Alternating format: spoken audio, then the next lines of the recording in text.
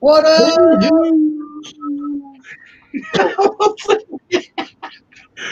You having seizures? Oh, You know me. and we're back. We are back. Yeah, boy. It's really nice to see Just those cracking views up. go from like nothing to shoot up. How is everybody? Hello, Tracy, Christopher. People in chat already. Hello. Show Hello, 3, day 1, the LXV Virtual Vape Expo.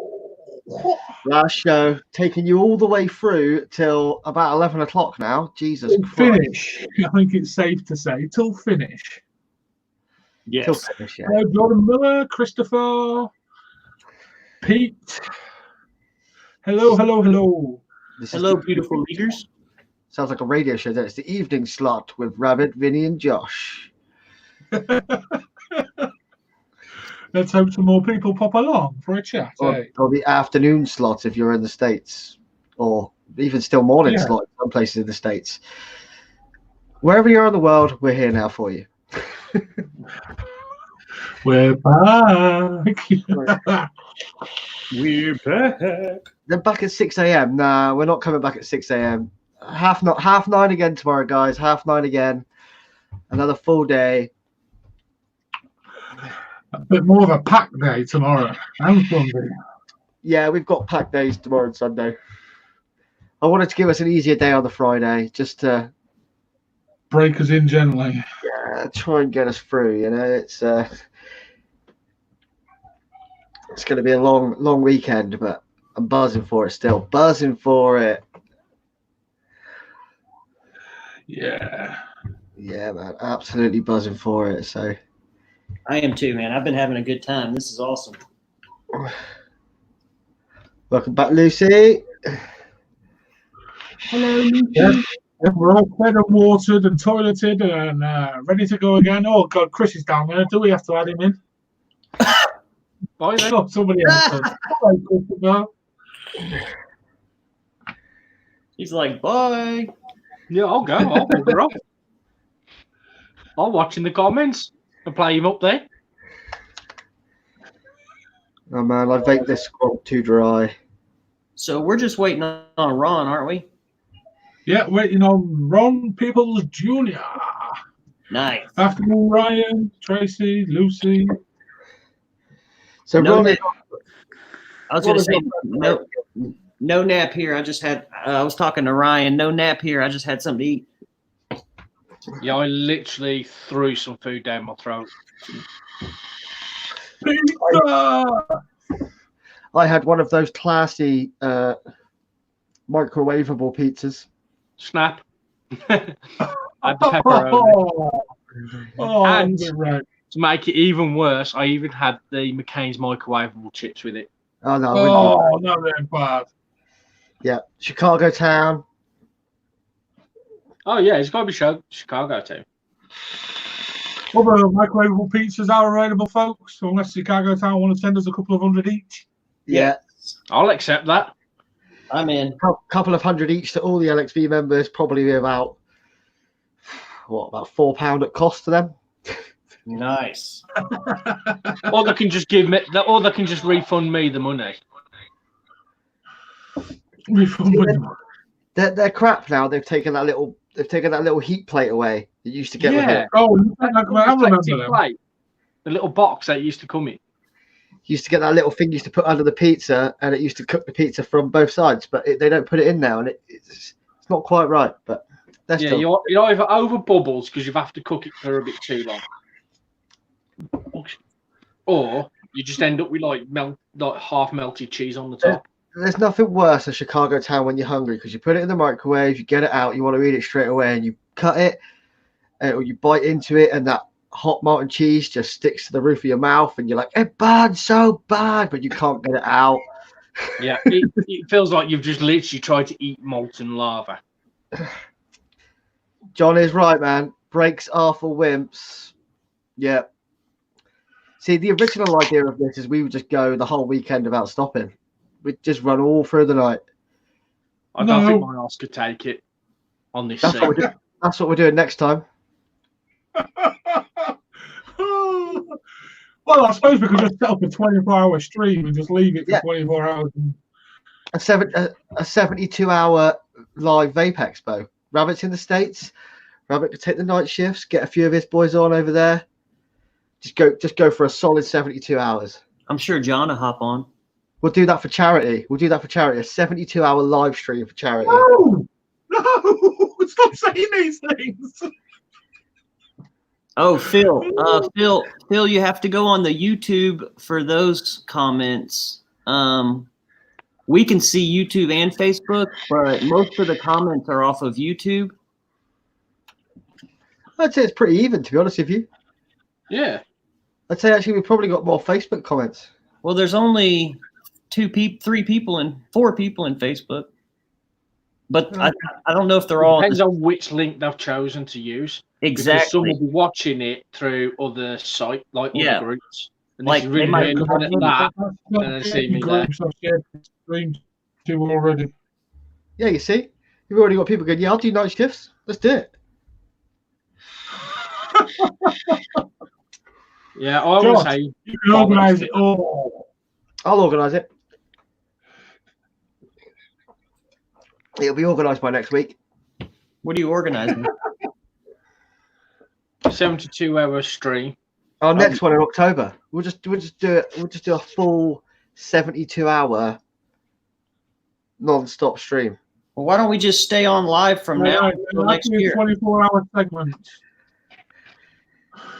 Well, we can do that.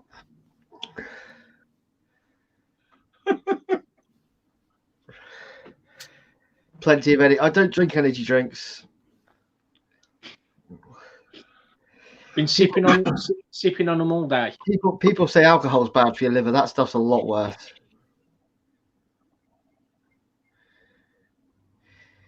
Yeah, Nick. I'm Nick's just right. here for the shite translation. Beast mode. Beast mode. I think we're in beast mode already. Well, come middle of tomorrow, maybe beast mode will be kicking in good and proper. Anybody change what they're vaping? Not me. Yeah, completely. What's up, Todd? I see you, buddy.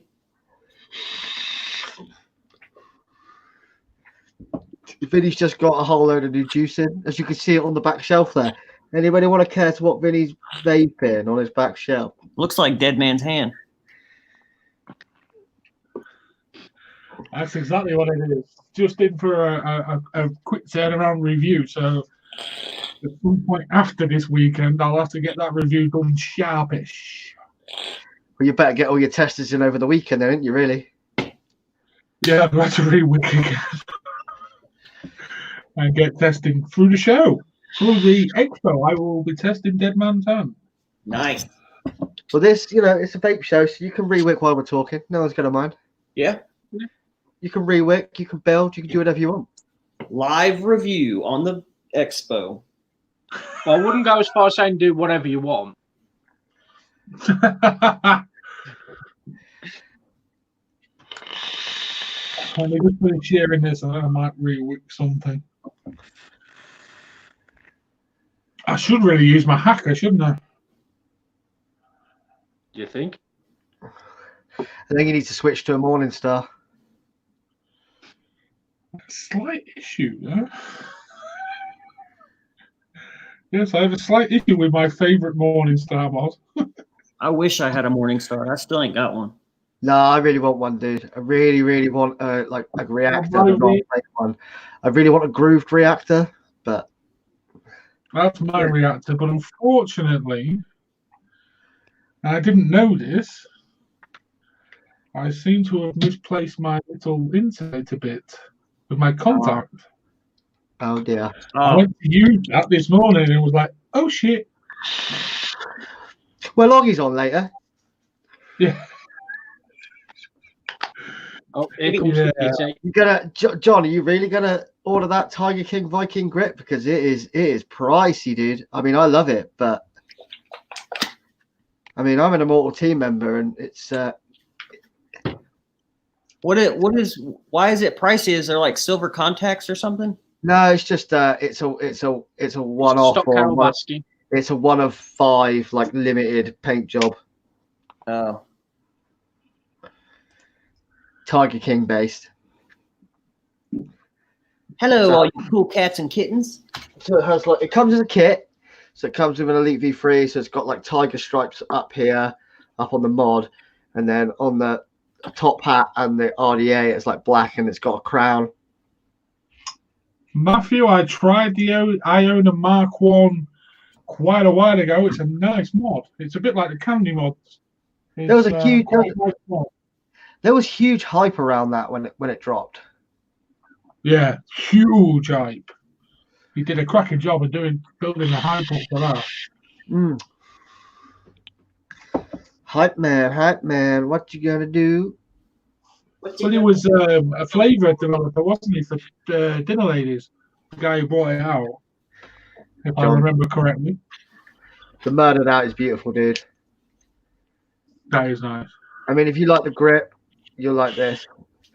Oh, you've changed the. I know you are. Pardon? I say you've changed the RDA, but it's the. Yeah, I had a clean the other day before the weekend, and that cap that I was using fits the Apocalypse 25s, and I wanted to use that Apocalypse 25 on something else. So this. So I put the original OD green top cap back on. So that top cap is just it's somewhere. I'm taking you to your word, Josh. I'm really wicked.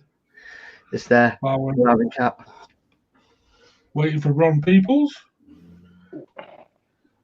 Man, like I finally got some of Andy's coils with proper packaging. Don't know if you guys can see that. You've done better than me. Yeah, I'm still waiting. Focus, you little bitch. Doesn't want to focus, but yeah, but, you know, Andy That's the loves one me. thing with them webcams, they are a bugger to get to focus up close.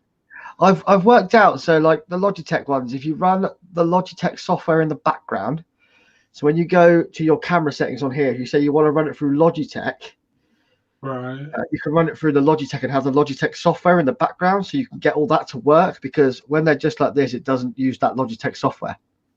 Right. I'm not doing it right now, but because I forgot to set it up. But yeah, if you run your Logitech software and it will come into the stream and it'll say can't use your camera because it's being used by the software, go to your camera settings, click Logitech, and you can bring it up, and then you can change everything. You can change your exposure. You can do it all yourself. Right. Hey up, Alex.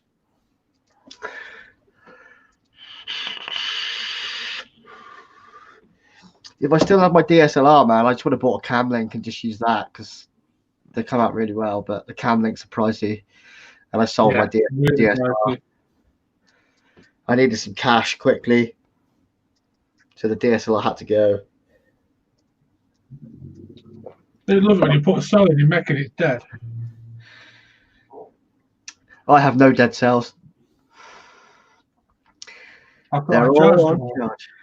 I'm keeping quiet. Matthew Paul Hollett wants to know one last thing from me. Best mech of 2019-2020. Ooh. That's a tough one. It's a very subjective question. Is how I first start to answer that. Because there's been a hell of a lot of good mechs come out. And also it could go aesthetically as well as hit and performance and things like that as well. And I'm answering that like a true reviewer answer. I'm dodging the question.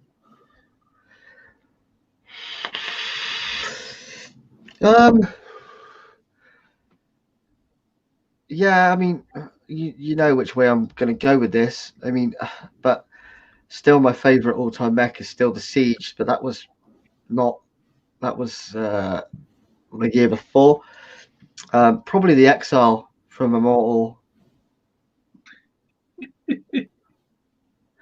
The thing is, I don't use a lot of stuff that isn't Immortal, so I can't really. It's very difficult for me to say. Do you know what I mean? Yeah. I get to try, but I don't own. So like, you can try something a few times. You go, that's phenomenal. That's fantastic. I love that. But I think until you live with something daily and you use it daily, you don't really get to know what it's about. So Nick Bradley's son saying he's hackers are good. yeah, it's a phenomenal mod, especially for the money. Acapella nailed that one. And about 120, 130 quid, eh? They? My favourite mech of all time is, I'm afraid, the Immortal Mods grip, the original grip. When I got mine originally, I used it pretty much solidly for a year. I want to hear Rabbit's answer to that. What? Sorry, Vin, I didn't mean to cut you off, but I really wanted to hear Rabbit's answer to his favourite mech of all time. Interesting. You've used a lot, bro, haven't you? Yeah, I've honestly been on mechs for like 6 years. I would say my favorite mech of all time, and this isn't because of functionality or how hard it hit or any of that. It's more of a nostalgic thing.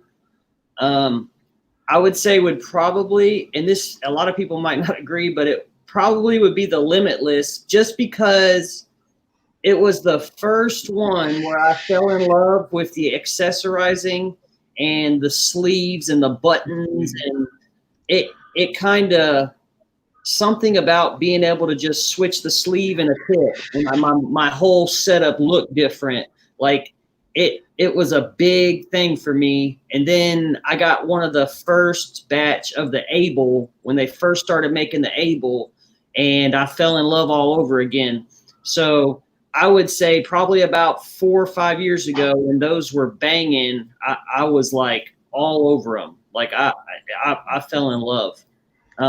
That's just being honest. I mean, not everyone probably likes them, but it just, that was one of those things that just made me dive deeper into vaping, because it was the accessorizing and the fun of being able to change the look of your mod in 10 minutes and be like, boom, I got another one. Like, I love that.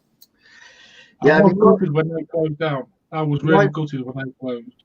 Mine's a very, very obvious choice because I have one in my hand every week, pretty much all day, every day. It's a Siege.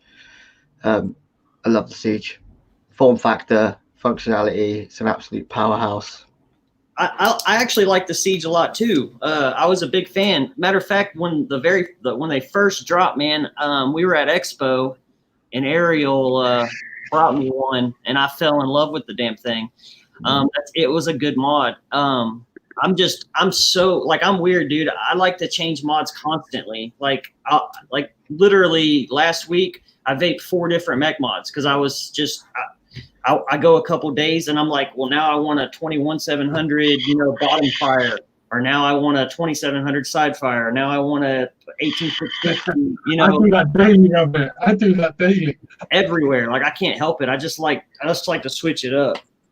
See, for me, like I've got a host of Sieges. They're not even all here, but I mean, the black one's my everyday carry because it's a bit battered, so I don't mind dropping it or denting it or whatever. Got my blue one and red one behind me. I've got a few others. Got a brass one, which kind of just sits downstairs in the box. I don't use it anymore. Don't know why. But it was my first one. Can't remember which ones are my favourite mix. The Hog and the OP. Yeah. Whoa! What was that? What the hell was that? People in my street. Matthew, I am vaping. Oh, again, so you just right a minute ago. Siege, Apocalypse 25. Some Andy, who's hopefully going to be on today at some point. Sub-Zero coils. That has some Prohibition riding. Riding shotgun on the inside. And then just something a bit different for me, a bit of variety. Topside SQ with Redemption with my TI cloud cap on top. Half moon tip again, some of Andy's coils, and that has Nasty Juice Slow Blow on the inside. I'm on me Hog and me Valhalla, excuse me. I'm on my OP, And while we was chatting, I swapped over from my me little WVV2 to my old Invader 3 with the Bonza. Has anybody sent Ron a message? Not in the last half an hour, I haven't. I am on my Purge Slim today with my favorite RDA in the whole world, the M-Turk V2. And dripping my crack juice, the corn puff cereal. But I'm also on my little Narada today. Nice. And I've got that new Sad Boy Strawberry Blood Ice in it in a 28, and it's actually freaking dope.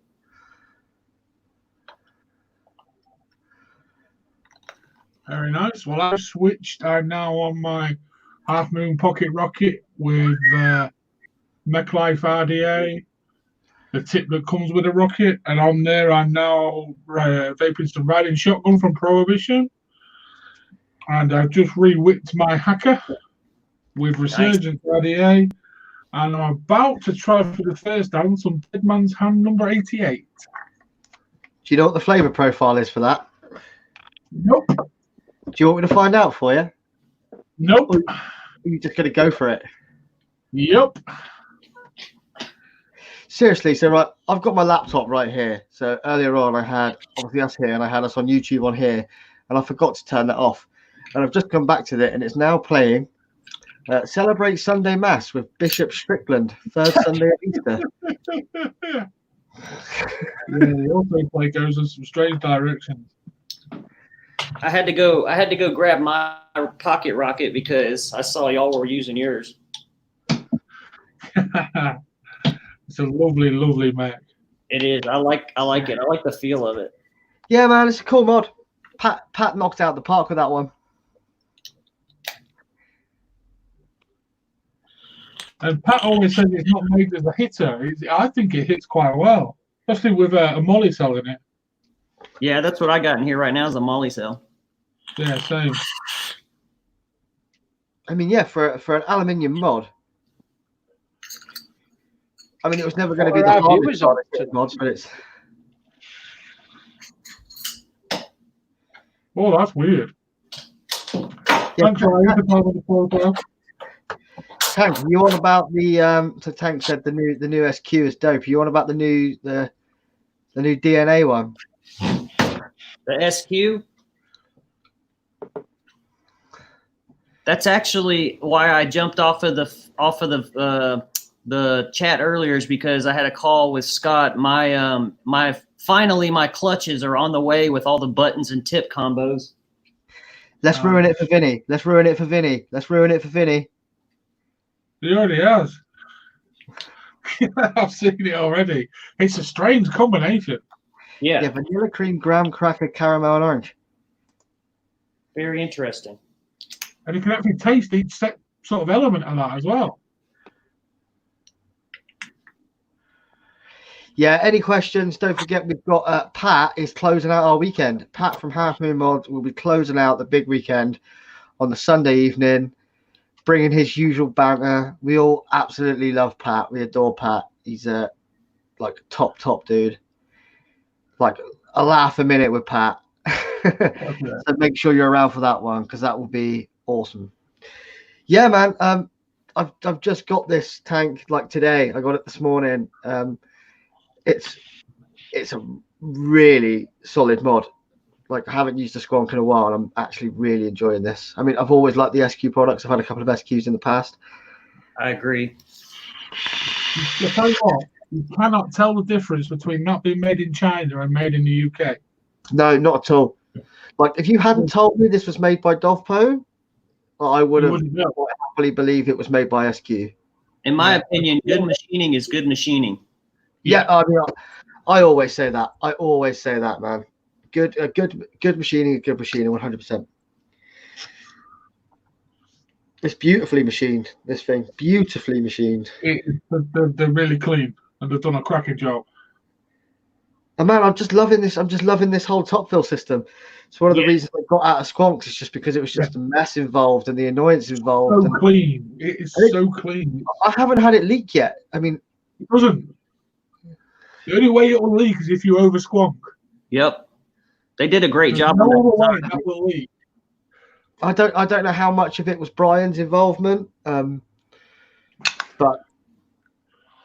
from TVC, but it's an awesome mod.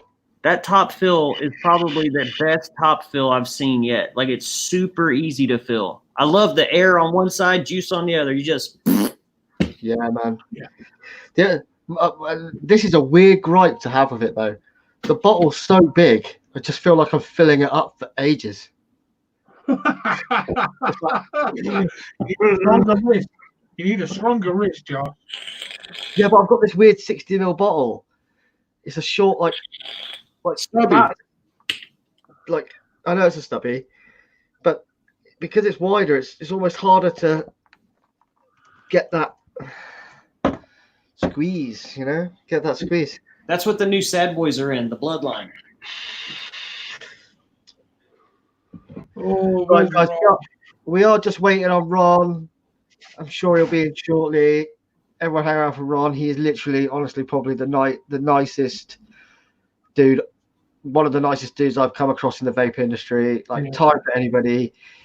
You get to meet him at an expo, and he's just happy to chat and talk about everything. So Ron's a great dude, man. I love that guy. I don't think I've ever met anybody that's had a bad word to say about Ron. No. And he makes some fire juice as well. So yeah, I think all the top sides use the same squonk fill mechanism, don't they? The top fill. Yeah, that's what. I haven't tried the normal top side. Like, No, I haven't. I'm not a huge regulated guy, so. Dovpo may be showing us something brand new when they're on the show. Yeah, we've got Dovpo on, man. I keep forgetting we've got Dovpo on. That's a huge draw. Yeah, that'll be exciting. And they're bringing out a mini Odin, aren't they? Have you seen it? Yeah, the mini. Well, I've only seen the one picture that Bogan put up, and it's a very blacked out picture. But we might be seeing one live on our show when they're on. Nice. Bogan hasn't even shown it off yet. It'd be nice to get one over, Joe. Last night I was sat here just re-wicking, and I was like, "Oh, watch something on YouTube," and a Bogan stream came up, so I just watched it about older, he's doing a thing about ancient RDAs with modern coils. Yeah, will they still perform and stuff like that if you put a modern day coil on it? Okay, cool. But yeah, they were talking about it. Some guys like, "Oh, do you know anything about the Dovpo top, the Dovso Odin Mini?" He's like, "Yeah, I might have, had a hand in designing it." See, I think that that's one of the main reasons that people should be subscribing to the channel, is because we're really good at dropping some leaks on some new stuff. Yeah, man. With our collective group of friends in the industry, we always got a leak on something. It might be 2 new products you get to see tomorrow, because we've got an exclusive launch tomorrow as well. Interesting. An exclusive launch. Nick, the Odin 200's a banging mod. I actually bought one and I actually traded it with Vinny. It's not because I didn't dislike it. I buy regulated mods and then always get rid of them really quickly because I forget that I don't usually use regulated mods. I've still not reviewed it. I've not stopped really using it, and I've still not reviewed it.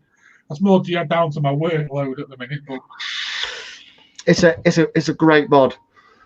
That chip that Dovpo do in that, and I believe it's the same chip they put on all the top sides, is a brilliant chip, man. Brilliant chip.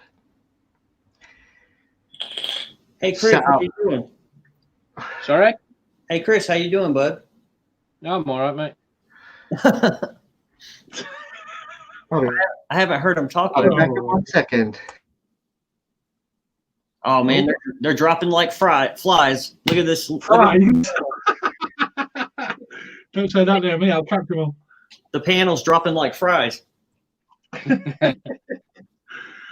I'm trying to get hold of Ron and not getting an answer at the minute, so just bear with us, folks. We will have somebody coming on soon.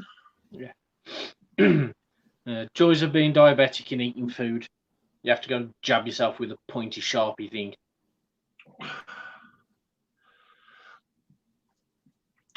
No, the only leaks are good leaks, Matthew.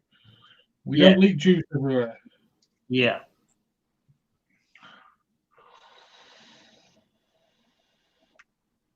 Everyone bangs on about these wasp nanos, but I've not actually tried one. They're decent. I mean, single core RDA, if I remember right. Yeah, but they are an absolute flavour banger, dude.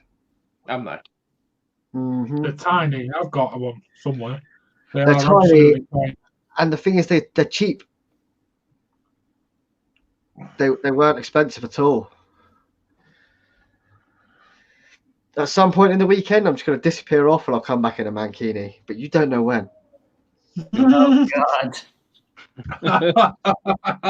He's got to get a couple more beers in him. I was like, I need a beer now. And I went to the beer fridge. I was like, damn, I drank too many out of my beers.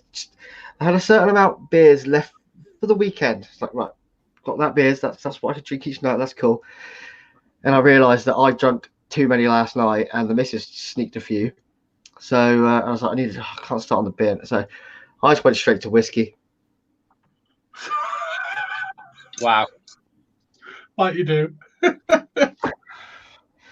It's only a small one. It's just Yeah, I'm very busy with things going over on in the States right now. But yeah, I think Robert's on the job. Mm-hmm. Working. We'll get Ron on. We'll get Ron on. And if, we'll try not to overrun, but if we slightly overrun, we've got plenty of time between. So you'll get a good amount of time with all the guests on this evening. You really will. Pardon you. Where's Ron based anyway, Rabbit? Jesus. We put Where's NC? North Carolina. Sorry, I knew that. Yeah, he's in Brown Summit, North Carolina. Yeah. My mum was over in North Carolina not long ago. She flew over there for a 4-day training course and flew back. She hates flying. Oh, he's feeling delicate now, Ryan. And Ryan, just get back on it, bro. Yeah, just stay drunk. You don't get the hangover then. You do. I've tried. He wanted to party last night. Don't stop drinking. Honestly, man, I can't wait till this lockdown's over, and I'm not too fussed about going to the pub. I just like to go into a friend's house and have a beer with them, Yeah. But yeah, I've got you guys, so I'm all happy. As long as I got you guys, I'm good. Oh, I love all you guys. that's a little bit strange. It's a bit like That's a beer. Quality Street or a Roses.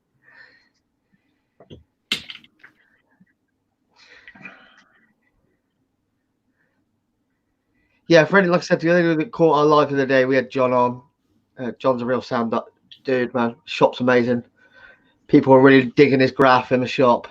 Not his graph, but the graph in his shop. It's Inkhead, I believe, that did his graph, if I remember rightly.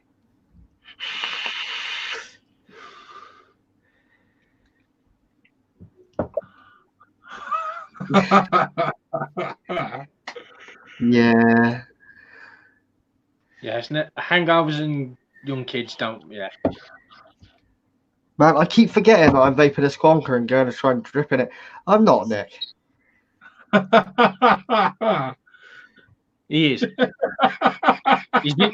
You see, yeah, when you've been seeing him drinking what looked like coffee, it was actually like a coffee cocktail. It had like pretty much all vodka in it. Yeah, it was just that bottle full of Baileys.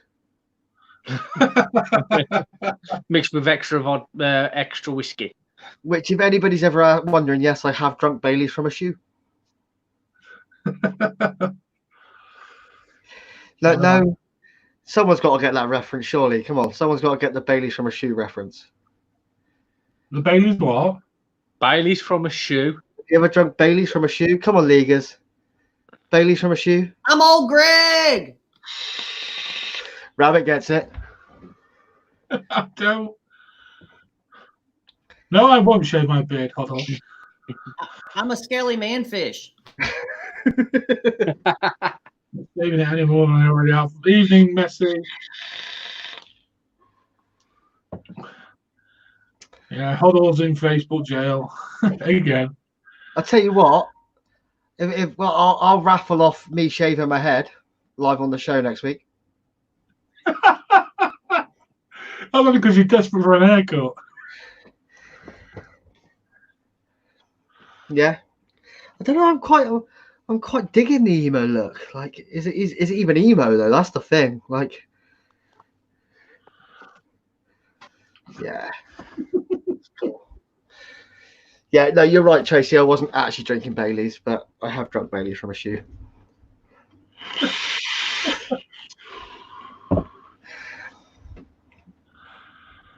Oh dear. It was an old shoe. Difficulties in getting hold of this guest, but thank you very much for bearing with us. Thank you to Acapella AMC, who's up next. He's sharing the stream like buggery. Thank you. Much. You are a legend. We love you, bro. I've got to talk to you about hitting me up with a hacker. Definitely, Acapella. I'll talk to him at some point, but I need a hacker. Not sorting me out. Not giving them a free, but you know. Well, he has told us in private that he will do favours for one, though. Mate, he's only down the road from me as well, so don't joke. Let's see, we're waiting for Ron Peoples Jr. at the moment. We seem to have a bit of an issue going on. He's doing a lot of work over in the States and helping share PPE out in the community over there. So he's a busy man at the minute, which we fully appreciate. Obviously, he's got the bad motherfucker range. And yeah, I kept saying the same words. Ranges of juices and everything else is. And also, Wellness in London is his little CBD sort of arm, isn't it? Yeah, it's a CBD specialist shop. So yeah, they do CBD in every form you can imagine. They even do CBD for pets and all sorts of stuff. So if you're into your CBD, check out Walt's Wellness. 100%. Just plugging it.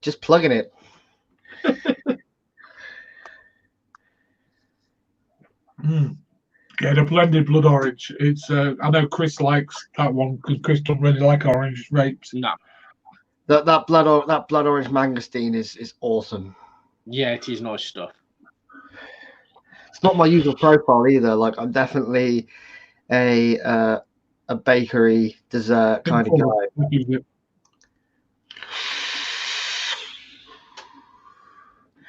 In Fulham as well, man. Nice area of London. London.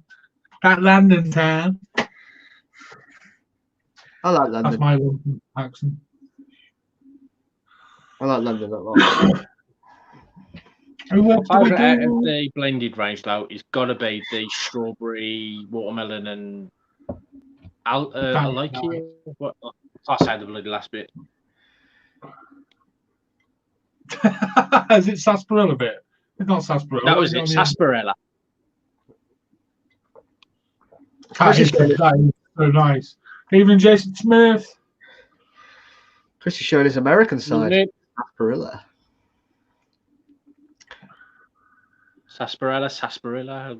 Yeah, Chris, I wasn't a big fan of the Element Orange one.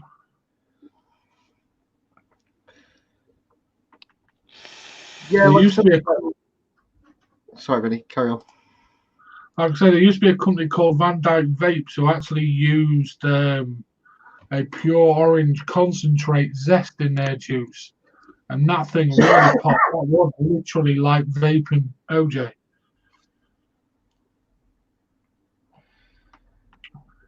Yeah, that's the other thing. So Walt's Wellness, obviously, they have all the sheets. They have all the scientific stuff as well. So, yeah, hit them up. Okay. I don't mean to interrupt. I just got off the phone with Dan, and Ron is about to pop on now. Apparently, they had an emergency call, and he couldn't get off of it, so he's about to get on there. Mate, people have lives. There's other stuff going on. You know, we are obviously the center of attention. Here he is. He's here now. Here he is. Robert. There we go. Yep. Hey, there you go. Ron. Hey, Hey, Ron. how's everyone Hey, doing? Ron. Doing well. How are you all? Owen, good, mate. Pretty good. Very good. Is everybody doing okay with the stay-at-home, stay-in-place orders? Yeah. Yeah, I'll just happily stay at home. I don't need an excuse.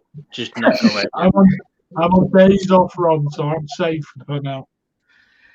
I'm trying. I don't like being at home that much. Yeah, it's tough. It's it's changed our ways over here in the States for sure. We could go down the rabbit hole, but I think all as humans, it's changed us tremendously, our behaviors, and I think we're going to see a paradigm shift in culture, and but I don't want to see the human element lost in all this. Like, I'm still going to shake people's hands. I'm still going to give them a hug. You know? Well, that's because when me and you grew up, Ron, shaking a hand was like the sign of a man. Like you look them in the eyes, you shake their hand. Like that's right. Where I grew up, that was how like you acted as a man. That's how you showed you were a man. You would shake a hand and look them in the eyes. And now they're telling us don't do that. I'm like, get the fuck out of here. Exactly. That's Nathan. What's up, man? What's up, brother? How are you? Thank you for your continued support over there. No problem, dude. You know I love freaking everything BMF. Thank you. I appreciate it. Great company, man. Thanks. We got really good people. Honestly, I mean, that's who makes our organization is the people. We try to make good juice that is their palates are receptive to our liquid.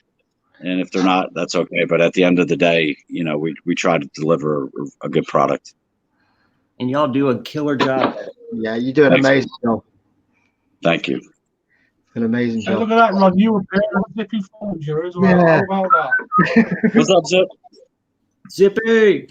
All right, man. You're good. Mate, you're giving me a heart attack, man. Hi, mate. You good? Sorry. I'm definitely I'm not going to give the two finger. I can do this, but I know in the UK you don't do that. I don't know. It depends on who you're talking to over it. Depending on who you're talking to. So how are you, man? You good? Yeah. Who, me? Yeah. Yeah, we're good. I mean, I don't know how much you know what's going on over here, but in February, I was over in Fulham, London for a couple of weeks, bringing up a retail CBD store and hemp store. And we were open for about a month, and they shut it down. That's when COVID hit pretty hard over there. So we're still shut down over there. In the States, we've got 48 states, and each state, depending upon the governors of that state's mandate, is going to determine what your orders are. And it even goes down into subsections by county in each state. So it's a complete and utter bullocks, as they say. Yeah, big time. Yeah.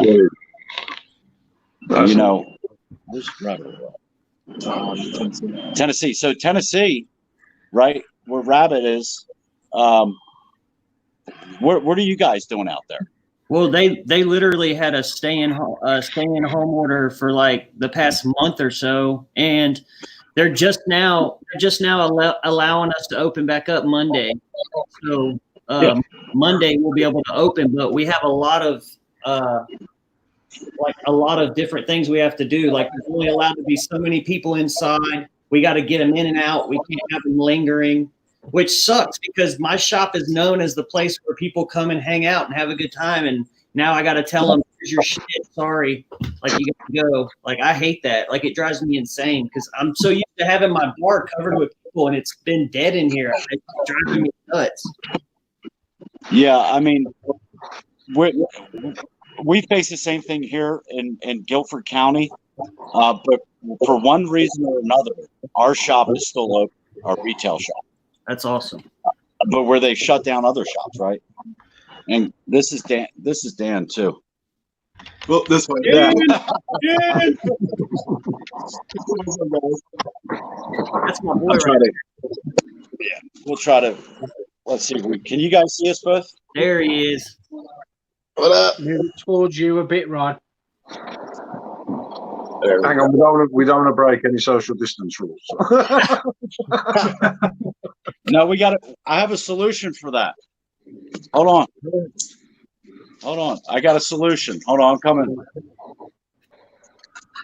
I'll be right back. Right back.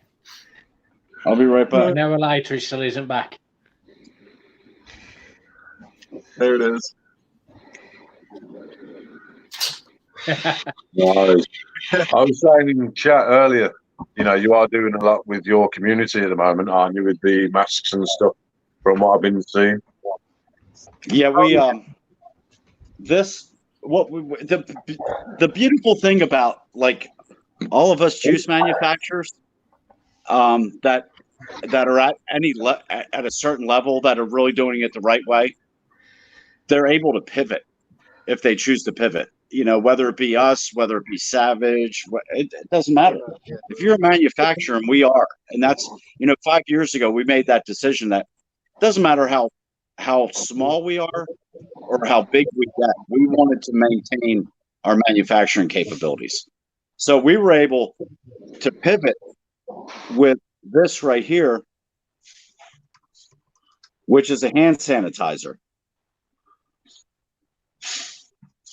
So, and a lot of companies were able to do that. And we donated, like Zippy was just asking, we donated some bottles to the Greensboro Police Department. We've donated to nursing homes. We've donated to veterinarian offices. So that's just some things that we're able to do to get back to the community. Well, fair play. Yeah, man. Fair play. It's, you know, it's things like that, you know, I hope people that are out there dissing the vape community and everything, I hope they actually sit up and take notice of it. And, you know, everyone's trying to do their bit. And, you know, as you say, those that have got access to do it are stepping up and going above and beyond to, you know, try and safeguard their communities, try and safeguard, you know, their neighbours, their friends, their families by doing so. Yeah, that's just who we are. We've always done that from day one. If you look at kind of our guiding principles, I mean, it was kind of cheesy, but like we did like a mission statement back in like 2015, and guiding principles. And that's always been a part. That's why I jumped into, you know, because I had a real job, if you will, in corporate America for over 20 years. And from 2015 to 2017, I was working both jobs. And there was a lot of things that didn't settle well in corporate America for me. I worked for some of the largest healthcare organizations, and it was the value in people and the value in community. And I really wanted to kind of bring that back because it was my company to do that with. So my people mean as much to me as my products do. And I think a testament of that is, you know, even through these tough times, if we're talking about COVID, let's just talk about the FDA. You know, everything, you know, that was back in September, and the entire industry took a big wallop in the face. And it took us about 3 months to get back on track. And we, you know, our sales numbers jumped back. We had to combat the CDC, the FDA, all the media propaganda that was out there, whether all the news outlets that were misreporting information. Government in general. Yeah, government in general. And we bounced back from it and had one of our best months ever in March. And at the end of March, all this COVID started taking hold.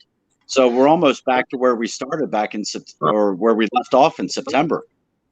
And it's really time to get back to work and, let this thing run its course, in my opinion. Be prudent, don't be sneezing on people, but. That's, I mean, people have got to get back to work to, for companies to survive and things, you know what I mean? And, as you say, it's a crazy time. Crazy time. Yeah. You forget, and I don't want to go off into a tangent here. Is there a topic today? No, this is your time. You know what I mean? This is for we want people to experience being able to talk to you, ask questions. So there's no set topic. It's yours. Okay. Yeah, I mean, if there's any questions out there, I'm happy to answer them. We make several different liquid lines. We make our OG line, which is our Buster, Ralph-Alpha, Mr. B. That's what kind of put us on the map. And then we came out with Blended, which was another line that was hugely successful and still continues to do well in the marketplace. Then we came to Marketplace, which is a collaboration. This one right here with this was a collaboration effort between Kyle Adolph and myself. Kyle's with Cream Vapor, 485 Reds. We collabed. He flew out here. He did a lot of the designing of the liquid. I had some input into some of the flavorings, but for the most part, he was just a mad scientist back there, bringing up some of the flavors, and that's been hugely successful. We've done. Oh yeah. Oh, then. Hold on, guys. This is another product that we developed. I don't know if you can see that well. Hold on. Let's put it on big screen. Hold on. Rip bar. So this is the Rip bar. So this is a disposable device that we just released, for all intents and purposes, about 3 weeks ago. Yeah. And in the midst of all that, we have two Chinese manufacturing companies. So with this all starting in Wuhan and kind of filtering through different provinces in China, the Chinese New Year, where they get back to work, is the month of January, but then they get back to work about February 2nd. Well, it's been just a complete shit show over in China. Yeah. China hasn't been reporting accurate numbers. I was supposed to be in China on April 6th to meet with, and I had to cancel that flight because if I landed in China, I would have had to stay in quarantine for 14 days to a hotel of not my choice. Ooh. So I don't know where I would have been. But the other thing that, I don't know if a lot of people realize this, but I know I can speak on kind of behalf of an American citizen. We lost our manufacturing sovereignty about 20 years, starting 20 years ago. And not only is it's so hard to ship anything from China now, where you could take a package of, let's just say, like 20 pallets to the airport, they would be loaded on a plane within 2 days. Those pallets now may get loaded in 10 to 15 days. And the cost to ship them from China has went from about $4 a kilogram to $20 to $25 a kilogram. Jeez. Okay. So when we're talking, this is not just, our Rip bars. We're talking about chubby Gorilla bottles. Yeah. Okay. Now there's this, we're scrambling to find chubby Gorilla bottles. So the crunch and the strangulation on our supply chain is so real. And it's not going to affect America. It's going to affect the UK as well. Yeah. So be prepared if it's has not already had an effect. Yeah. I think over here it's been affecting us for the last sort of month to 6 weeks, really. Yeah. Where it's made a noticeable impact. I mean, the industry I work in, we've seen it. You know, the slowdown and stuff coming. But, you know, luckily we weren't too bad. But it's crazy time, man. Very crazy. Yeah. A lot lot of. Go ahead. I was going to say the industry I work in as well. As soon as China went down, we noticed massive drops in stock coming in and all sorts of stuff because stuff just couldn't be made, and it may not be made in China, but a single little part might be made in China, and that was it. That whole thing was off the table. So, yeah, I mean the impact here in the United States is it's noticeable. You know, it's completely it's unprecedented, and I don't know another word that I can use that best describes what's going on here. Fucking mess. Yeah, unprecedented and a fucking mess. Fucking mess. And the worst possible shit shower, and then 10 again. I mean, even your prime minister, what is it, Boris Johnson? Yeah. Yeah. He was in the hospital for COVID. yeah. But I'm going to say this, guys. I'm not a conspiracy theorist, but I am a conspiracy factist. And you know, there's a difference between theory and fact. And there's somewhere in the middle, some shit's going down. This red herring over here, or the shadow that they're operating under. And it may be a while before. It's way above my pay grade, but I know some shit's going down. And what really makes me mad is that it's middle class America that is being squeezed, right? People that put on their pants each day and go to a job that can't go to a job any longer, right? Yeah. And the good old United States government is saying, well, here's a $1,200 stimulus check.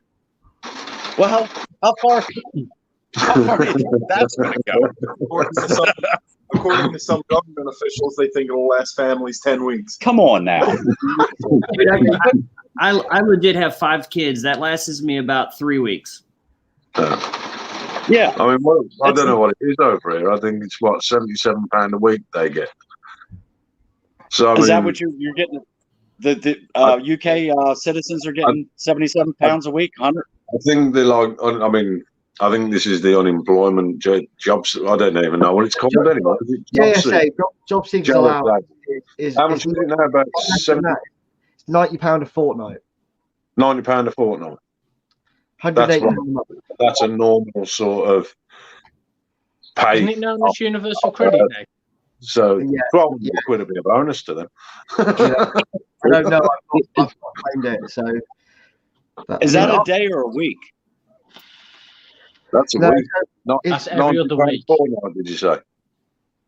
Yeah, it's not. It used to be 92 something or 98 something a fortnight. It used to be, but it's all on the universal credit now. So God knows what they're doing. I don't know.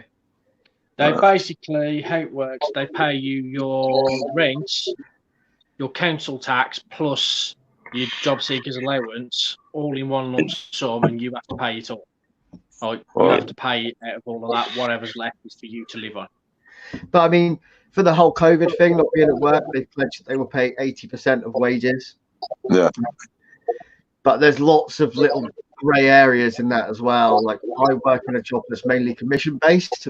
Are they going to pay the commission? Don't know. No. Yeah, my 80% of base pay. That's different. You know what I mean? My job is commission based. So. Well, I mean, I guess we just got to strap in tight. You know, one of the things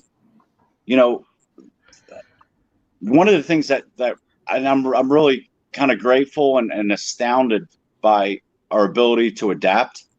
Yes. Even what happened in September, our company was in a position that we weren't leveraged financially or resources. We've always kind of employed a just-in-time manufacturing approach. So, we didn't have a stockpile, and that's a good and bad thing. But we haven't had to lay off one single worker at all. As a matter of fact, 2 weeks ago, I hired 10 temporary workers to come in and do hand sanitizer. So I was able to put displaced workers in the food industry, the hotel industry, anybody that lost their job as a result of the stay-at-home place. I was able to bring them in and cut them paychecks for the week. And I plan on bringing them back in about another 2 weeks when our bottles arrive from China. So where we've got a government contract for the Department of Veterans Affairs that we're going to be doing a lot of bottles for them over the course of the next, hopefully 6 to 18, 24 months. So, well, while I got you on here, I got a question I want to ask you. I've been asking everybody, how exactly did BMF get started? Like, what's the story with the company itself?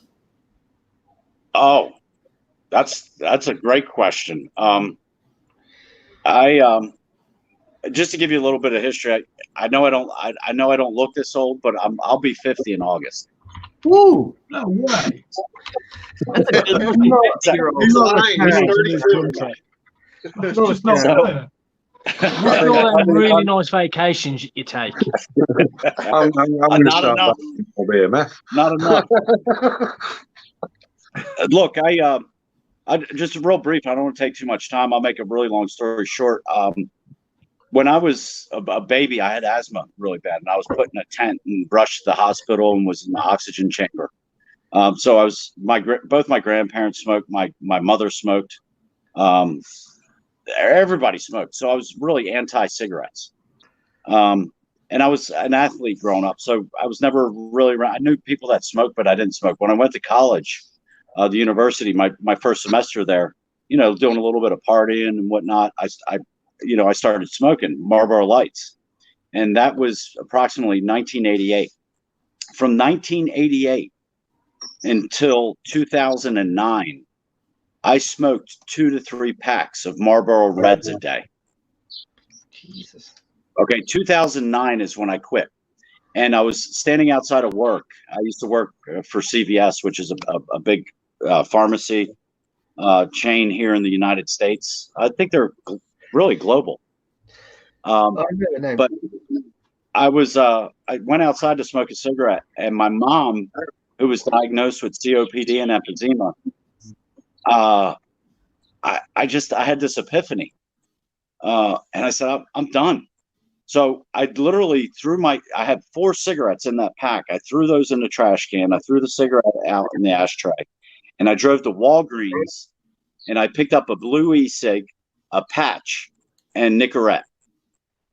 And I chewed so much Nicorette in the first couple of days that I actually pulled a muscle in my jaw that to this day still bothers me. But my niece had this little vaping device. We didn't know what it was. And I went home, and my wife asked me for a cigarette. And I told her I quit.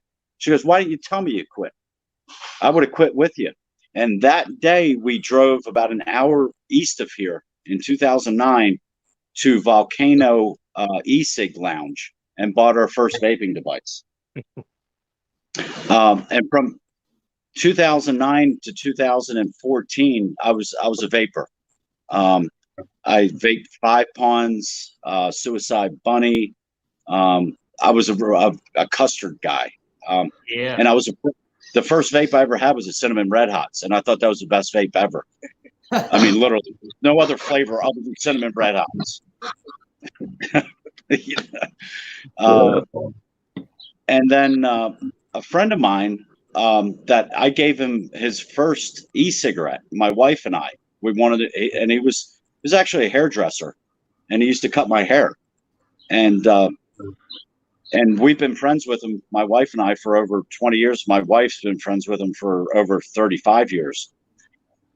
We gave him his first e-cig, and he had he had a procedure done, and when that procedure, a medical procedure, was done, he quit smoking as a direct result of it. And his name is J. Mark Nice. from Rogue Mods. Yep. Yeah. So Mark was etching some jewelry at the time, and then he started etching box mods. He went to his first show. He came back and he says, "Man, you need to make juice." And I said, "Okay." So I took about a month or two, kind of researching it, and the next thing you know, I had just like a bunch of supplies come to my house, and I just started. And my first flavor was vanilla custard, and it was actually called Waltz custard, and now that custard is actually named Redemption. But that was in 2000. About the end of 2014. My wife and I made a decision at the end of 14. It was actually January 1st of 2015. I'll never forget. We're driving up the road, and I looked over at my wife and said, "Do you want to do this?" And she said yes. And we launched Bad Moder Fogger in April of 2015. So April 2015, we launched, and it was door to door. Terry and I would, on the week, because I was working a full-time job, she was working a full-time job. We had a makeshift lab in our bonus room. I changed it all up, put hardwood floors in, had child labor, my kids. Best labor ever. 30 mil. My wife saw American Express bill that, and she saw a $3,000 charge on it, and literally I thought she was going to faint. And I said, "Gee, we need to be able to print labels." And we bought a Primera labeler for $3,000, and that's how we got started. That's awesome. And just to give you kind of an idea, guys, I'm going to see if I can flip this camera around. Okay, I'm going to flip it around. This is something when we're walking into our lab. You can see that. We're only as good as our last sales. You walk into our lab. That was the very first vape shop that picked us up. Awesome. This is the second vape shop that picked us up. Wow. This was the third vape shop that picked us up. This was the fourth. This was the fifth. This was the sixth. Each step. This was the seventh.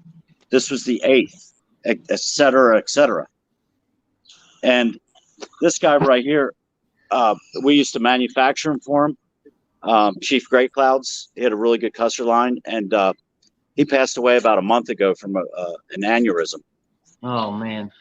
Yeah, and I mean, hopefully he's in peace. Mad Vapes, Vapor Realm, and then basically all the way down the line, and to where you can see this, where it says "Bought is new." Man, that's awesome. You know what I mean? That's great. So for us, you know, that's just kind of a reminder of where we came from, and why we do what we do. That's awesome, bro. I love it. That's amazing, amazing. I love that. Yeah, that's the story. Yeah, that's a great story. I said I'd love to see your zoo. Oh, you want to? Here, okay, hold on.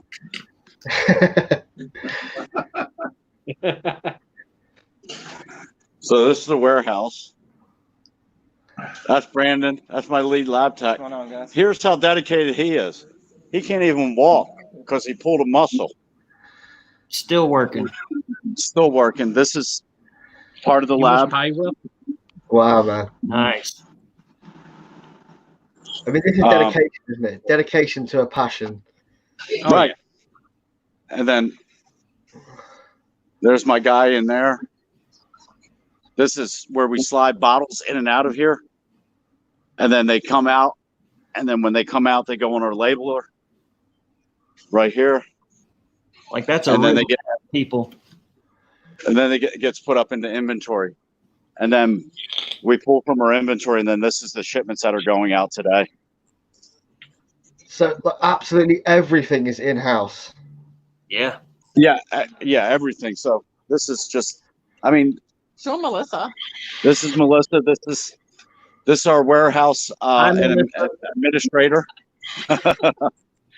and she can sing really well. Can you sing for us? You're not going to sing for us? She can really sing. This is my wife Terry. You Hey, know her. Terry. Hey, Terry. good to see you guys. Good to see you. Big You old, too. y'all got a great But family. you're missing the crumpets, aren't you? Say that again. I said, I bet you're missing the giant crumpets. Yes. Those crumpets were delicious. Look, I don't need any more crumpets. I do not need any more crumpets, guys. That's that quarantine. So this is our retail spot. Oh man, look at that. You got your basket. That's Ooh, beautiful. wow. That's a really nice shop. I gotta put that And on. we're dog friendly. It's like a pub. That's beautiful. Yeah. Hey, boo boo. Hi. Hi, Jim. He's part German Shepherd, part Husky, he's a big mutt. He's quarter. That's a beautiful shop. It's just Thank beautiful. you. That's really nice. You can see that it has Terry's touch on it. Look at that light. I love it. It's I love insane. And then this is the war room. Oh This no. is kind of a quasi break room, and then this is kind of a map of the United States where we kind of plan What, out new and plot domination? our Yeah, global domination. global domination. No, not even close. No, I was going to say Canada was grayed out. So. all right, thanks, man. Say that again, guys. Hey, Josh. That's Zippy Where's Zippy? right there. Oh, Zippy, I There's need some crumpets. Zippy's a little coat. Zippy. Zippy, where'd you go? He's got to cook his crumpets. He's gone to bury Zippy the brought me kids. crumpets He's making crumpets. and chocolate. He brought me chocolate and crumpets. Oh man, I love their chocolate. Happy anniversary to Zippy as well. Yeah, Zip, happy anniversary. Yeah. Like this. I can't see. I need my glasses on. Terry and Yeah, I he's have not been here, so he together. won't hear you. Hey, Terry and I have been together so long, guys, that when I cross the street, I don't even look to see if cars are coming. Just kidding. That's a good one. No, it's not. You get less for manslaughter. That's awesome. Yeah, How's everything going over there? they're experiencing the same thing we Oh, are. I know. Yeah. Yeah. It's So I'm everybody- loving the isolation. We're in our what, 5th, coming up 6th week of lockdown now. 6 weeks. Yeah. Yeah. Because when I left there, I think I was there for a month with our friend Cheryl, and then when we left, it was the week after when it went into. Well, we came in the first week in March. Yeah, Cheryl's on tomorrow, I think. Is it tomorrow Cheryl's on? Yeah, Cheryl comes on tomorrow. That's awesome. Yeah, she's a good lady. Here done a Here he lot. is. There's Zippy. Hey, You say his Zippy. name too many times and he appears. How's it going, man? I said happy anniversary. Thank you. Much appreciated. How you been? I'm good. We miss you. I need some crumpets and the chocolate. We can sort that. We can sort. I've got to sort rabbits out, so I'll drop you something in the next one. Yeah, I'll we can. come whenever this is lifted. I'll come see you. I'd sneak you something with rabbit's package, but it's already too heavy. I'll get some out It's to good you, to man. see you guys. It's good to Give see him what you got to take out of rabbits, we and we then they can take absolutely- a rabbit with it. we absolutely love to hear the story of y'all, how y'all became BMF, and the facility looks amazing, and it's good to be able to show all our viewers like BMF is a legit in-house family business. Everything's done by the book. If you ain't vaping BMF juice, then you're doing something wrong. Yeah, no, I appreciate it, Nathan. That's I still vape our juice to this day. I mean, right now I've got my tank. Every single one of us has tried your juice, and we all love it. So I vape my own stash. Oftentimes, I do put myself in a position to be like, if I were not a manufacturer, or if I didn't own a vape shop, I would be a consumer, and how would I buy? Exactly. And that's one of the reasons we have a retail shop, because I thought that we could do it better maybe than the next guy and give that customer the experience that they were like walking into, having the service level of a 5-star hotel. Exactly. And that's kind of a testament to Zach and Amber, my 2 frontline managers at the retail shop that hold the fort down. And it's indicative of 170 reviews on Google that are all 5-star. Yeah. Anymore. And without those guys, we wouldn't have that. That's not from us. Yeah. Without them, we don't exist. Right. Dude, I remember when I met you, man. I mean, Pat brought me over at the expo. What was it, 2 years ago? And he gave us the introduction. And for me personally, you were that welcoming and everything else. And every time I've spoken to you, you've been supportive and everything else. So, testament to you, man. You know what I mean? Oh yeah. Thanks, man. I appreciate it. Bye, V. The one thing that I see in the difference, like, let's just talk about conventions, because that's where I met a lot of you guys. It was a absolute joy and pleasure to do conventions over in the UK.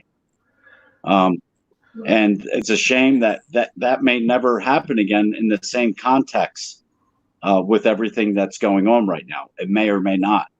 But US shows, became a money grab when it really didn't need to be, right? It didn't need to be a money grab. And there were too many shows. They were too often, and we basically crushed our own market. And one of the things that I loved about the UK was, especially the Birmingham show, you did it twice a year. Yeah. Right? And it's not that I dislike any of the organizers. I just don't like the model of having a show every other week. Yeah. That's not how industries work, guys. Industries, furniture industry, the medical industry, the technology industry, the car industry. They have a couple little satellite shows throughout the year, but then there's this one grand show, SEMA. Yeah, I was about to say SEMA. I'd love to go see that one day. Yeah, me too. But we did it to ourselves. And one of the nice things about the UK market, and that's even changed. I was over there talking to James Burr. US juices in the UK, because the UK has stepped up their game, right? The UK manufacturers are making phenomenal juice and marketing their juice. And it's kind of pushed out some of the U.S. manufacturers, but we're still very blessed to be sold in the UK. Maybe not as widely as we would like, but that was a part of BMF's plan, was to have a presence over in Fulham with our wellness shop, and then be able to go over there and really build the relationships like we've done here in the States. And that's just kind of been put on hold right now. It'll all come good. That's why we've got things like this. You know what I mean? Yeah. We can all still get. I mean, a lot of people forget. Part of the thing with this is, everyone's saying, we're not going to get to hang out. We're not going to do this. We're not going to do that.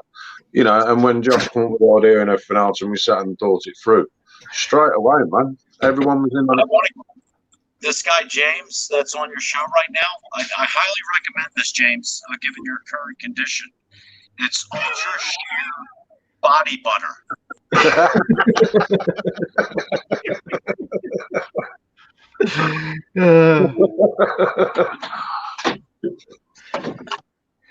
So I have a 4-year-old kicking off at the minute. You'll probably hear in a second. Hey. Well, look, guys, I don't want to cut it short, but Dan and I have got to get on the road. We're going down to meet with a distributor out of Raleigh, which is about an hour drive from here. I told him I'd be in between 3 and 5 p.m. So thank you for all the love. Thank you for welcoming us onto the show, and all your support, really. Love you, bro. Thanks for Love coming you. on. Massive Wow. thank Well, you. damn, I See you said I later, love mate. him. See you, Stay bud. safe. Love you Keep guys. safe. Bye bye. Stay You're all safe. right. Bye. See, it all come good in the end. He turned off. Slightly I knew overrunning. you would, yeah. I knew you wouldn't. I can see acapella I knew you in the background. Very patient man down in the waiting area. Let's, without further ado, bring in Mr. AMC himself. Straight on to the next one. Ooh. Hello. You booted it. Oh, Who Well, that booted was it? and Vinny just fucking boots him. Hang on. And for the next guest. Okay, Yeah, you sorted really quick. Rabbit, hey, sorry, Rabbit, just acapella, take the controls from Vinny, I'm sorry, please. acapella, but they took up all your time, so we'll see you next time, buddy. Thanks for having me, guys. See you later. Pretty good. We love you, bro. I love you all. I've been following you throughout the day, coming on and off, and watching most of your guests, whilst also doing the dad thing. As you can see behind me, my wall is covered in children's pictures. I was gonna do like a blank canvas, sort of white wall background, and I thought, you know what? I'm a family man, and you know we're on lockdown, so there's no need to look like I'm not in my own zone here. So yeah. Anyway, how are you all? We're good, thanks. Very well. Very well. It's going amazingly well, acapella, at the moment. You guys have done fantastic. Such a fantastic job. It's been a lot of hard work, but it feels like it's paying off. It's been a good day so far. Yeah, And I've got about a to get better number. now that you're on the show, acapella. About to get better now that you're on the show. Do you know, you guys are doing such a service to the vaping industry, because our current state of affairs, no matter what region you live in, you know, it's affecting every industry. And I think one of the industries that won't get a mention is the vaping industry. So the fact that you're giving a platform to companies out there, especially companies like mine that are small, just starting up, barely out of the gate, and now, you know, obviously it's a well-known fact. What's happening, Nick? It's a well-known fact that you know, AMC's not running at the moment, at least online. So yeah, the fact that you've given platform to companies to be able to come on and speak with you guys I think is a pretty awesome thing. So thank you. We know we got a lot of time for you. We got a lot of time for any vape related company really, but we got a lot of time for you, brother. Of course. Yeah. Appreciate that. Much love. So what's been going on? Who's your best guest today? Oh, you had to ask us that one. Go on, Vin. Being in the big man. Me, Matt Dixon was quality this morning. Absolute Oh God, quality. he was hilarious. It's been, He's been a quite really a character, is Matt. He really is. But It's been I a love listening to Ron speak, who was just on. Ron's a very intelligent, intellectual man around the world of vaping, and I've shared a lot with him with my research that I did with my dissertation last year and things like that. And I could sit for hours and listen to Ron talk. He's just got one of them voices that just draws you in. Even though I did get attacked by a massive bumblebee in the middle of it and shit myself. what happened. Somebody actually just said, did Vinny get attacked by a wasp? The bumblebee was huge. I trapped it in 2 snapbacks. Wait, it's a bumblebee, dude. It's not going to hurt you. It's just Yeah. going about business. Did you realise with bumblebees, if they sting you, they rip their sting out and then die? Yeah, that's why I didn't want it to die. They're not going to It's got sting a you. Just leave them alone. They'll bugger off after a bit. Well, Tracy, It I was feel dying your for pain. Tracy says she's gone through so much paper and craft stuff, and yeah, to say the least, my we've kids got. just won't touch it.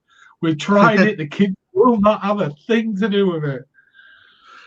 Do you know what? I am considering becoming a major advocate of Samsung because they have just saved my sanity with their tablet.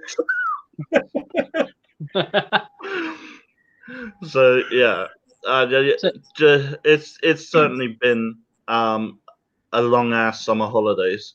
That's for sure. They haven't even started yet. I know. I know. You see, this is where I'm thankful I have a teenager that doesn't want to speak to me half the time. She's happy to sit in a room, watch TV, play on a PC, or even go watch girly programs with the wife. I'm just like, yeah, go away. If you leave them be, if they sting you, they will wriggle free themselves and not die. Oh, that's harsh. I always thought if they stung you, you died, or they died and you died. I suppose. only if you rip them out, because it pulls the sting out of them. So that's a lot of paper, Nick. Whoa. A lot of paper. Was that toilet roller? The question is, what sort of paper? Yeah. Was that Kleenex, Andrex? What? So I don't tell That's a lot work. of Pornhub action going on there then. But before lockdown, I just took 4 reams out of the office. Do you know, the missus sent me to the shop yesterday for some baked beans and stuff. She sent me the day before, but I took the kids with me because we only have a little finish shop and they're practicing the social distancing and stuff in there. So the kids, you know, they need to get out as well. And they'd done some jobs to earn some money. So we went to the shop and the missus gave me a list. And obviously, like most of us men out there, I didn't get a single thing on the list. The kids came back. They had their sweets. I got the electric. And that was it. And she was like, where's my stuff? And I was like, you know, fuck. So I went yesterday. Was I meant to get stuff? Yeah. I was like, what stuff? You didn't ask for You nothing. said, this is where I'm clever because I do this weekly shop every week. So what I do is I'll go, fuck it to the list and just get whatever I can find on the shelves and just make up whatever meals I can think of that week, there and there. That way I can't get told off for not getting anything that was on the list because there is no list. Fair enough. That's the easy way of doing it, I guess.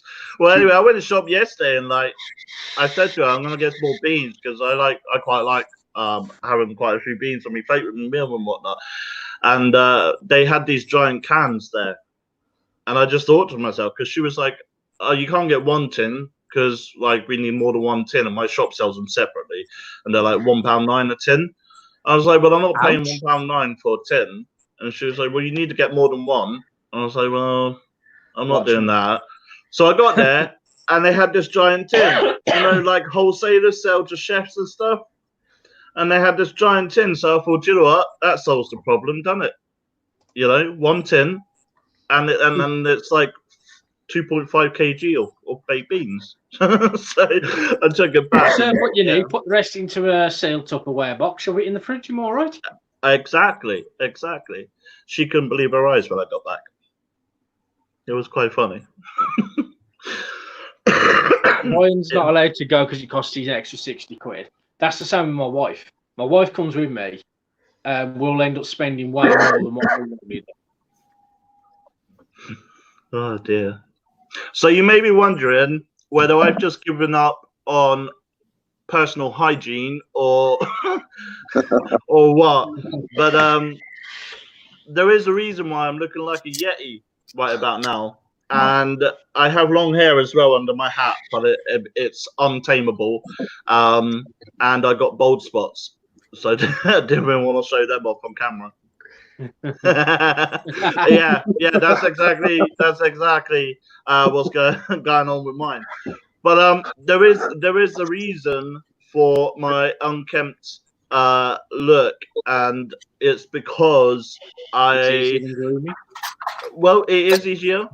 Actually, it isn't. Have you tried drinking and eating with a mustache this long and a beard this long? I mean, god damn.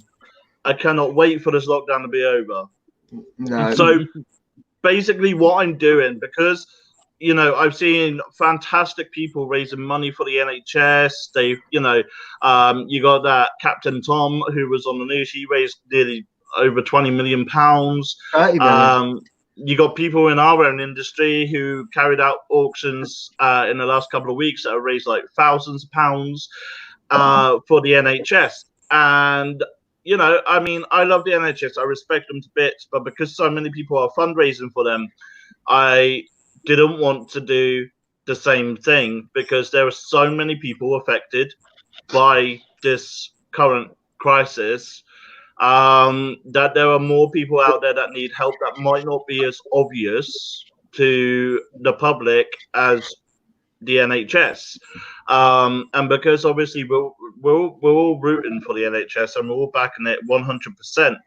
But there will be the unmentionables out there who won't get noticed. So I've decided to completely and utterly Yetify myself and not touch a single hair on my head or chin until the Prime Minister officially opens the country fully. So not partial, not 3/4, but 100%. That's going to be some tight. Dude, you've got to at least Christmas for that shit, man. At least. Yeah, absolutely. But in order to do that, I mean, trust me, I hate having this much facial hair, if I'm honest, and I hate having long hair on my head because it makes me hot and sweaty. I'm quite a big guy in weight, and yeah, I like keeping my feet free and my head free so that I don't get too hot. But you need to do a weekly picture diary. Do you know what? It's getting to the point where I'm going to start doing that. Actually, there hasn't been much point up until now, but basically the idea is that once we, like you said, it's going to be probably Christmas, maybe next year, that we actually open 100% back to all the borders being opened, etc. And so when that happens, I'm going to be doing a Brave to Shave. And hopefully it'll be the biggest Brave to Shave that anyone's done, because if I don't touch this at all, it should be pretty horrible. It'd be like ZZ Top. Like, yeah, and I'm gonna look like that guy out of Back to the Future, the Doc, with like scruffy, patchy hair everywhere and stuff. So yeah, I figured I would do a Brave to Shave, but my course is gonna be for low-income families, hopefully for things like medical costs and funeral costs, etc. Because I've done some research, and it turns out that obviously each sector has their charities that will do benevolent funds, but I haven't found the charity that blanket pays benevolent funds to everyone. See, I don't want to do it to a particular industry. I want it to be available 100% to anyone. So I am still searching, and if anyone has any ideas, then please message me on Messenger. But yeah, ultimately I want to do something that benefits everybody, 100%, because it's 100% of everybody that is going through this. I can't do it on behalf of the company, unfortunately, because the company's not operating, so we're not getting any money in, which means we can't make any donation as such.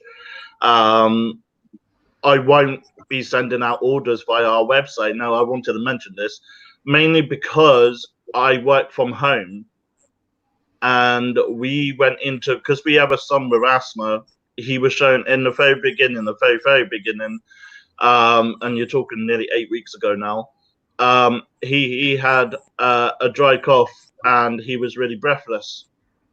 And back then, again, not a lot of information was known, so we had to make a judgment call. So I rang 111 and got their advice and said, look, he's not bad. He's got asthma, he's breathless, he's got a dry cough. What would you advise? And their advice was to self-isolate him in one room on his own. And we live in a council house, so that ain't gonna happen. So we went into lockdown. Actually, a week before the government deemed it. So I just don't feel comfortable sending devices from a house. I mean, we haven't had corona, 100% we haven't had it, but we don't know if it's dormant in one of us. We don't know, or I don't know the journey that device will take through the system. And I also don't want to risk, I just see if we don't put ourselves in the position, if we don't open ourselves to the option of someone saying, I bought a hacker and then I got corona, knowing that, I'm pretty open with the company and my business, and, it's common knowledge that I work from home with it. So yeah, I mean, AMC's not really operating at the moment, although we're still getting orders, which is surprising. I've dialed down all of our presence online, and yeah, we're still getting orders through the website, despite the giant notice on the front page that says we're not processing orders at the moment. I think I could probably your reasoning behind that and everything is spot on as well, really, and fair play to you for doing that as well. Thank you. It couldn't have been an easy decision to do with such a young company as well. It really isn't, because when we come back, when lockdown's over and we come back, now the company won't be coming back until lockdown has been undeniably declared over.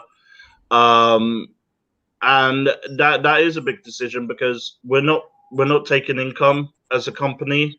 We're not, we sell to invest. So everything we sell, that money goes 100% back into the company.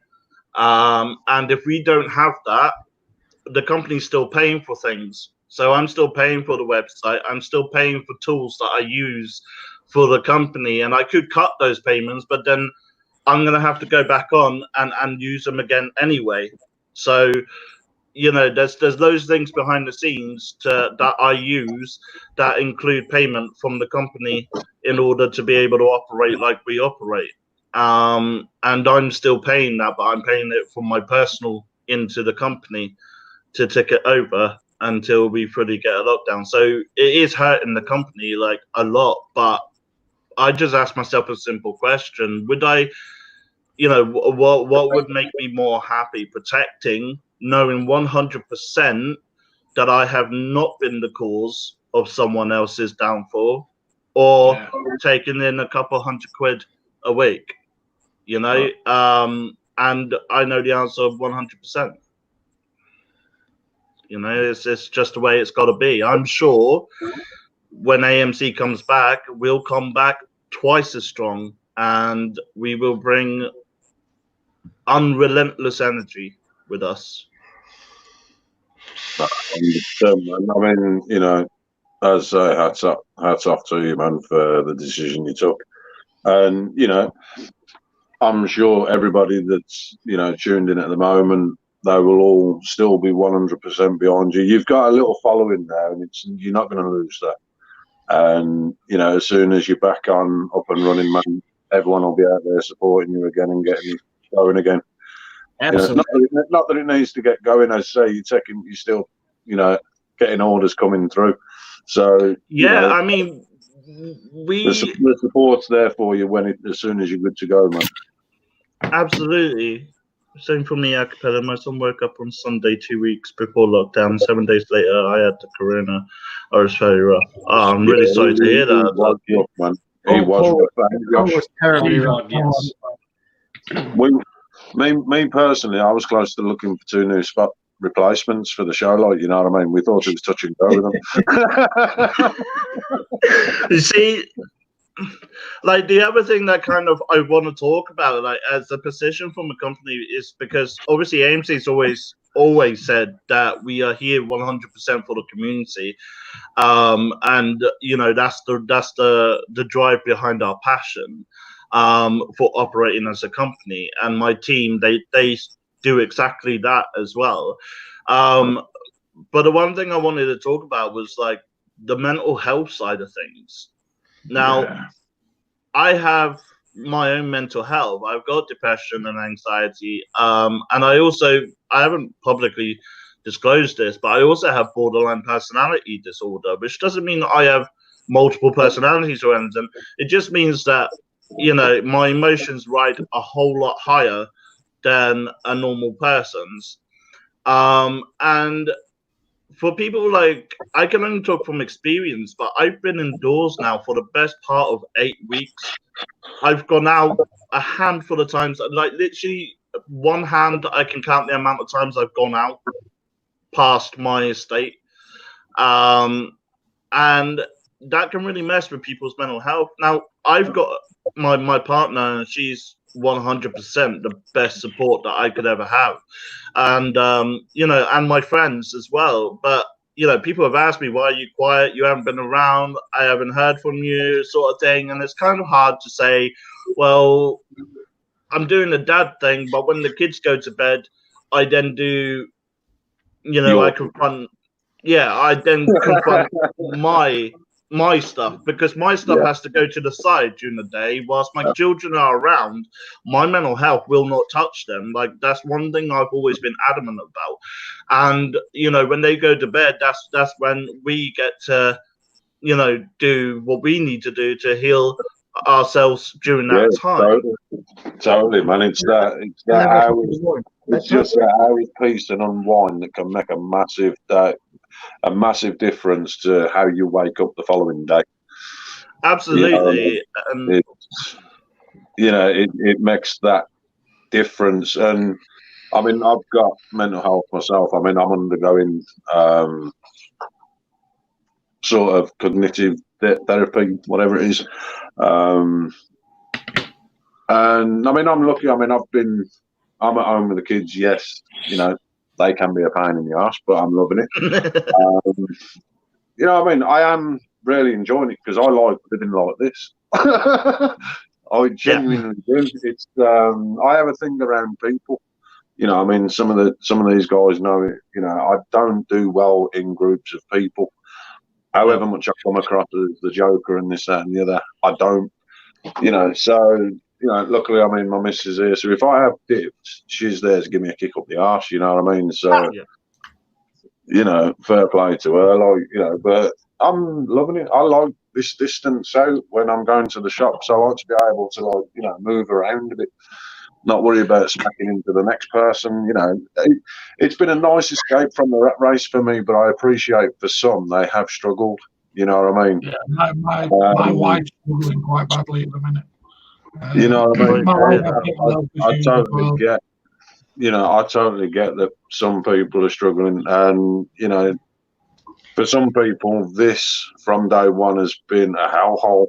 You know what I mean? I've got friends that have gone every day where they rely on contact, and they just haven't got it, and it's like, you know. So I hope part of this whole thing is taught people that, you know, we can go back to the old way of communication and stuff, you know what I mean? Like the phone call, you know, we've got video calling, man.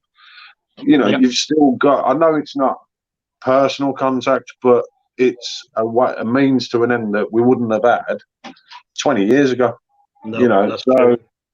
you know, in one respect, we're lucky, but, you know, that doesn't take out the old people that are technophobes and stuff like that don't. Yeah. So, you know, I hope there's some good and some positive going to come from all this, man. I really There'll do. be a lot of positive that comes from it. I mean, you know, people are showing tremendous spirit in this. I mean, I know there's been a lot of negative press about people going to beaches and being out in cities, etc., etc. But you're always going to have the degenerates in society, unfortunately. But you don't know what one or 10 or 20 or 100 of those people are going through in their life themselves. Like, they might be out because they can't be in. Yeah. Maybe, you know, like, I'm sure there's a number of selfish people who have gone out just because they want to be selfish. But there may be people in there that can't be in, that need to be out, that need to be, you know, because they have too much going on. up above and whatnot. And then there's people, workaholics. I know most people can work from home in some sectors, but there are numerous sectors where you can't work from home. I could. Yeah, exactly, Vinny. Like, I wish I could. is people like, what about people who work in factories? All right. Like, I was only on a call to a friend the other day, and someone in the background was saying how a member of the co-staff was off with the corona. Like, people don't talk about the factory workers. People don't talk about the airport freight workers. They don't talk about the rubbish men or the recycling men. They don't. There's so many sectors out there, and I get the takeaways. Yeah, and the guys from the takeaways as well. I'll tell you what, if there's anybody that can take a situation and turn it about food, it's him. Thank you. But there's so many people in so many areas, and someone might say, well, you can't think about them all because that's just too big a job. But what about if people just what if everyone thought about everyone? Then it wouldn't be such a big job, would it? I take my hats off to the NHS. I absolutely do. Like, big respect, 100%, and I would walk 100 miles for them. I would. But there's other people too, and I kind of feel like, this is why I want to do something like this and grow my hair out to be a Yeti, because, I'm not very good at exercise.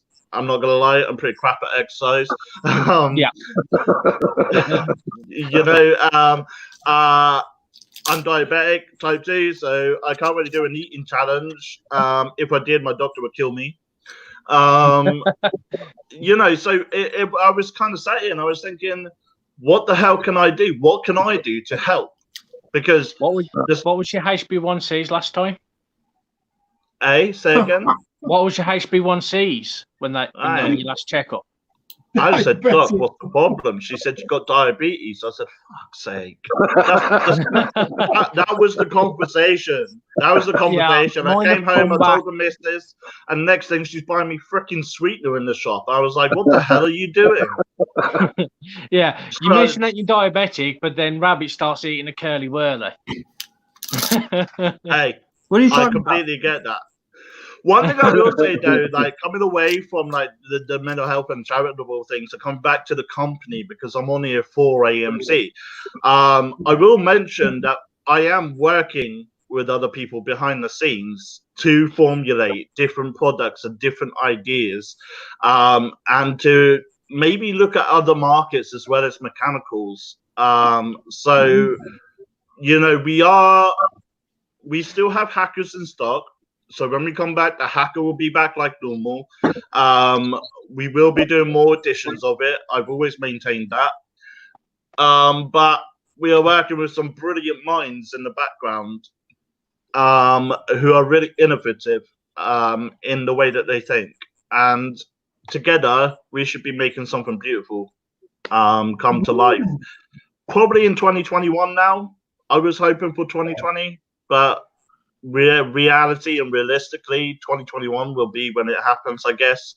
But that doesn't mean as a company that we can't be out there supporting our industry, supporting the people inside our industry, and trying to do good as well. Like I said, I was sat here trying to think, what the hell can I do? Well, I produce two things naturally, and they don't want the other thing, I'm pretty sure. So I produce hair instead. So you're not going to let us into a little secret there, Dan Capella. You're not going to drop something that's. I was going to say, I've been expecting summer. I've been expecting. Yeah. There's been a few little hints here, and I'm like, man, hang on then. Right, come on then, let's drop it. Come on. Exclusive for the show. It's hard to drop hints because we don't have any like definitive names or details to put out there. But I mean, I wonder if. I wonder something. Just 1 second.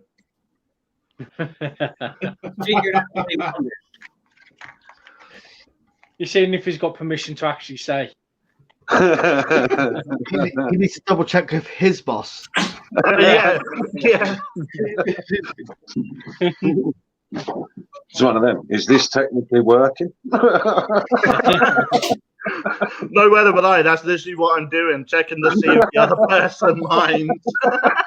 I seen that going around, and I was like, ooh. I mean, we can go into non-specifics. Yeah, I mean, more specifically, I've been looking at obviously pod systems and AIOs are always something that's gonna be a swamper in our industry. I think anyone who's been watching the industry would agree with me that that's always going to be the case. So I wanted to design something along the lines of a mechanical pod system ultimately, because you know me, I love my mechs, despite the fact that my current daily beta is a boost at the moment. Well, actually 2 boosts at the moment, but I do love the mechanical features.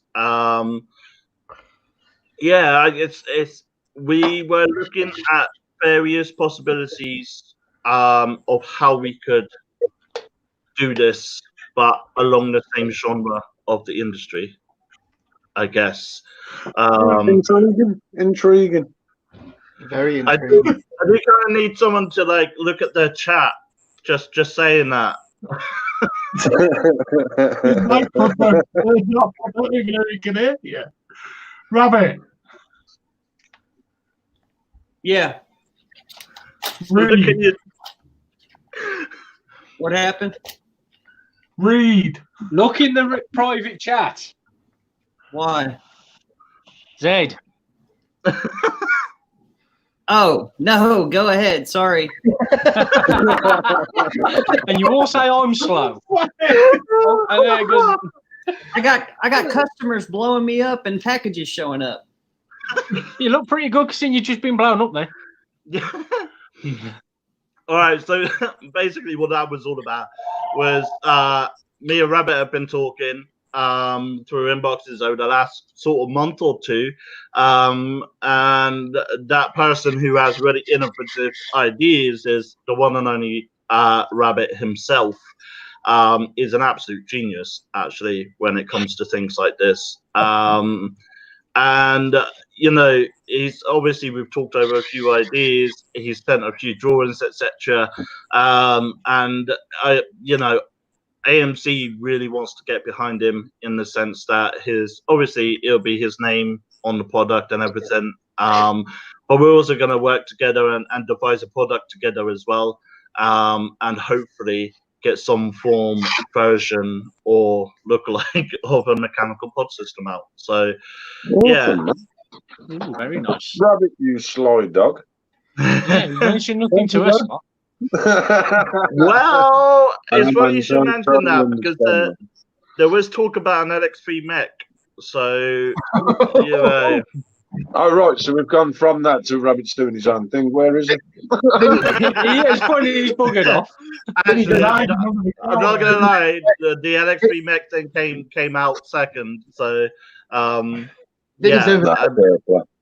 But it's Okay, certainly okay. something that... I'm sorry. I had a customer do this.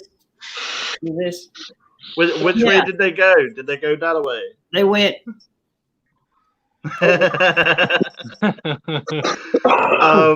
So yeah, Rabbit, I was just saying about how we've had a few conversations over the last couple of months, and you shared some of your designs, etc., your ideas, and I said that obviously we were looking at the idea of a mechanical pod system, and that you'd asked for an LX3 mech as well. But come on, you've got to call it the Rabbit. Or at least, You've got to call it the Rabbit. I want to get called Mum Spaghetti, if you get that joke. Mum Spaghetti. Oh yeah, Blue Rabbit.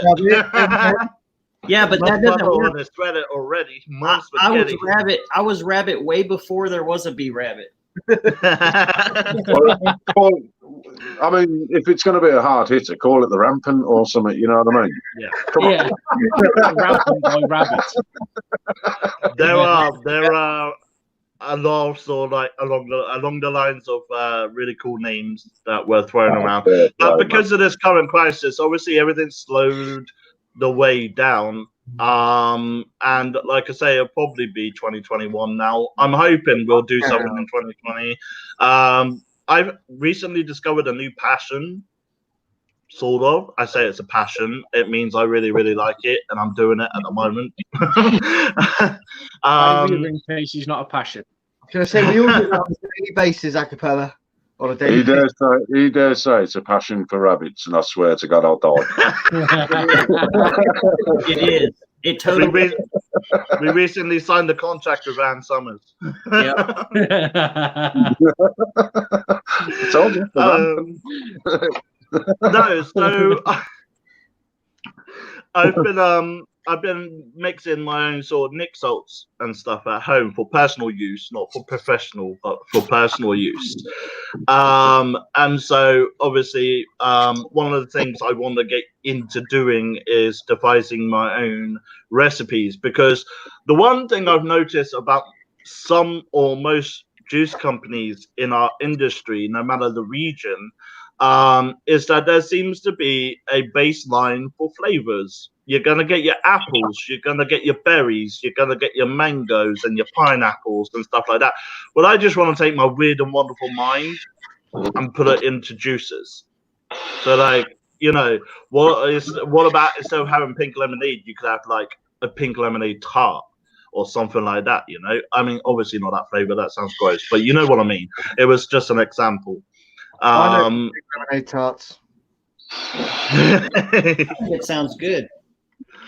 But yeah, I wanted to, you know, I'm making my own, so it's not a professional thing at the moment. And if it, you know, once I get learned and more experienced and gagged on my own juices a couple times, then probably do a good beer flavor. I'm all over that. Ooh. An IPA flavor. Oh, yeah. So of course Josh wants a beer flavor. Yeah, he's the resident pisshead. I'm not. To be fair, I think half the nation are resident pissheads at the moment. Yeah, well, just think, in 20 years' time, this country will be run by people that were homeschooled by alcoholics. Where did you get your GCSEs from? The school of Mum and Smirnoff. Lamborghini. Oh man. What sport are you good in and qualified in? Strongbow. Strongbow. Strongbow. Do you know what? I actually, despite all of this, I still don't drink. Like, No, it's I mean, a lot of vapors I know don't drink, which is yeah, it's for me like as long as I got Netflix, I'm cool. I'm cool. So my other addiction is either motorbikes. Well, that's kind of out the question at the moment, and the other one is old school gaming consoles. Okay. Okay. Let's talk about Xboxes. The Xbox 360 is considered old school, right? Original Xbox. I've got the very first Xbox, all modded up recently. Right, guys, I'm going to have to jump off for a little while. I'll be back in a little bit. Zippy comes back as soon as Vinny fucks off. We've got a thing going on. Thank you. Love Thank you, Vinny. Vinny. See you later, dude. See you later, bro. So, do you guys have any questions for moi? Rabbit does. Go on. Go on. Question. Okay, so I've been asking a few questions throughout. I would like to hear the story of what got you started vaping and kind of your path into wanting to have a mod company. Okay. So I've tried giving up smoking, same as everyone else, I suppose, loads of times. I even tried vaping, and it didn't work for me because it was the wrong mod. It was the wrong pen, the wrong juice, and yeah, it put me off. And then my sister, who I kind of no longer talk to. She had what did she have? She had an Aspire Celos with a Nautilus 1 tank, I think. Anyway, she had some apple sours from Vaper's Dozens juice line here in the UK, and I tried that, and it blew my mind. I was like, wow, that's so nice. That is actually really, really nice. And I spent most of that evening vaping on it.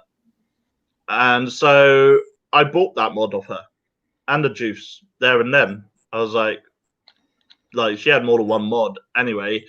And I was like, do you want to sell it? And she was like, yeah, all right. So yeah, I bought that, and that was my first mod. I later went on to lend that to my girlfriend, who lost it. I was unhappy about that. I was not happy about that. But yeah, then I progressed on. I was obviously using the usuals, the smocks, HPIVs, and all of that. And then I bought my very first mech tube and RDA. Can't remember what the RDA was. And the mech tube was a generic cheapie from online. Worst decision I'd ever made, because it vented one of my batteries and scared the shit out of me. Damn. Yeah. But it taught me a lesson. And I started researching a bit more. And one of my other sisters, I've got 7 sisters, by the way, so this could be a long story. I'm joking. It's not. One of my other sisters' boyfriend's brother is also an avid vapor. He's now my best friend. And I met him through this as well. And we've been best friends for the last 3 to 4 years now. But he was building coils at the time, and I said, hey, can you show me how to build coils? Can you teach me a little summit? You know, I want to get into this more, and you seem like you know what you're talking about. And so yeah, I went over, we got into it. I didn't understand it. I understood the Ohm's law side of things and everything. I'm a bit cack-handed, so I can't really build coils outside of a single wire. So he became my coil builder, and I just installed them. And of course, his coils were pretty awesome. So I then advanced through the mech stages. So I went from having a non-discriminate tube to then owning a FeeGod Pro. That was my first one. And then I moved on to PWMs. And then I moved back onto tubes, and it just went on like that over and over for the last sort of 4 to 5 years. And I just found that I loved the raw power behind the mechanical mod. Yes. As opposed to the power behind some regulateds. Now, I still like my regulateds. I mean, like I said tonight, I'm on 2 boosts at the moment. And the reason for that is because they don't produce a lot of cloud, so I'm not setting the smoke alarm off 24/7. And also, they're pretty good for flavor as well. And, you know, the Nick salts as well reduce the amount that I vape. So yeah, I like the raw power of mechanical mods, and then you all know the story behind AMC. I got a once in a lifetime chance to make, design, and release my own product, and ergo that was the hacker. That's awesome, bro. Very nice. Nick wants to know, why did you go for a 21700 over an 18650 for the first release? Because of the trend of the industry, and also because I like my 21s, if I'm honest. When you're trying to bring out a product that you want people to inadvertently purchase and purchase because they love it. Part of designing a product is to make sure that you're releasing something that someone is going to be interested in. Now, I'm not saying the hacker is 100% industry, recommended, because it's not. People are going to have their tastes and the trends that they follow. But for me, I like power. I like constant contact. And it just made sense with the way that the pattern of the industry was going at the time. 21700s were becoming really, really popular. And being able to use 3 different types of batteries in your mods were becoming popular as well. So it was a calculated design decision. It was also backed up by my own personal preference. Nice. I prefer 21700. Yeah, I'm a 21 guy. Yeah, I like the them power. stacked. Yeah. See, I haven't really got into easy. I'll take it whichever way. So you never thought of releasing a stack section for the hacker then? I have been asked that so many times, and the answer is it's not likely. The only reason being, like, this doesn't mean that I'm not going to release a stacked mech, because I will. But the reason why I wouldn't stack the hacker is because I made the hacker for a reason. That hacker is symbolic to me. Like, I don't really mind if we don't sell a lot. I don't mind if the hacker's not the how does the best thing since sliced bread, because every time I look at a hacker, I see an accomplishment that an ordinary guy who lives with severe mental health in a council house, nonetheless, on so many bloody medications, I managed to do that despite all of that. And I was in a really bad period of time at that time as well. I'm not proud of to say it, but I was also in a very hypersensitive period at that time, to the point where I was classified suicidal. So the fact that every time I look at that mod, I see what I still managed to accomplish despite what I was feeling at the time. So yeah, I don't think I can make. I don't want to make that many changes to it. For me, he doesn't even want to do a Haka 2. I had a good idea for a Haka 2, and he said no. No, fair enough, man. No, fair play, man. I mean, that's what makes them. I mean, mine, as you know, has been a piece I haven't used. It's been there,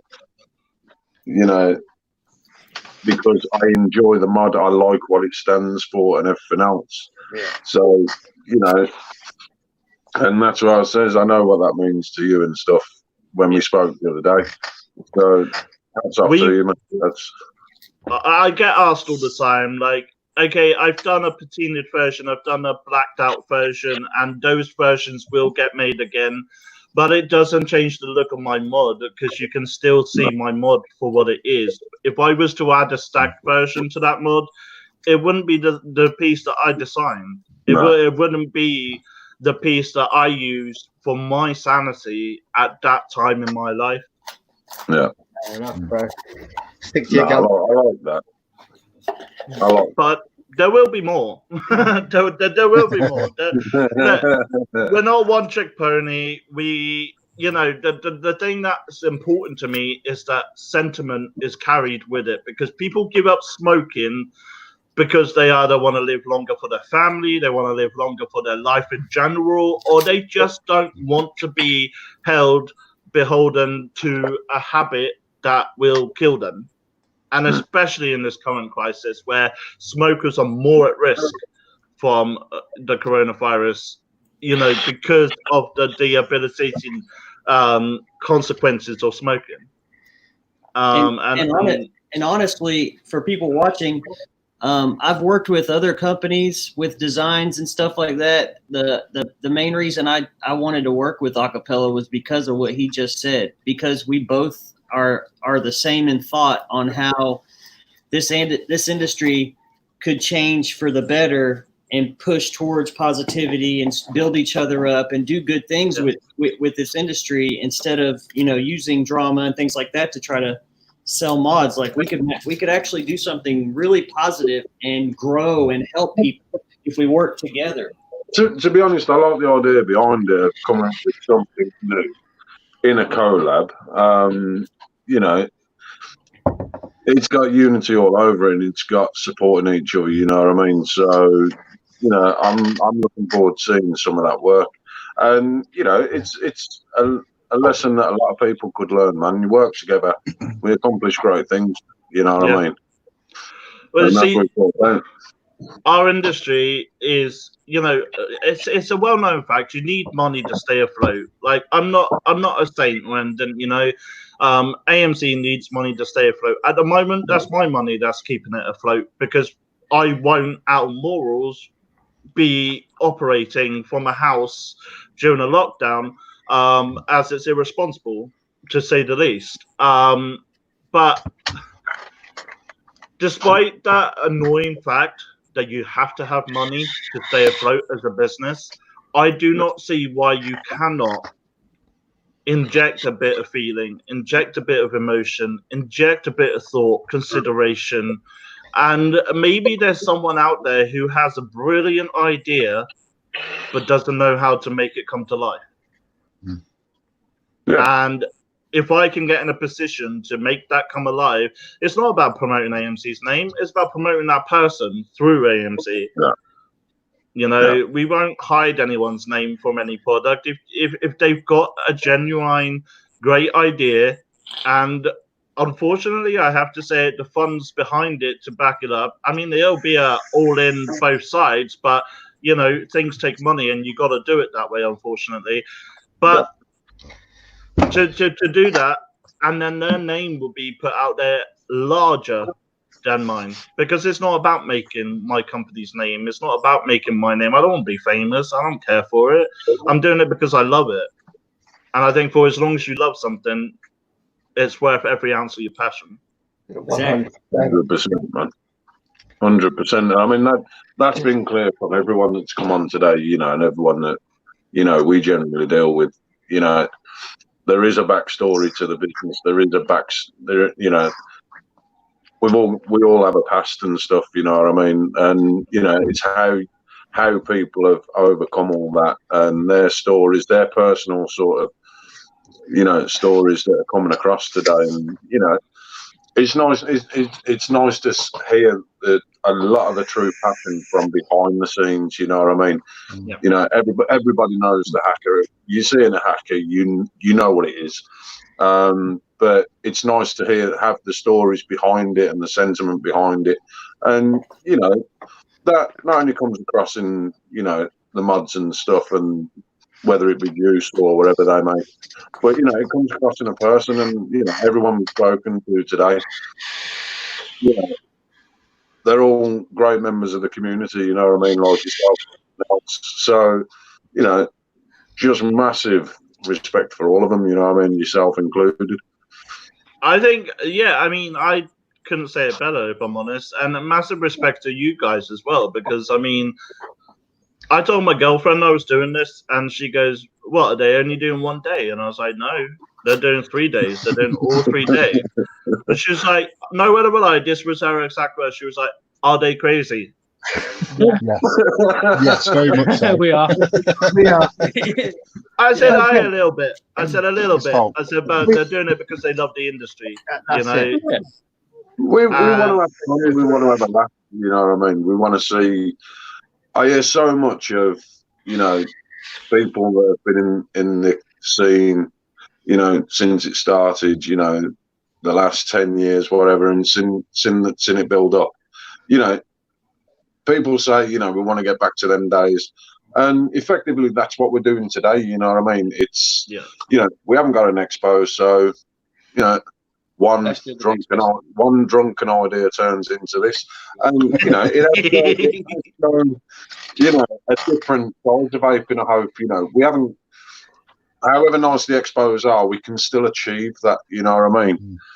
With yourselves and others coming on board, and you know, it's been great so far. I'm dreading tomorrow. I'm not. I'm excited about every single guest, everyone in chat, seeing all you guys just hanging and loving life with some of the best people I know and some of the best guests going on. So it's just me, doing this has brought the best part of the expos to the non-existent of expo, like communicating with people in the industry that you know we might not know them, but at least we still get to communicate with them and be more social. That's exactly. you know, there's not many people who maybe can't even get to an expo when it was running, obviously. You know, and this is a way for them to experience a little bit of what it's like. I mean, obviously you're not going to have the same atmosphere, but we're recreating that by bringing you guys in, telling us about your stories, telling us about your mods, you know, and your juices and everything. It's brilliant. Yeah, I'm enjoying it. What's nice about it is we can have a chat without some crappy music being played too loud in the background. Oh God, yeah. Exactly. That will go with the beach pill if need be. You know what I mean? Yeah. Do you know, I 100% like support our expos. I do. And as you know, AMC was planning on going to this May Expo as an exhibitor in the gallery. But the one thing that like I want to press upon is the cost. You know, you're looking at a minimum of $2,000, and that's just to get you stand there. You got to travel there, get your stock there, get your team there. There's so many factors that come into it that it started becoming about money. People went there for money. People were exhibiting because they wanted to exhibit for money. They weren't exhibiting because they wanted to show the masses the devices and like, look what we've accomplished this season. Like it used to be. Now it was, you know, you went past I don't know, just for instances, this is my own experience, nothing for the like, I'm not saying anything bad about the company, but it was just my own experience around that company store. So in October I walked past the Family Vape store, or a store that had a lot of Family Vape on there, should I say. I don't think it was Family Vape store itself, but they had a lot of Family Vape on there. And they had pieces like the Pulse going for like 40 quid on its own. And I was like, I'm pretty sure I've seen that in my local 410er. So, do you know what I mean? Like, it got to the point where you were walking past people, and generally they were nondescript exhibitors. Like, you couldn't have even said it was so and so from such and such company. It was just someone. And to me, it seemed a little bit like car boot sellers. Like seeing stores like that. Like the little stands around the side of the arena. I didn't understand it. And for me, it felt like I found a spark of passion in like 5 or 6 different spots around the whole of the expo, but you got nearly 10,000 people in one space. Like I still remember my very first expo and the electricity that was in the air, the excitement, and you know, that was on the first day when there was like literally no one there. So buzzing, raring to go. Yeah, like, you know, me and my friends like got excited about going as visitors, not exhibitors, but as visitors. We'd get excited every expo and be like, right, where are we staying? And that's in December, you know, and we'd be planning for May, like, where are we staying? What are we gonna do? Who are we gonna meet? Are we gonna meet 15 people from these different groups and whatever? October, it wasn't like that at all. You know, obviously one of my team was really kind and our his stepmothers, which was cool and all that. But we got to the expo and the electricity in the air just wasn't there. It felt like people were there to make money, and I guess they were. I mean, it costs us a lot to do. You know, I've spoken to so many people that have said, "Oh, I've done an expo and lost a lot of money," and it's like, but surely you should be going it like not maybe expecting that, but at least consider it as an outcome. Yeah. And I think the expectation with Expo, this one seemed to be they seem to be a lot more reserved on chucking stuff out. You know, they were chucking stuff, but it wasn't anywhere near to the level that the first ones that I went to 2 years ago. You know what I mean? Yeah, exactly. You know, I think that's changed it a little bit. I mean, the one good thing is, I mean, we've had people on today that have spoke about the business and stuff like that. Nobody's rammed any products down anybody's throats. Nobody's sort of, you know, they've genuinely spoken about the product with, you know, the passion and the backstory and everything else. And it's made a nice change because it's given us chance to, you know, get to know those people on a more personal level, rather than being stood at a stand and it's like, you know, how you doing? You know, let's test that. Perhaps buy a bottle of that. You know, see you later. You know what I mean? You don't. Yep. It's given us that chance to sort of interact more, you know, in a more informal sort of way, kind of thing. You know what I mean? What you've done by doing this setup is you've smashed through the thin layer of stone that developed over the passion for vaping during expos. And metaphorically, that stone is the money, the business that people have gone inadvertently to exhibit to get.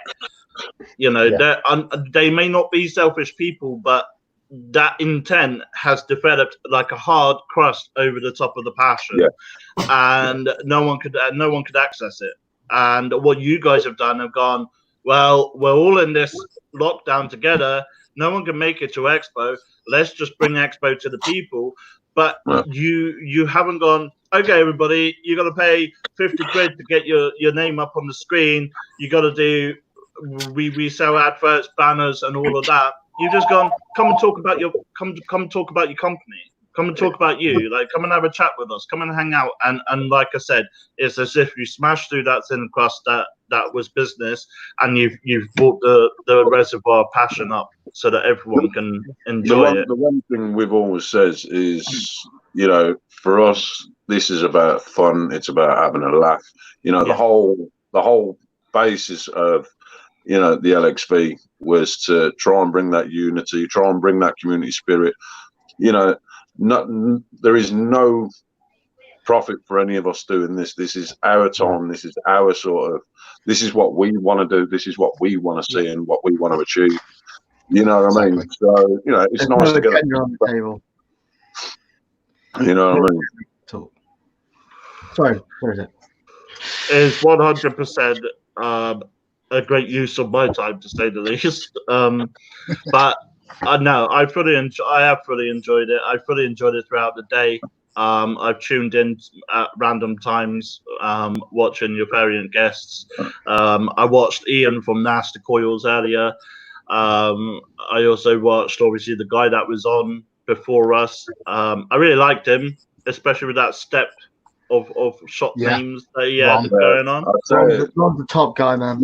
The next expo we get to attend, I'll introduce you, man. You won't meet a better person. He's awesome. I would have been, I would really love that.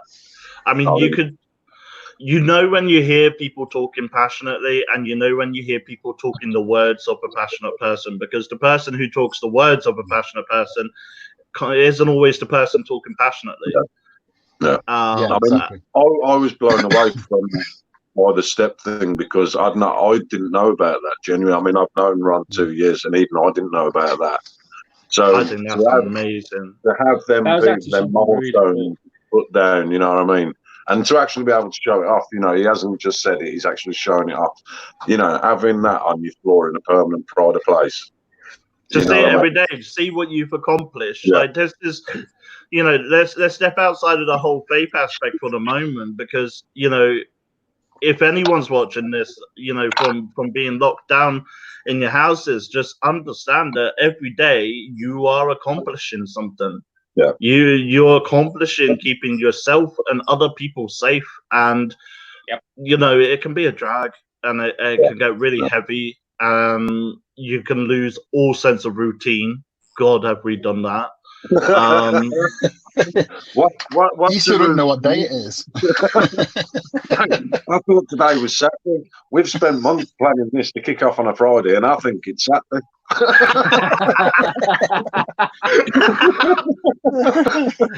have to keep checking my phone each day just to remember what day I'm on. Oh, I forget to even do God knows that. what happened yesterday, man.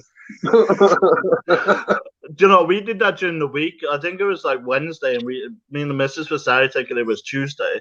And yeah, it does. It really messes with your equilibrium, your body clock, and everything else. Yeah. You know, when you don't have the routine of getting the kids up, getting them out to school, you know, you're set by different times. We don't realize it. When we're in the throes of normal life, you know, most people would have been like, oh, I got work again this Monday, or God damn, it's Monday, or thank God it's Friday, and all of that. But I don't know if you've noticed, but those posts have gone. I actually miss them in the what's it, man? I actually miss it in my newsfeed, the memes for, you know, thank fuck it's Friday. You know what I mean? It's GIF posts like here, there, and everywhere, or Mutual Mondays. So it's like, fuck Mutual Mondays, it's fucking Mutual what day? What day is it again? I mean, I'm used to working 4 shifts, and I'm like, Jesus, you know, when am I meant to be awake? Is it time to wake up or time to go to sleep?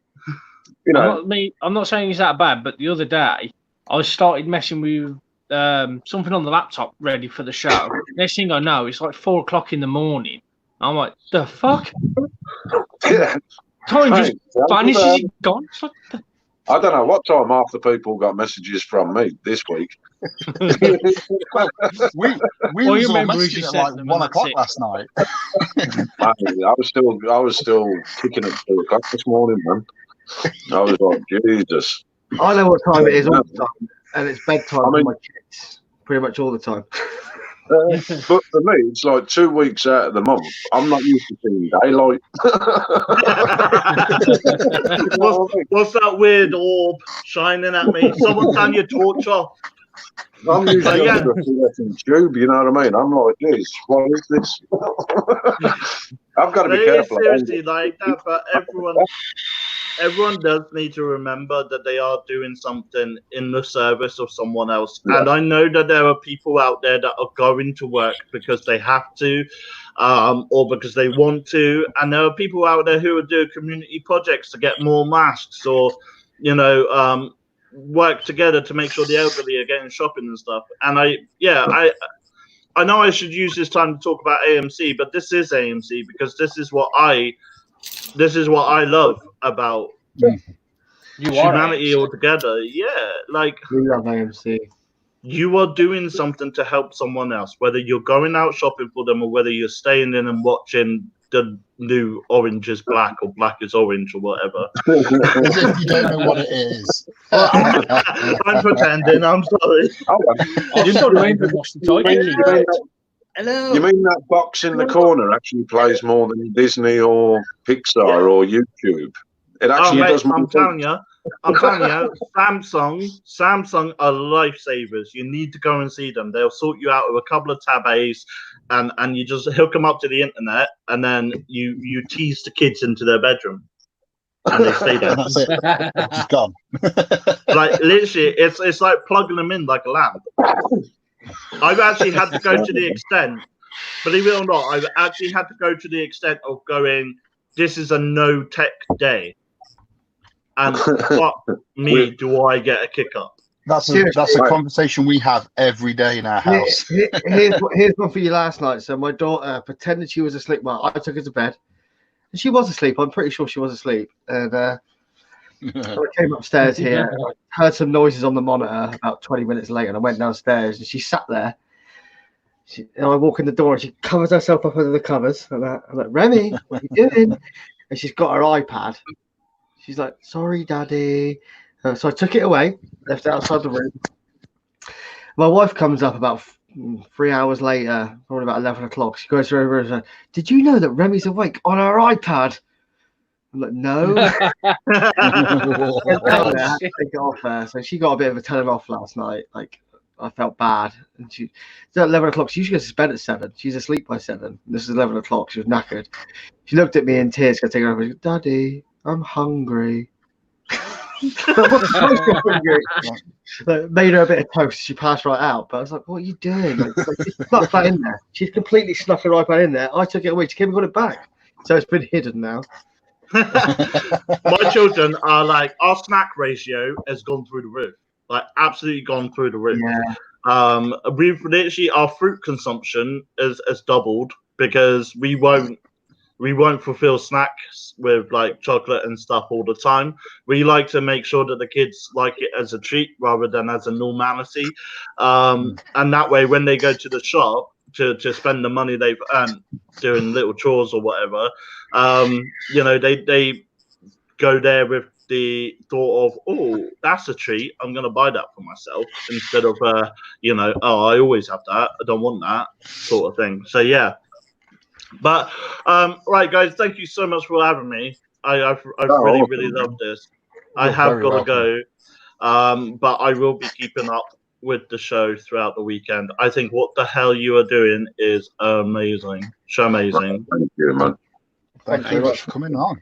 And we love what you Always do. welcome on here. We love what you do. So keep it up. Yeah, we do love that. Just for anyone who doesn't look at the notice on the front page of our website, I will say it publicly. If you do order, do not expect a reply via email unless you email me. And then if you do email me, you have the option of cancelling the order, issuing a full refund, or holding that money in escrow. I will not. That money will be there all throughout the lockdown until I can fulfill your order. So if just in the rare advantage, I never thought it would happen. I thought the moment I put that notice on the front of the website, then no one would order. But seems how it has happened.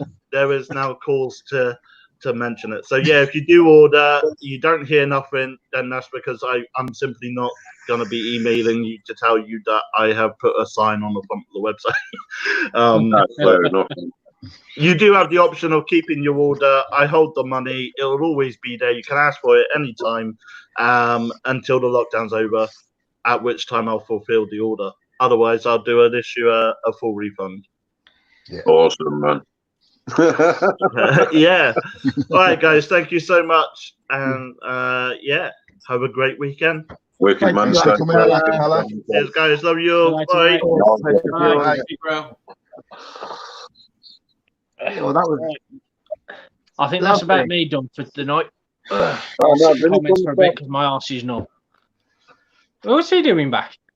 Oh yeah, he's there. Who's added you? I popped them on. I've got to say that him being chased by that bee. That was yeah. What did I miss? Really? There was a bee bugging off earlier. The bloody bee started chasing him.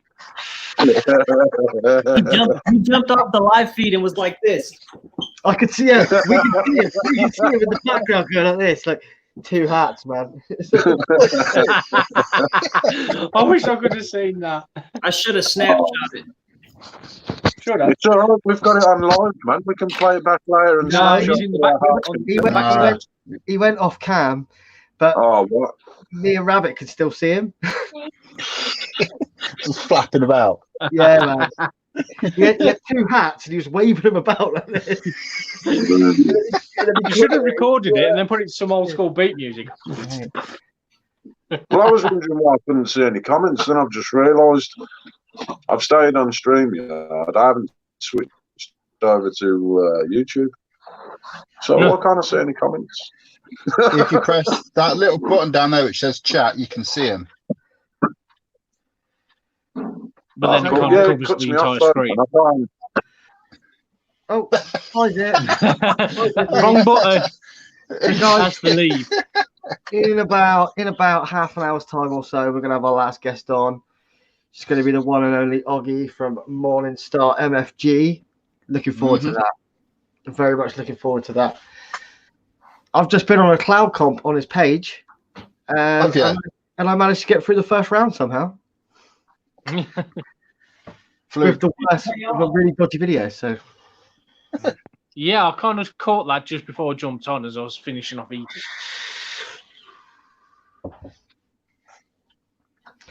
But yeah, we got the one and only Oggy. Oggy is a dude. If none of you have met Oggy, you're gonna love him. So please bear with us. Hey Josh, who did you pay off to get through that round? Pardon? I said, who did you pay off to get through that round? I don't know, man. It was literally I would never usually do it like that, and I was like, shit, it's got to be up by 7. So I literally just threw up a vid, and somehow I got through. And seeing as it's now the evening show, I've pulled out a Brewdog. Woo! Yeah, as you can tell, I've been on the Brewdog since the start of the evening show. And guys, I'll see you all later. When are you not on Brewdog? Because I'm classy. See, I like Brewdog. See you in a bit, guys. See you later, Chris. Hello, Chris. I'll be back on. Say bye to Chris. Bye, Chris. Bye. No, I mean, I like Brewdog. Brewdog's it's an easy buy at Tesco's beverage. Yeah. And it's not too expensive. No, exactly. And it fits in my jar nicely. Usually I would drink if I had my choice, I would drink in some kind of stout or porter, but yeah, they're expensive. Something exotic. It's an expensive habit to keep up craft beer. Yeah, not wrong. I had a look at that website and I nearly cried. I was like, Christ, I could buy an Apocalypse for this. Yeah, well, like some of them you look at, I mean, in any good craft beer like outlet, like bottle shop, I mean, you can pay anywhere between £4 to £20 for a beer. Yeah, so it's not cheap for one bottle or one can. Depends how it's brewed, depends how it's aged, all that sort of stuff. I mean, it's like anything. Some of the really like strong AVB beers, you've got to almost think about as like a bottle of wine, or do you know, it's not a beer. That's the way you've got to see it. Exactly. Man, what were you using in your cloud comp then? Armor Siege. Nice. Just put a fresh battery in it. Close my curtains, which are like cream. And usually I wouldn't do them in my bedroom. My bedroom's too short for it. Usually I do it downstairs and put a black sheet up. That's how I usually do it. But I couldn't do that. And I was like, I've got to.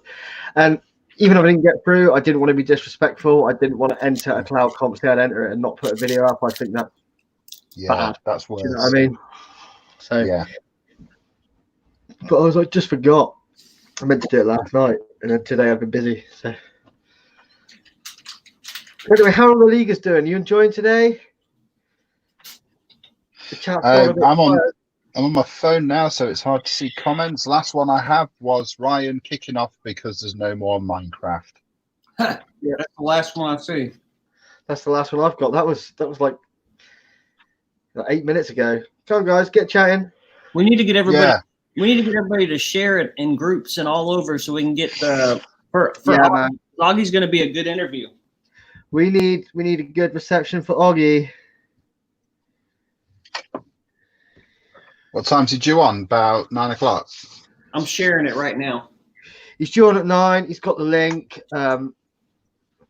We maybe need to message Vinny just to message Oggy to remind him that he's coming on.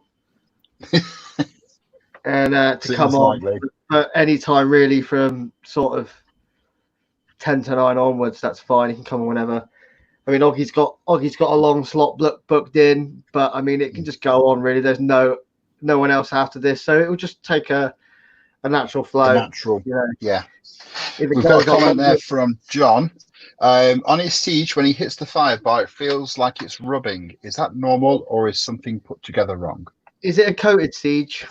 Yes, it's a murdered out one.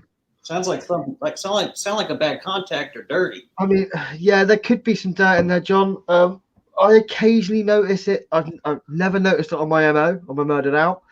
I have noticed it before on my red one. I don't know if you can hear that. Yeah. Well, I don't know why I'm moving my head closer to my phone to listen to that. I've got a bud in, so I can hear you here. but yeah, I think it depends on the coat. I mean, obviously, when they're made, they're all made as brass, and then they're painted somewhere else, obviously. So I mean, we all know that Immortal is the mechs themselves are manufactured in China. All the machining is done in China. None of the coating is done in China. It's then sent to Florida Vapor Supply, and they coat them themselves. So obviously the tolerances are going to be slightly different on the finishes. But no, never really noticed it on my black one. But that you should always see there should be a tiny little gap, slightly down the side. Check that none of the screws in the top holding it in, one might be slightly looser than the other, so it could drop. John's got the stainless steel coated murdered out one. I don't know. I've not used the stainless one. It could just be the same thing. That's just all it is. Thank you, Jordan. Jordan's the guy I competed against on the Misfits comp. Cheers, Jordan. Really good clouds, bro. I don't know how I made it through that one. So, did you say Misfits? Yeah, it's the Morningstar Misfits page. That's crazy. When I first when back in the day, like 5 years ago, when I was comping, I had a comp team and we were called the Misfits. Oggy's all about that though, and he's loves that sort of thing. Like, well, we spelt it with a Z though, Misfits. Yeah, so does he. What the? Me and Augie got to have a talk. It's a pretty small group. I mean, but man, I really need to get a Morningstar. Like, if anybody from Immortal's watching, I'm not replacing my Immortal mechs at all, but I really want a Morningstar for my collection. Oh, dude, I want a reactor so bad. Yeah, man, the reactor just looks so dope. Like, I want a groove reactor, but I'm too skint to pay for one outright. They still go for very good money. And when money's better, I will 100% be buying the first groove reactor that comes out. I'd rather have a brass than a stainless, but whatever comes, really. Actually, I'd rather have some of the coated ones he did. Some of the coated ones he did were fire. Yeah, I think they were all coated by FMJ. FMJ Firearms down near me. It's a shame now though. He's so busy. Like, he won't really he's not too fussed about like a single order. Like, you used to be able to contact him and go, I want this done. Yeah, no problem. Send it down to me. And he's a really good guy down at FMJ Firearms. Like, he's in Devonport and I'm in Exeter, so it's a little way away. Yes. But he did a mod for me, and it wasn't quite right. He even said, look, it's not quite right. But I need the color to come back in, and it's about 4 weeks away. He's like, I could hold it. And I was like, oh no, I really missed the mod. I'd like to have it back. He goes, I'll tell you what, I'll send it back to you. And when I'm next in Exeter, I'll pick it up and I'll come down and recoat it again for nothing. That is good. So, good dude. You know, it was good. And and to be honest with you, the fit and finish looked perfect to me. And then I dropped it. So. Butterfingers.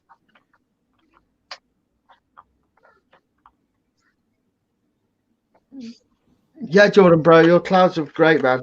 And mine was a real quick video. I felt really bad because I just wanted to. I forgot I was supposed to get one up.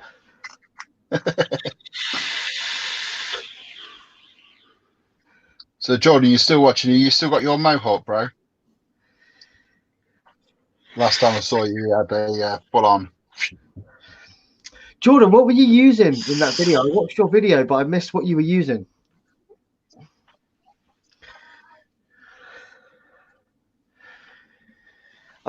And again, to John, I've not seen a coated stainless Siege. I thought all the I haven't either.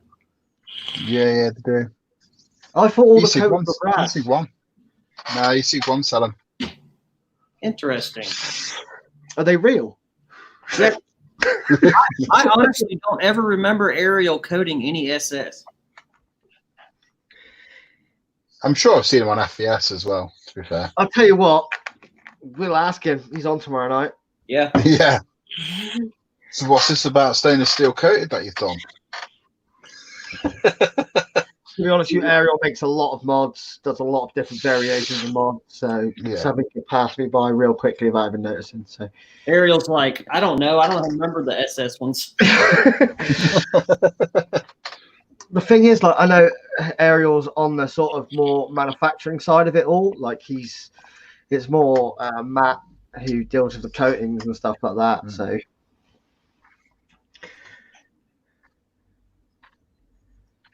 Running a Death Star. Nice. Ah.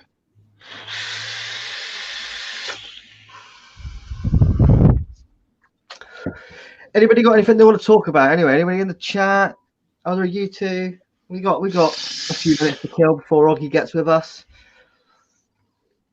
That'd be funny. That's about the time he pops up. Oggy can come on whenever, man. He's welcome. In fact, all our guests are welcome anytime. It's been a really good day. What I like is sort of everybody that's come on it's felt very different, every person. From Vappy this morning to Acapella just now, everybody that's come on has had their own vibe and wanted to talk about different things. Obviously, the whole COVID lockdown's come up a lot, and we'll try not to bore you with it too much, but everybody's got their own experience on it. What do you mean we've got a lockdown? The limited editions on Cloud Island say they were coated SS ones. Okay, they might have been coated SS. All right. Yeah. It might have been a limited edition for Cloud Island. I mean, maybe they did them when they got some stainless in and they just wanted to coat a few stainless. Yeah. Yeah, I don't think there's a lot of them. Well, I just shared the video, or I just shared the freaking stream to probably 20 groups. Cool.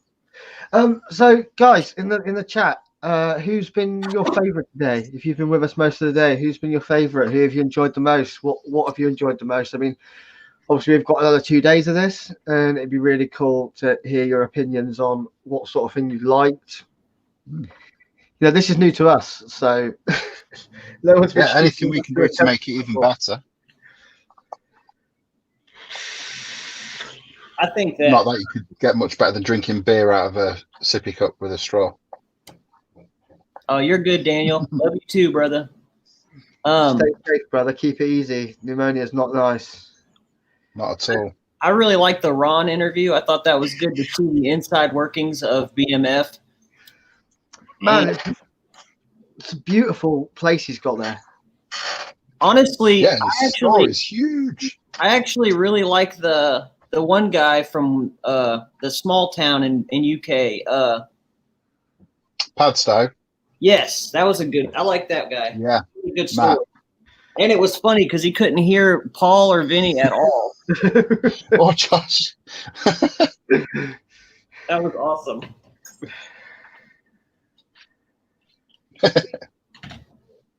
I really like Danny. Like Danny was really good. I mean, I wasn't on then. I was watching what I could. Danny's a character. Jesus. He's the guy that turns up to a Chinese and a wife beater.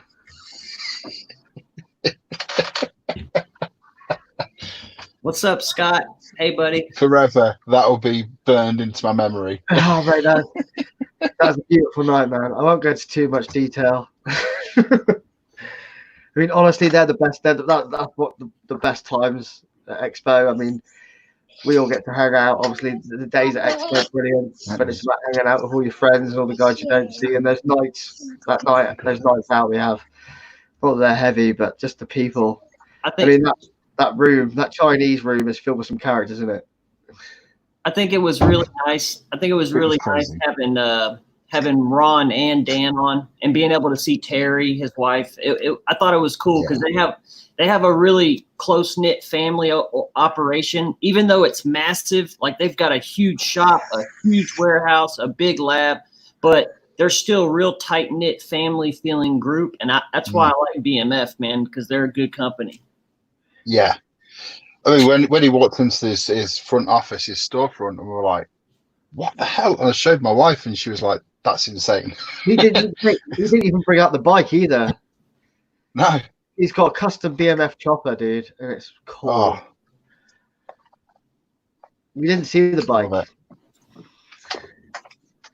Yeah, the guys from BMF are serious. I mean, Ron, I've said this a couple of times on the show. Like, I don't think I've ever met anybody that has a bad word to say about Ron. He is honestly.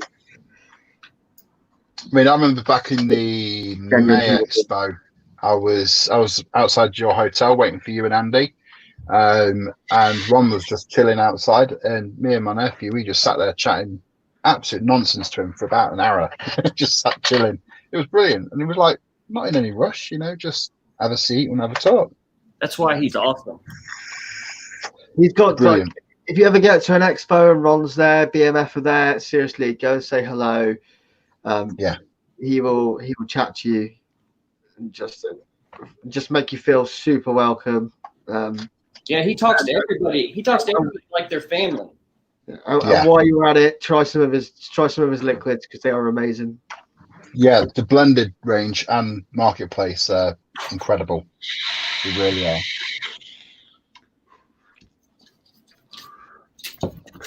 I'll just hit up Vinny and see if he can.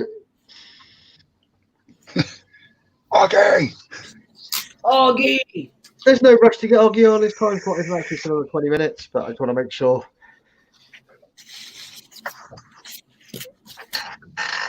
Do we know where Zippy went? He said he's having issues with his connection, that he's working on it. All right, okay.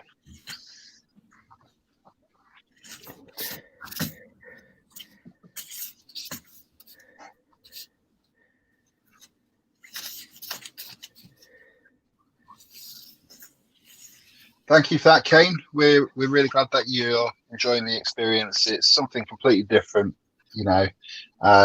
so we're really glad that you're enjoying it.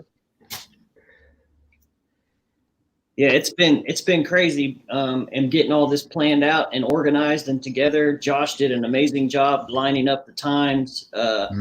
Vinny did an amazing job getting a hold of people, and it's been really good. I think the interviews have gone really well. We've spiraled off a little bit, but we've stayed pretty focused on talking to these companies, and I've enjoyed it.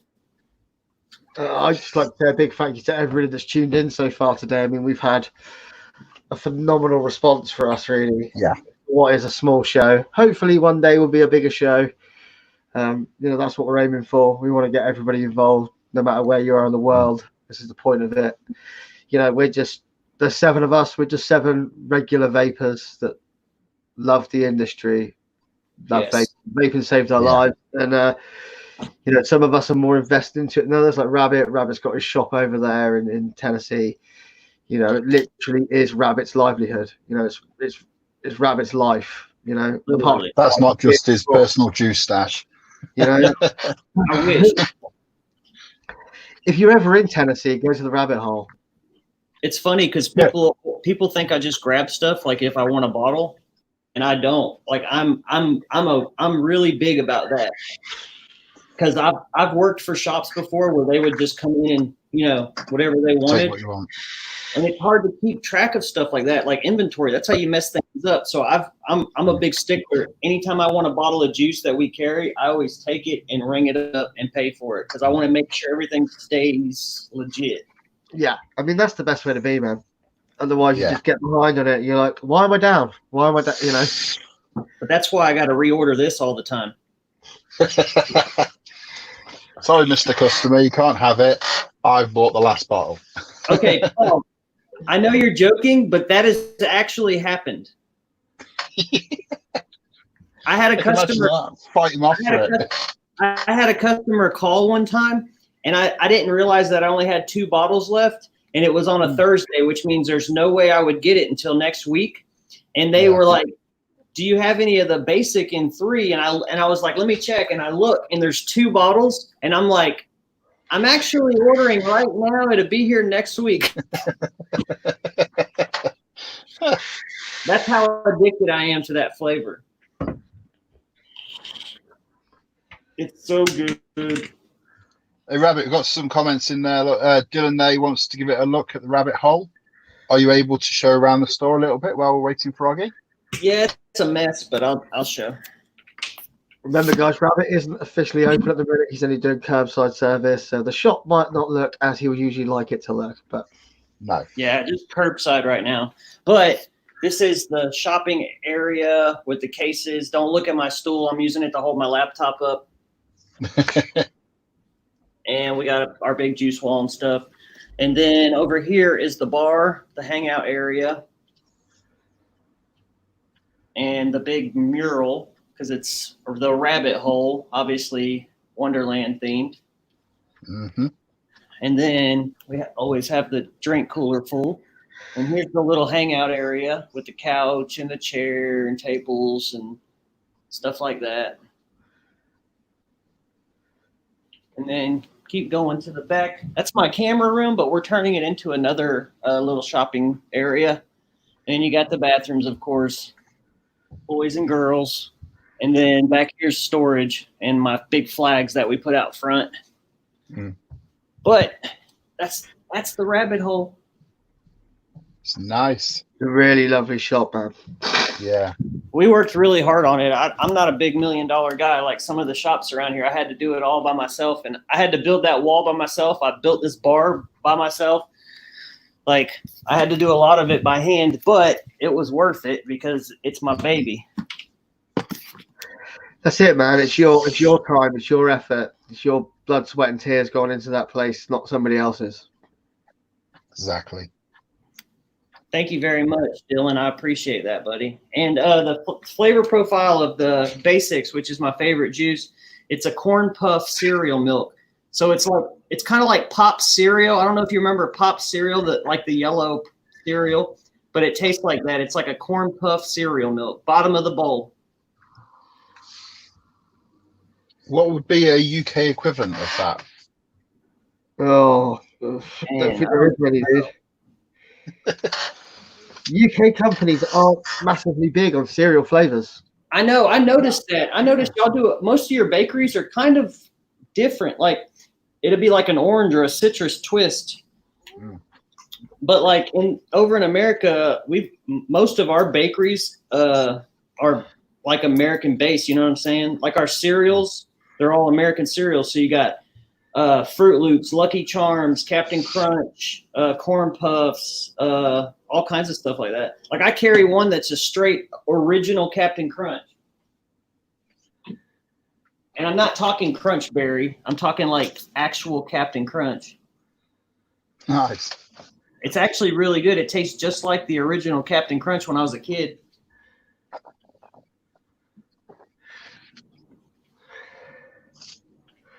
Yeah, I like cereals, but only cereals I can vape, they can't be fruity. Like I can vape Lucky Charms, Captain Crunch, Corn Puffs, Frosted Flakes, but it can't be like Fruit Loops and shit. I don't like Fruit Loop cereal. Now, I remember we used to have a Fruit Loops juice over here. It was terrible. Oh, so yeah. One of my mates said to me, "Yeah, give this a try, see what you think." And it was the most disgusting thing I've ever vaped in my life, even worse than mango.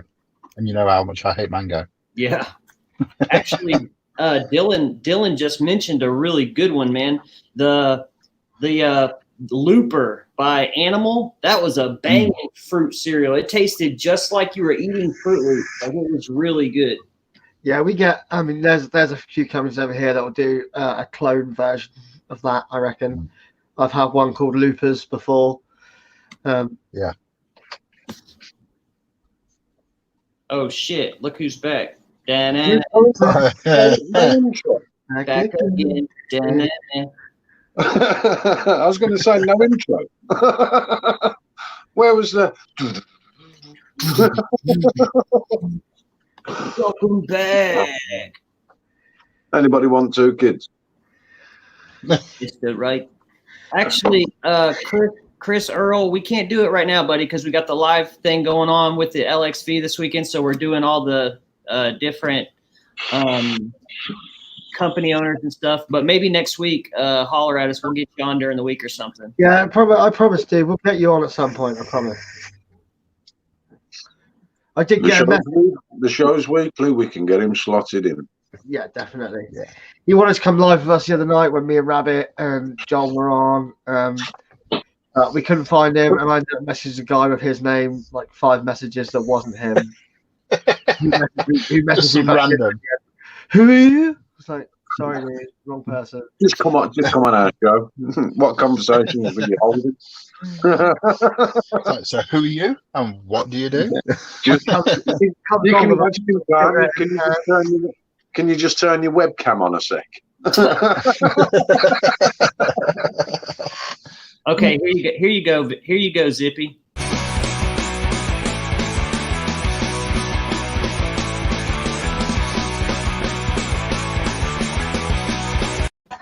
I like the way you've done that. I like the way you've done that. I haven't even seen that one. That's our technical difficulties one. To be fair, it should be played most weeks. Should be really, shouldn't it? You know, with us. I mean, we're bad enough when a few of us get together, but Jesus, when we involve other people. Yeah, Chris, any comments you see from Vinny's side right now is either me or Rabbit in this chat, because it's linked to both accounts. So it's linked to Vinny's and the League of Extraordinary Vapors page. You mean you have control? Yeah, Josh is a troll. You got to pay him to cross the bridge. Well, the only trolls I'm used to seeing this week, I mean, you could pass for one of them with the haircut.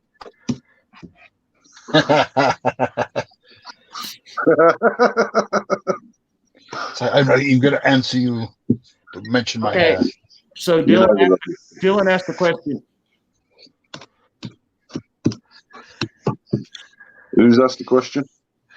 So we're all UK based. Me and Zippy, we're up in the Midlands. Josh is further down south. He's down by the south coast in England. That's where we're from. Don't you dare say Chris is from the Midlands. No, he's from a black hole. He's from a black hole. It's a black hole spewed him out. That's what happened. We've yet to get Andy on the show. Andy's down in the valleys in Wales. Andy's been in the chat a few times today, but I know he's having some issues. I've seen him, man. He's all good. Yeah. So you want to see something? You want to see something pretty cool? I got one of my packages in today, and this was in it, and it's from look, hand sanitizer, not for resale, free gift from the vapor industry. Nice. Yeah. Fair play. You know, you can't get hand sanitizer in any of the shops around here. I want to get a bunch of this just to give out. I like that. I haven't seen. I found one bottle of hand sanitizer in the car the other day when I cleaned it out. That's the only bottle I've seen in the whole time this thing's been going on, about 8 or 9 weeks. Damn. Yeah.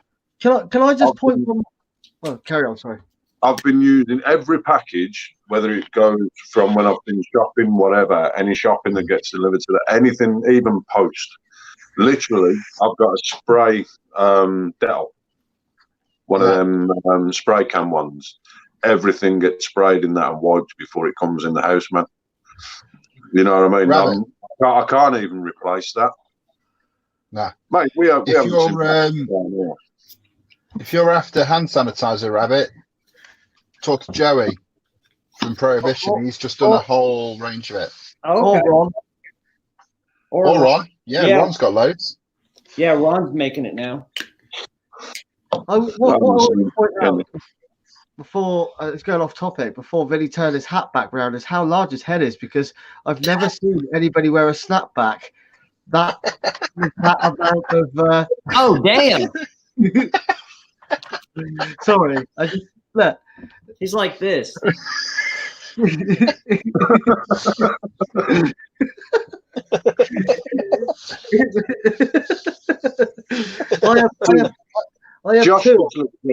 Josh just looks like TJ from Recess. Yeah.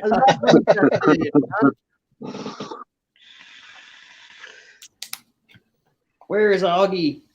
I'm so glad that Recess is on Disney Plus. I'm gonna make my kids watch that, dude. Well, everybody remembers Recess, man. I gotta talk. I gotta talk Augie into sending me a mod. Well, if you want to Good luck react, on that one. I'm not making him anymore. So I'm gonna get butt naked and beg him. We'll send nudes for mods. Nudes for tubes. While you're doing that, then, while you're getting naked and sending him shots, take one for the calendar. Yeah. That's true. Oh, he's already got them banked. You know it. Fucking hell. Jesus He's Christ, Vicky, don't do that again. God, that's horrifying. Mate, all I see is Herman. What is Have you that? turned your eyelids inside out? Oh, Hey, I got my glasses off. What the hell? Put your glasses on. oh, it's frozen as well. Is that what his missus sees?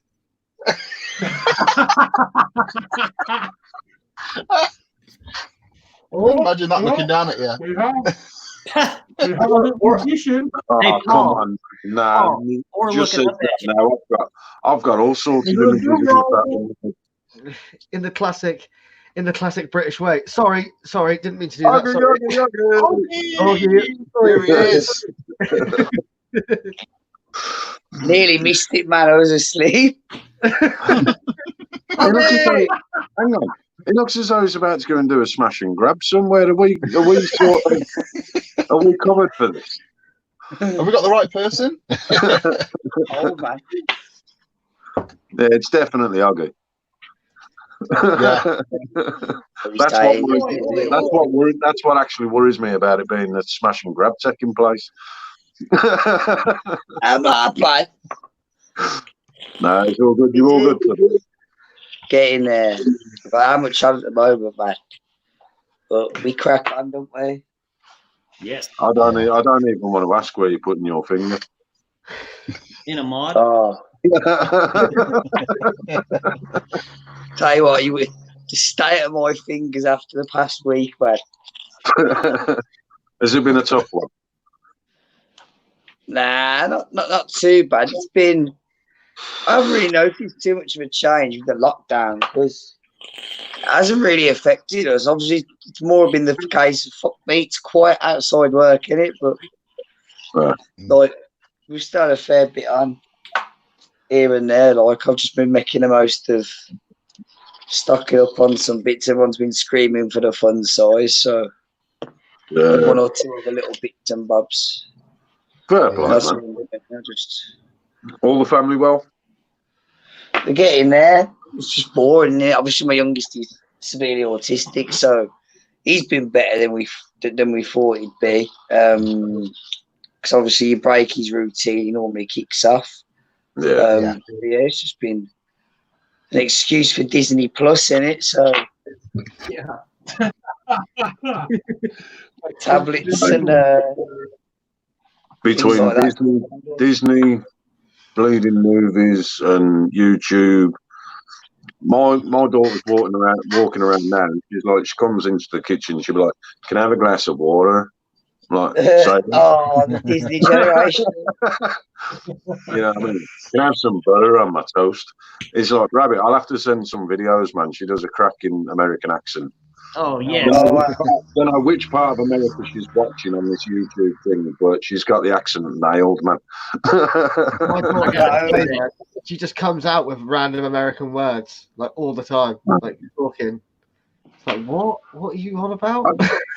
I said, mine today, right? I mean, it's tipping down with rain. She's running around the back garden with a water pistol. I'm like, we're not playing with water today. She went, "Gee, you just leave me alone." I was like, what? She's 4.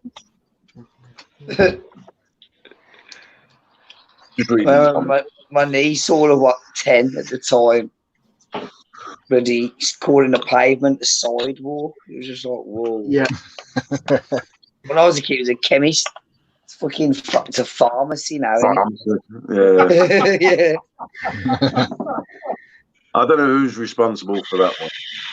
We can't lay the blame at America's door for that. So. Literally Disney. It has been Disney Plus like every day. Best $5.99 a month you could spend. Yeah, I made the mistake of showing my daughter the original Mary Poppins about 3 weeks ago, and now we own a Mary Poppins dress. All sorts of shit. Like, Jesus Christ, why did I do that? Mine comes down every day dressed as either Belle or Ariel or somebody else. And I'll be like, no, morning, I'm Jasmine. What do you mean you're Jasmine? And it's like, You can refer to me as Jasmine. While she's got the costumes on, she don't answer to anybody to any other name bar for the character she's in. Yep. Yeah. Right. No, so anyway, that's enough about us then. Come on, Augie. What's all good with yourself then? What we got in the pipelines? I've got some. I have got something. I'm always playing about with something. So I've got some new things that I'm working on at the moment. That'll be good. It's always accessory or something with a nice pattern on. But yeah, I'd say this year I've probably been took up doing a couple of other companies' hardware. So yeah, we haven't really had much time for Morningstar stuff. But yeah, I'd say the past couple of weeks I've sort of jumped back in. We had some new fun sizes, the Series 2 fun sizes. A lot of people have been waiting for these. I've been screamed at for these. So I've literally started taking off the machine yesterday. All the brass is done. The stainless steel is due to be done. But yeah, they're just. Judging by how tired you look, man. Judging by how tired you look as though you put some hours in this week. Oh yeah, I mean, it's not just done this stuff. Obviously, I help the suppliers out. The other stuff as well. We get or I'm took up machining some Bob's hardware. So I've done some this week. I've been mainly doing just tying bits up for one or two other customers, and then like I've just sat here of deburring, taking the edge off. So I've just that R button sort of drops in. So classy. Yeah, it is literally just a case of like putting stuff together now. I think I'm just waiting on some stickers because I'm running low on stickers. I've got like 2 sheets of them left. But look, everything's done in house here, so I don't think it's affected us as much as it's affected one or two others. But I suppose every side's got its perks. Somebody's loving that tube that you just put up. Oh, the fun! I've had no end of sleep for now. So anything I've tried to squeeze, and everybody's just wanted fun sizes. So yeah, we've done a few. Show it off, man. Ooh, I like that. Ones. Yeah, it's gonna be hard to see some of the nerd and the patterns, but there is like another. Yeah. Can we flip it? We can flip it, can't we? Yeah. So, where is it? Whoa. Is it going to zoom? It'll focus.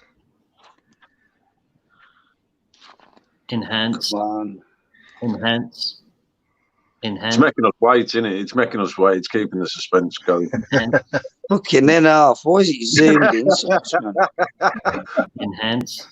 I feel like I'm holding it like a mile away from it. I've heard these rumours about, you used to hold it. I don't think it's meant for that, so yeah, I'll have to. That's awesome, man.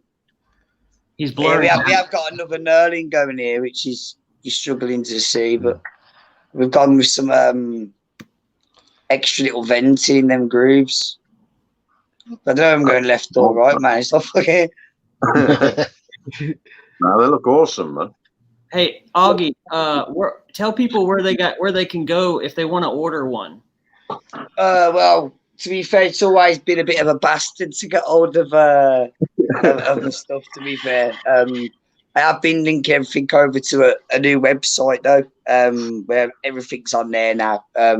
Selling some other good UK stuff, but everything's on the establishment now, or the est.co.uk. So been slowly putting stock on there because obviously Morningstar Manufacturing is more of a, oh, I'm going down routes. So I want to be making other stuff now. I want to bring as much metal manufacturing back to the UK as I can. So I'm sure we can. Man. Well, yeah, why not?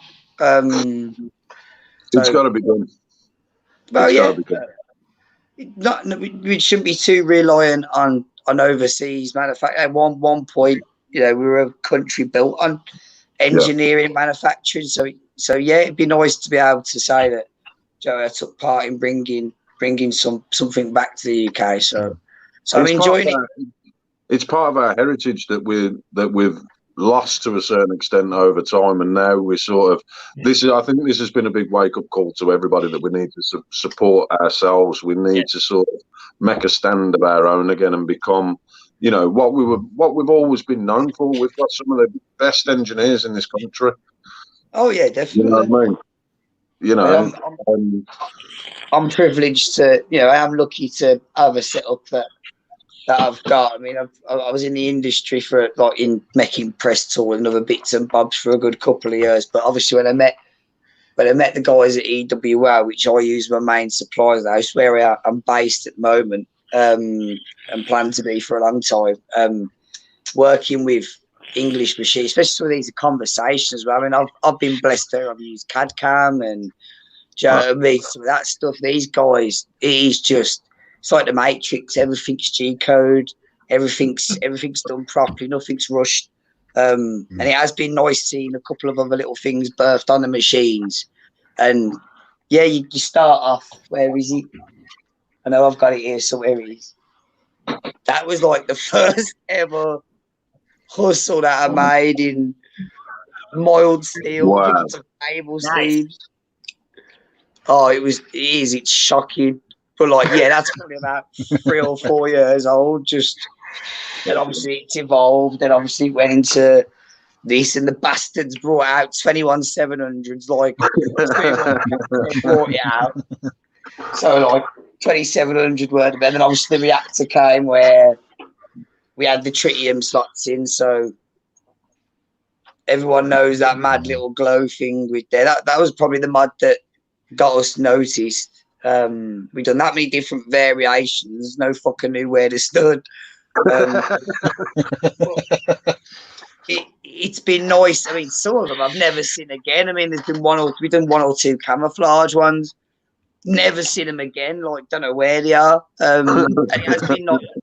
It's a bastard when you want one yourself, and you sell one at Expo, and you think, yeah, I'll get another one, and turn to Dan at the time, who was my team captain, thinking, yeah, I'll get another one. And it took me 3 months. Took me 3 months, and in the end, one of my own team members managed to find one, and the fuckers kept hold. They already had one. They kept hold of it to make sure that if I make anything, I'll do a trade or it'll help them out. And literally, I never remember having vape mail and being buzzing, and it was just something that made me fucking self. I just couldn't go. Stainless steel groove ones. I've known your team try get this off me to give you. Yeah, that's it. Could not get hold of one at all. I've done some stainless steel grooves as well. That's nice, man. That's beautiful. They sit on everything they do. They're all right. And then the other one we've done is like a Ripley groove. I mean, yeah, that's a bit like the one I've got, isn't it? Yeah, we done. I think that was the one groove we done. It's going to be hard for you to see the difference because I'm being filmed on a fucking potato, but yeah, you ain't going to see the difference. But we've gone. Whereas that was like a straight groove, like on the reactors, we've gone for like a radial fucker. So I'm trying to make as many different ones of these, but then I'm trying not to try and do the same thing twice because then keeps it custom. So like I've managed to do like I've always said I've wanted to do it because I haven't done it for ages, and we are going to do some stainless, but I've just done a couple of aluminium fuckers just for the sake of it. But then obviously some of you've probably seen the the fun times that we've done where we've had some sleeve now as well. So obviously, if you put the early one on, Nice. ideally you could just fucking. But I wouldn't advise it to any fucker. Yeah, disclaimer alert. Don't be like Oggy. Oggy hasn't got a fucking clue. But it looks cool. Obviously, these will work with the good thing with the fun time I like because everyone was screaming at me for a stacked reactor for ages. I just didn't get around to doing it, but if you have to use 2 of these to make a stacked reactor.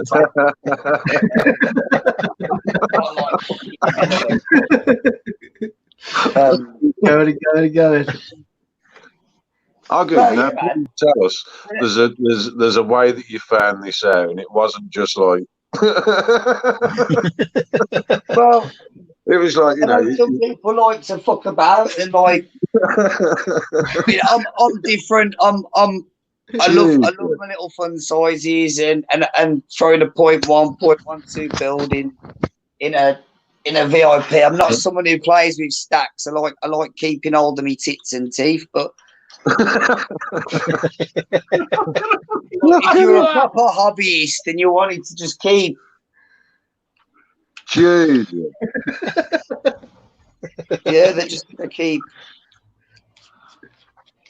It's like you've seen these 007 movies where they open the case and they're just putting these bits together and it turns into like one massive lethal weapon.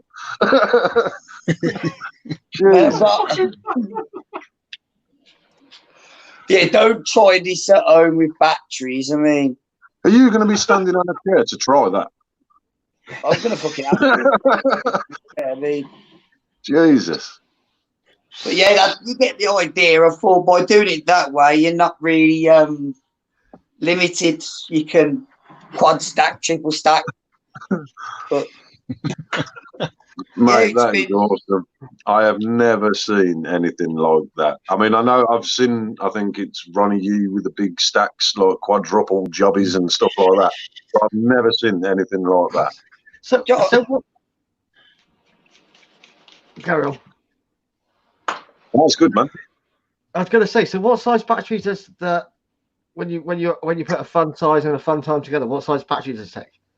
2700 then, so it'll go from like an 18650, 2350 to 2700. If you've got an adapter, obviously, in an 18650, then it'll be 18650. But then I'm doing a couple of other accessories with the fun size, including the fun side, which will literally just be one of these.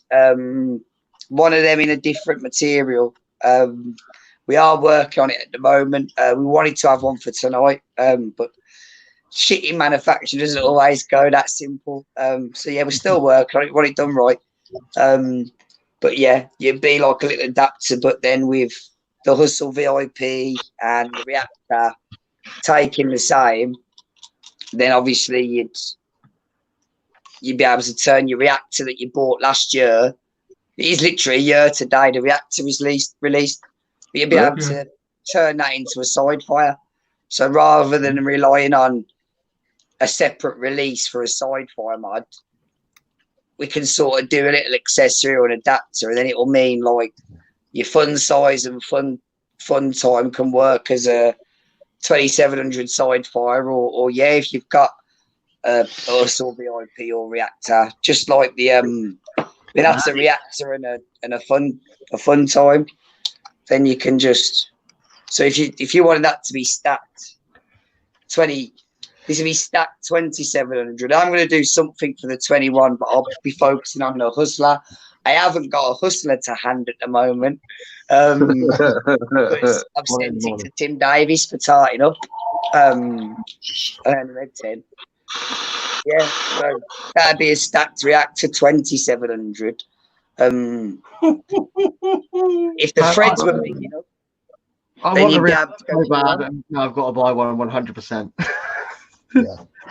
I know it sounds bad. You know, I never thought it'd get to the stage with reactors, especially because I know a little taste for the OG hustles came, but fucking good luck. Like I think I know Evolution had a couple. I said I was making 300. I think the first batch was 150.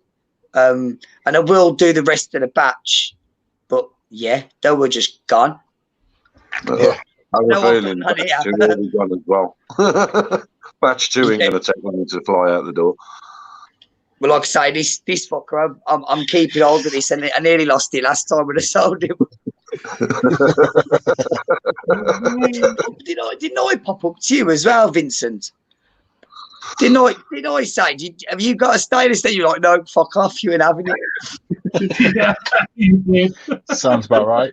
You would actually need to part with something. No, well, I tried. It's easier to part the Red Sea.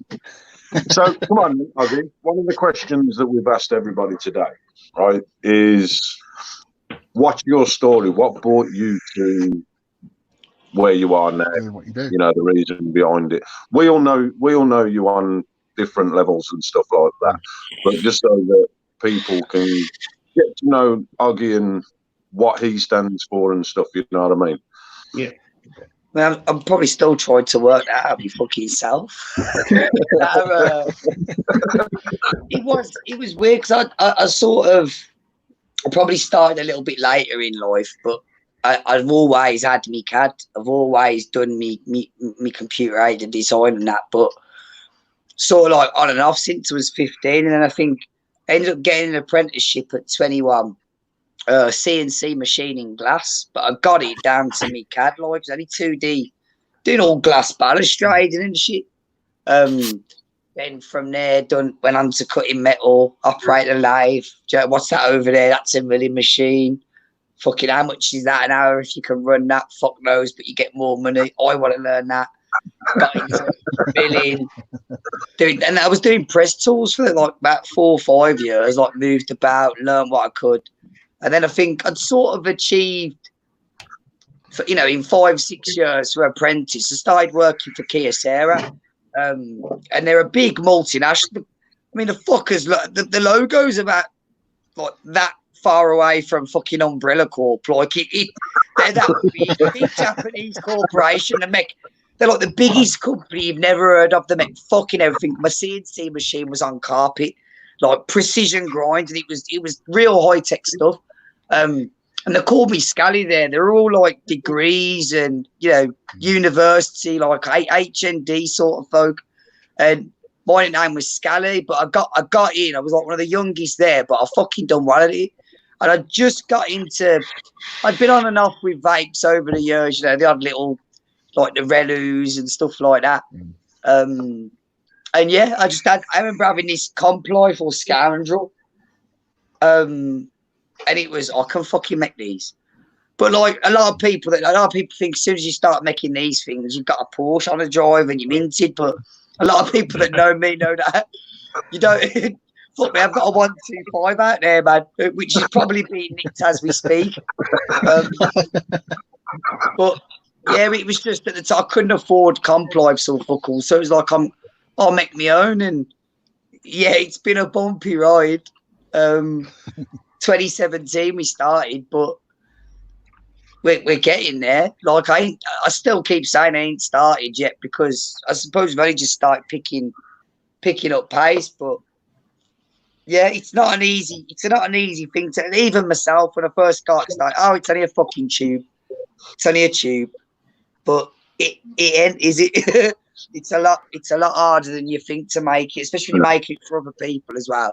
A lot of you guys, and me myself, you put a lot of time into polishing them and keeping them nice. And yeah, mate, I don't even buy half of mine. Like I say, that's how I started. I couldn't afford fucking 350, 400 quid on a Comp Life, but I appreciated the machine that went into it.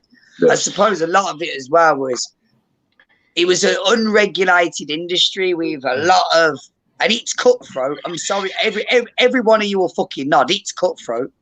It is evil, and yeah, sort of thought like I ain't got no chance. I'm too nice for this sort of guy, and it was rather than sort of come out all guns blazing, all singing, all dancing. We sort of it's all there on Instagram, like from literally I've fucking put it down now. It's disappeared. The goblins have run off. Like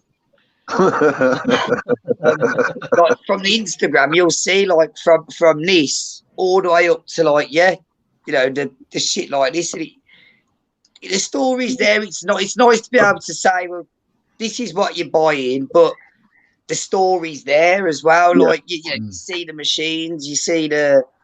Do you know what I mean? The state of my fucking hands on a live when I'm trying to show something new. There's probably more bits missing than there is fucking there, but it's been enjoyable. It really has. And then a lot of people, I like to think, a lot of people look at stuff now and they want a bit more. I'm not saying my stuff's perfect or I'm a fucking god, because I ain't, and we all make mistakes. But yeah, I'm liking. I'm starting to got people aren't straight away thinking off the bat, oh yeah, you get that made in China, or yeah, you get that made over there. People are starting to warm more to, you know what, I can have it UK made, and if I'm paying that money, I should have it UK made. And the response has been nice as well. Seeing a lot of other UK brands doing well. I mean, Murder Mods as well. Them boys in Wales. It was like seeing myself when I first started all these ideas, and like I say, going down the London Olympia, we're going places now. Even Amsterdam with James Drawbridge to a fucking vape meet, but we were in Rotterdam one night only. But it was a good night, and I thought, I remember waking up in the morning with a tattoo. It was like, yeah, I want to do this now. I want to. I don't just want to slap a global sticker on Morningstar and then start moving manufacturing abroad, but I want to keep the manufacturing here, but I want to start taking Morningstar abroad. And I think that's clear to see. I mean, every time I've seen you, you are the sort of person that you have, I don't know how to say it, you have sort of a character about you, a fun character and everything, and that's always been the same. That's never changed. Any time I've seen you or spoke to you, you've always got that presence about you. And, I mean, that's it. From that, you can see you're in this for the fun. You're in this to, it's like your creative side. You know what I mean? You are bringing that across and stuff. And it's nice to see that, you know what I mean? You want to share things out there with people and stuff. So, like I've said to others, testament to you, man. You know what I mean? It's one of them. Definitely getting to a point where to see the look on someone's face, whether even if I've just knocked something up in 3D for them, or I've sort of found my little industry now. And you do press tools, and I've done everything I've done for the past like 6-7 years before Morningstar. Like it's always been press tooling and cams, dies, and some stuff. I mean, I done door panel surrounds for Bowers and Wilkins, just for the speakers in the fucking door panels. And I know Bowers and Wilkins. Yeah, man, and to be able to look at the job and go, fucking hell, like, yeah, there it is in the BMW or the Porsche or whatever. And man, believe it or not, Bentley, alloy wheels are a fucking optional extra. Like, I've done a tool that makes a wheel trim, a fucking wheel trim for a Bentley. And it was interesting work every now and then when stuff come through like that, but it weren't enough for me. Now to be able to sit in the chair, and when I was an apprentice working for other companies, and you just do boring general shit, like, to be able to do it with a tube, but all my knowledge from that concentrated in little bits and bobs, but then I forget to throw the designs on the side, and to see someone get it in their hand after, like, if it's whether it's one of my mechs or whether it's someone that's come to me to have their machining done, it makes it worth it then. Here's a question for you, because obviously you can see you're really passionate about the creative side and everything else. Do you ever find yourself having to rein that in when you're getting into designing? Oh fucking hell, yeah. I mean, oh, I'm terrible. I mean, we have a joke at EWL because obviously, like, one of the blokes that owns my supplies, he's like a fucking dad to me. But I don't know. I've caused him some shit sometimes, but fuck me, don't know. He keeps me reeled in, man. Like, he knows the amount of times I'll be talking to him, and I'll have a drawing. I'll be like, "There's this and there's I want to do this and this," and he'll be like, "Okay, then we'll sort this." So then next thing you know, I'm talking about something else, or I've had a next idea, or have you seen this? And he's like, "Fucking hell, like stick with one thing." So I'm terrible. I seem to want to go 10 directions all at the same time, and it's a strength but a weakness at the same time, I suppose. You won't change, Joggy. You was like that from day one, mate. Yeah. I think I've got out. I spent a year thinking I would, but now I ain't going to change. Even Paul at EWL tells me that now you'll never change. It's just trying to channel it right. Never change, man. It's, you know, this industry needs characters like yourself that, you know, you bring a whole new, fresh sort of presence to it. You know what I mean? It's something that's badly needed at the minute. So, you know, it's really nice to see. I love it. You know, I mean, you've never been, like I say, you've never been any different any time I've seen you. You've always been on another level. It's awesome, man. No, I mean, do something really quick as well. I need to just do some. Hi, Mom. That's you know. I feel bad. I've sort of been out of touch with the community as well, because I know without having the expos, like everybody knows Saturday Expo, Oggy's fucked. If you can find him, I was trying to not go there. I think a lot of people at first would be like, "You little," but and then I think a lot of people realise that, you know what, this kid grabs all year out. And Friday I'm there, Sunday I'm there just about, but Saturday, yeah, that's me solace, and it's nice to have a laugh with everyone. And it is weird to be sort of. I mean, I've always been a little twat. I still am. But I think sometimes people, when you go to expos and that, it's an escape to it's good to be able to chill and not be stressed or, do you know what I mean, stuck to a machine or a polishing wheel, or like I say, nothing beat London Olympia and seeing the Welsh boys, Stewie and Matt, they did so fucking well as well. You know, bear in mind they've had lockdown to deal with, new release, a watered down. I didn't think it was watered down at all. I know that they did well with a lot of cancellations. I thought it was a wicked venue. I did, but any that went to London Olympia, it was because it was the first show there as well. They smashed it, and I'm starting to find my little calling, not just in the vape industry, but in my own sort of career as well. It's still a learning curve. Still a learning curve, but yeah. No, fair play to you, man. You know, it's like I say, it is a massive, refreshing change, and one that's most welcome. And it's, you know, awesome to see. Well, I know there's a fair few other like, you know, when I first started in 2017, I think there weren't many of us. There might have been one or two, and then I know Mr. Hodge came up with Apex a couple of months later, and it's been steady, but I'd say it's only been it has been probably 2020 or back end of 2019 that, you know, America's watching, do you know what I mean, Europe's watching, and it's good to see the hard work, like, being recognised from other owners as well. Like I say, Lee Hodge, he's kept it consistent, carried it on. Do you know what I mean? Like, we're both very similar in different ways. And then, you have a new brand like Murder Mod, Nameless boys have done well for themselves as well since the back end of last year. And it is just to see the UK. It's putting a name on the map now. I know there's one or two other brands like Cryptic. Do you know what I mean? So, forgive me if I've missed one out. Merle's Mods. I mean, I've had the pleasure of holding one of them in my hand. I've spoke to, you know, if I can help him out as well, I will. The threads on them are phenomenal. Some of the best threads I've worked at, where you have it, and we've always closed. I know for a fact I haven't got to go anywhere near it with one of these. And it's little things like this that I think was missing and that's what the UK's always been known for, British standard, ISO.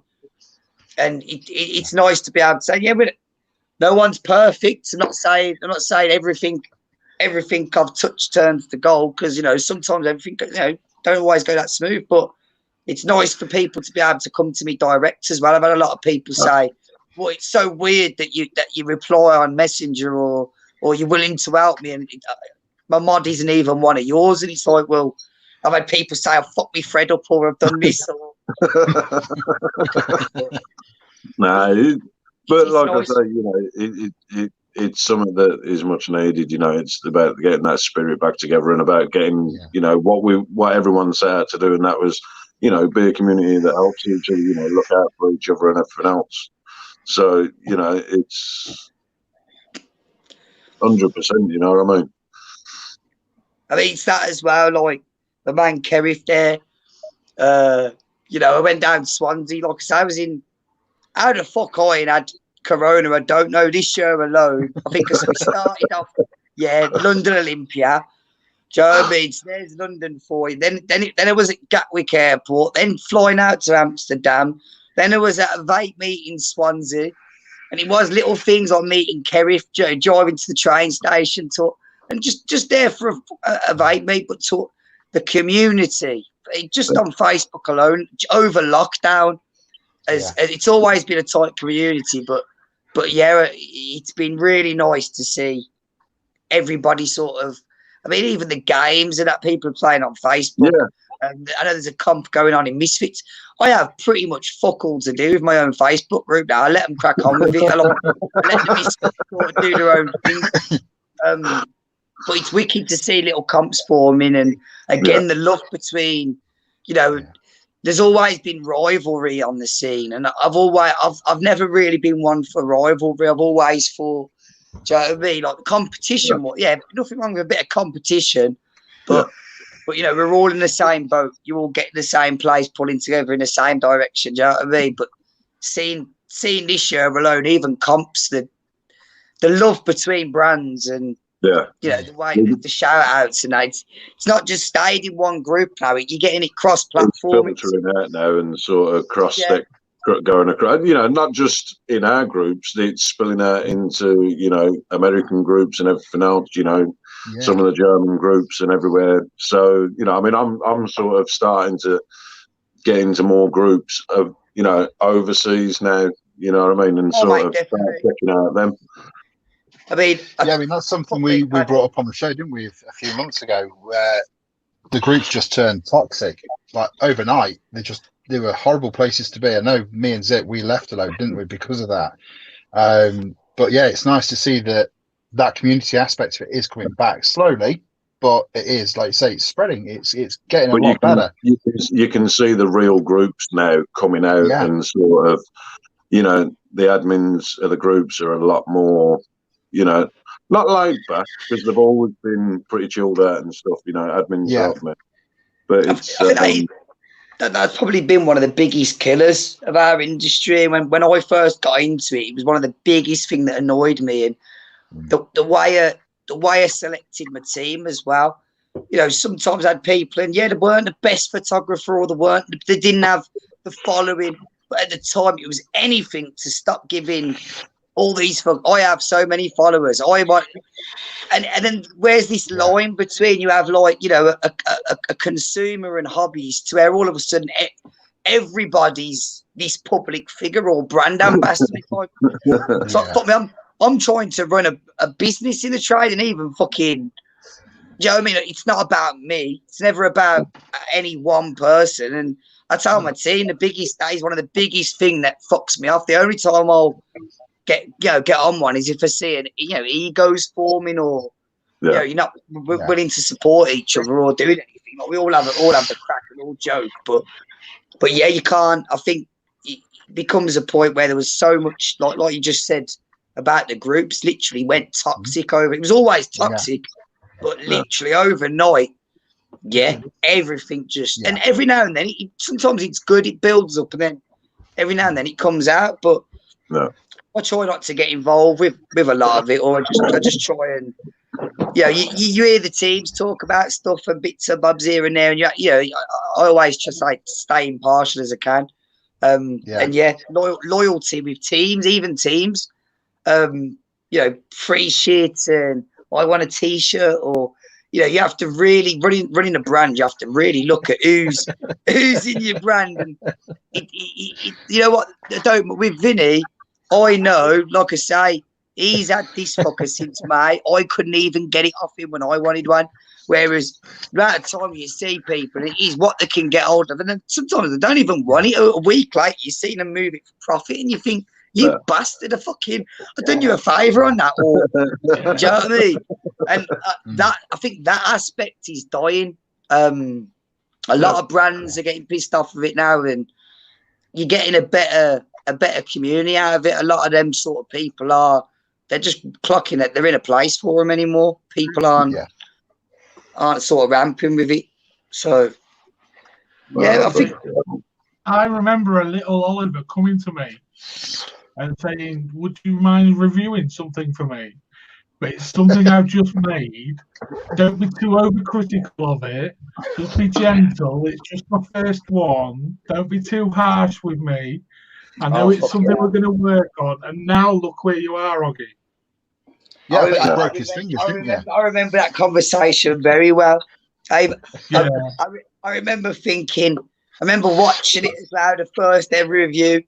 I know you had a bit of trouble with your camera focusing it. I remember thinking, standard Vinny vid.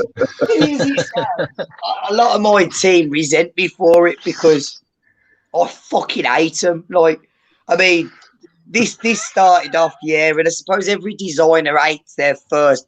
And I think it's no secret that I was rushed with them. I mean, there was a time when I was making these went nowhere near alive. The whole reason they're sleeved is because I was doing that side, drilling on a milling machine, and then I was turning the cunts upside down and fucking doing the top.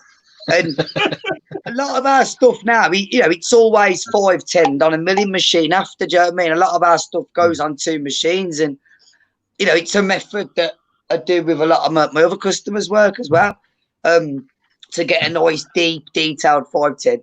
But originally, the first OG hustles, they went nowhere near alive. And I look at people are not fighting over them now or trying to get hold of them. And is your one a first batch one or a second batch? How deep should you drive in? Number 16 from the first batch. Yeah. Let me pick my number as well. Do you remember? And or like the copper, the shit. I don't even think I made 10 copper ones, and even ones that I was like, it's going in the bin. Like, and they've sat there and they've really got it going again. And I don't get wrong, it's my first one. I'll always love it, but obviously, I think you look at the fun size now, especially when you put the have I got ones at hand? I don't think I have because I sent it a load off. Well, I've one here. But with the fun time, especially in brass, in one way, I suppose it is the Hustle V2, if you know what I mean. That's 2700 as well, but just that little extension, I suppose it makes it. Yeah, do you know what I mean? So it is an update. The fun size has become like it is my baby. The Hustle's my baby, but I was never too happy with the OGs. I'll never make any more. But I am looking at. I've done the 30mm Hustler. I've only made 10, and it is a bit of a beast. Yeah, I mean, man like Jimmy D, perfect. Do you know what I mean? Kev Rains, perfect. But they're fucking heavy. I mean, I love mine, but I think I'm discontinuing in 30mm. That's why it's always good to release something in a wave of 10 or a wave of 5 or whatever. But then, I'm discontinuing it, but I'm going back to the VIP, I think. But the way of the Hustler. So there'll probably be the hustle, I'm just going to keep doing forever. It'll always be custom. It'll always work with this or work with that. There'll be threaded ones, side fire ones, the lot. And then, yeah, people keep asking me, will I do a mini reactor? Yes, I fucking will. I promise. I really want to do one myself. And yeah, the kill shot sort of happened itself, because if you look at the new fun sizes, you've got that. It's going to be hard to focus, but you've got that venting off the kill shot now in the other groove, and some stuff's happening whether I want it to or not. but that is machining and manufacturing. I try and keep as much of the, you know what I mean, the non-frilly shit, if you know what I mean, like without tightening anything up. Yeah, the machine might be fucking filthy on the video, or yeah, I'm not exactly a hand model, do you know what I mean? But yeah, just to show that first grubby first one off the machine, it's covered in compound, but there's no bollocks, there's no. You get enough of that. I chat shit enough anyway. You get enough of bollocks with me as it is. So I try and keep the machining and the manufacturing as clinical, and this is what we do. I'll try it this way this time or that way this time. But yeah, I enjoy it. That is the main thing. I don't miss the 3 a.m. video call, Doggy. I will say that though. Oh, fucking hell, yeah. I mean, that's calmed down a little bit more.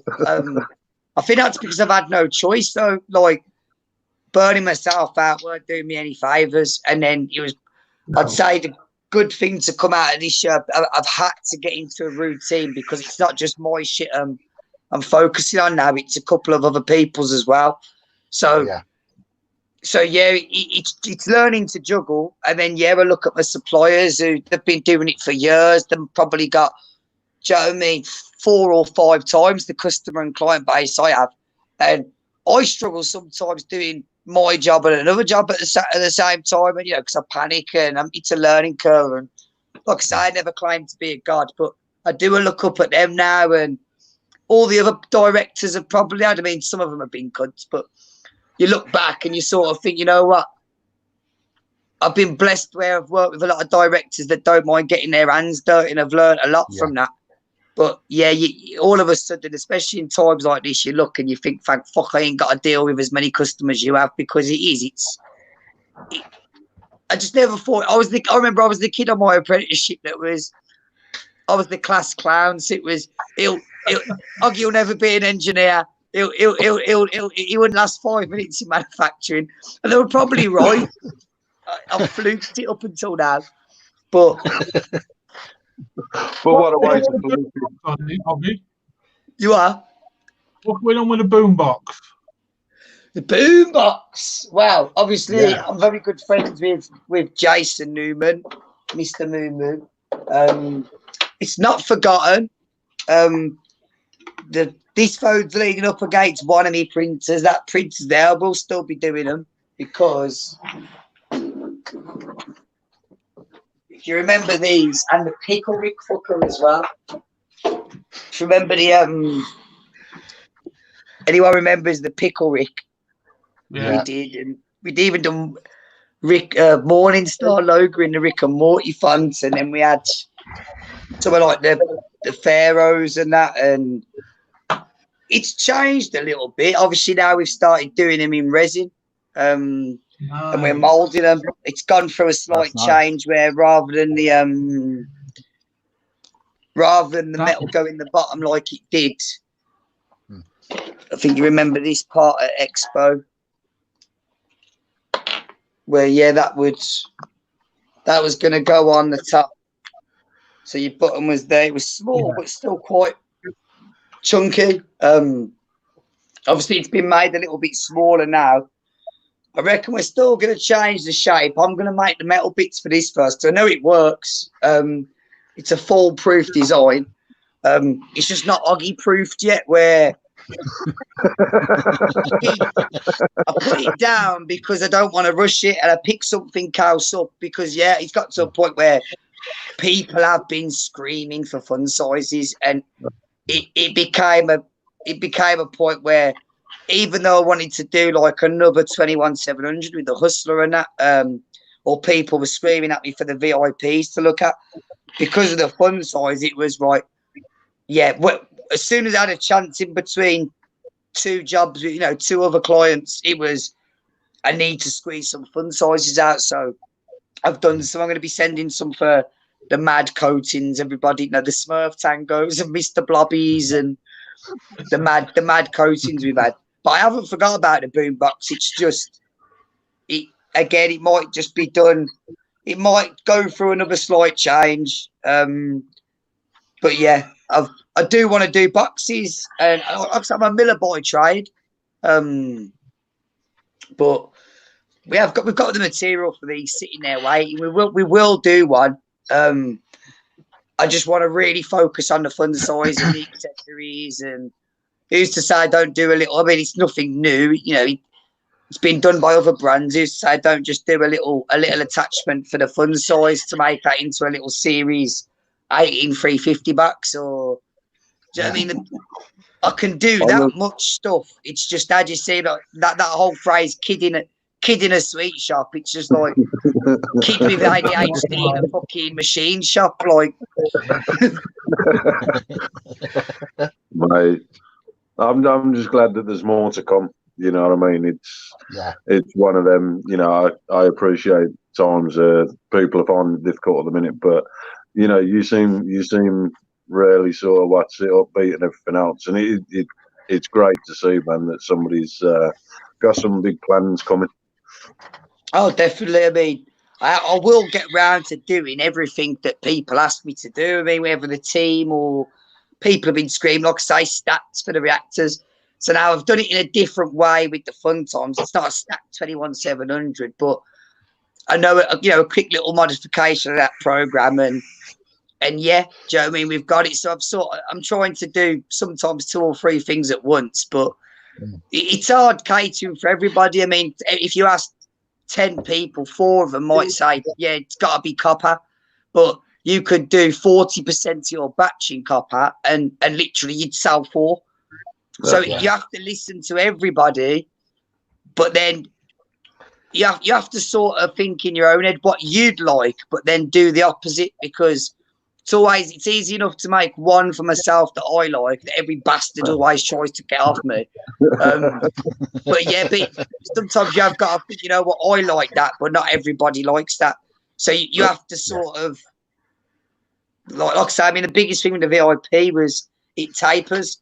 It's something you can't really see on camera, but I think you remember at Expo when I was pissed up in October. Zippy, I know Zippy will. But I kept winding everyone up. That's like Joe, and like, oh no, you got to be matchy, or you got to be. And I kept putting my sleeve like that just to put in people's heads. And I think I will do it. I think I will do it like this as standard, but I think it will come with a 28mm flush kit, just so. You know, I mean, the snowflakes and the OCD fuckers don't end up shitting. You mean me? Yeah. You know what it is? It's got to be sleeved, innit? I love the sleeves. Dude, it pickled my head, man, when you showed it me, and I was like, what? No. I kept saying, it looks so wrong, but feels so right. How's Paddy getting on as well, man? I'll be staying over to watch Paddy in a bit. Paddy's on after me, isn't he? No, it's just you tonight. When's tonight? Paddy on? You're the big clover. Yeah, I think it's Sunday. Yes, he's on Sunday. So Salerdi.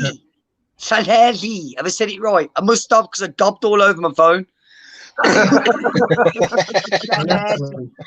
were taking a piss all the weekend in Swansea because I kept trying to say shit and I couldn't. So he was getting like Lanelli, you're like all brummy fucking. You're getting like a brummy twang on everything. But in the end, that's how I clocked. I knew I was saying shit right if I was gobbing everywhere like Daffy Duck. But yeah, I tell you one thing. I never forget that expo. When we launched the React, and I think I'd literally just walk through the door, I'd drop me box. Cause I mean, at that point, even now, like you'll see me at Expo, like I ain't got a van or fuck all. I'll just carry a box bigger than me, like above my fucking head. And I never forget fucking that first weekend when we launched the reactor, and I just walked through the door, dropped on my shit, I get a phone call at like 10 o'clock at night off Paddy of HMM. Hey, Argy, do you want to come to the casino? And I'm like, no, I've literally just walked through the door. He's like, oh, come on, man. Everyone else is. I was like, you do know it's fucking Sunday, don't you, Paddy? He's like, come on, man. I'm like, fucking got it. I'm already in a taxi on the way there. And then, like, everyone was on the, rolling down. Everyone was done with Expo. And here's me on the Sunday. I got all my shit back. I'm fucking there in the casino with Paddy, 2 o'clock in the morning. That's what I've missed the most about this year. This is great. What you've done here, boys, is fucking brilliant. And it's a shame I know there's 6 of us, but it's a shame you don't get to see, like, when you see everybody up in Resorts World, and that's the biggest thing I miss. It's just, normally after 10 o'clock, you catch me in Resorts World, fuck me, you'll rinse me, I'll be pissed up, and I'll be like, yeah, I don't drink. but yeah, I've missed that. Like, some of the best times in the past couple of years have been like, in a casino with fucking Vaping, Jinqueen, Paddy, fucking Joe Fisher at like 3 o'clock in the morning. Like, do you know what I mean? And that's what I've missed the most. I think that's what I'm pining for most now. I'm hoping everything's in active. It's got that bad that I think I'm going to organise an event, a Morning Star event. Nice. Awesome, man. Just to get some, and it'll be my own little twist on it. It'll be said, but I think that's what we want. As soon as it's made me realise with this lockdown, and after the lockdown, I think the community should focus on as many gatherings, and because you don't know what you've got until you can't do it, and I've started to notice it this year now. Facts. Exactly. And, the longer this continues, the worse that feeling's going to be. So, to come out of this with having something planned and everything else, it's been wicked, man. Oh, yeah, definitely. 2020, I think this is just the start as well. The mech market, it's never died, but we had probably like 6 months where it went a bit quiet. And I think that was only because it was changing and evolving, as it always does. I remember when I first started, fuck me, the thinner and smaller it was, the better. Then 25 mil RDAs came out. They fucked all us manufacturers up. Yeah. Everybody wanted bigger then. I do want to do a 26-650 mod. I do, because back then it was, oh no, it's too big. Now, that battery's on par with a 21-700. But it's just short. Mine are charged and ready to go for you when you get one. I love them. Augie, me and Josh need to order us a Morningstar mod soon, so I got to hit you up. 20 milligram. Fun size wise, America. I've got a few boys in America, and I think that's the biggest thing I'd say to one or two other customers. Like, I'd say I've been here since 2017. I know a couple. I know I've spoke to Rabbit before, and we had a little US team, and I'd say the hardest thing making these is a piece of piss. Do you know what I mean? Doing the code. Do you know what I mean? Being like Matrix and that, fucking hell, yeah.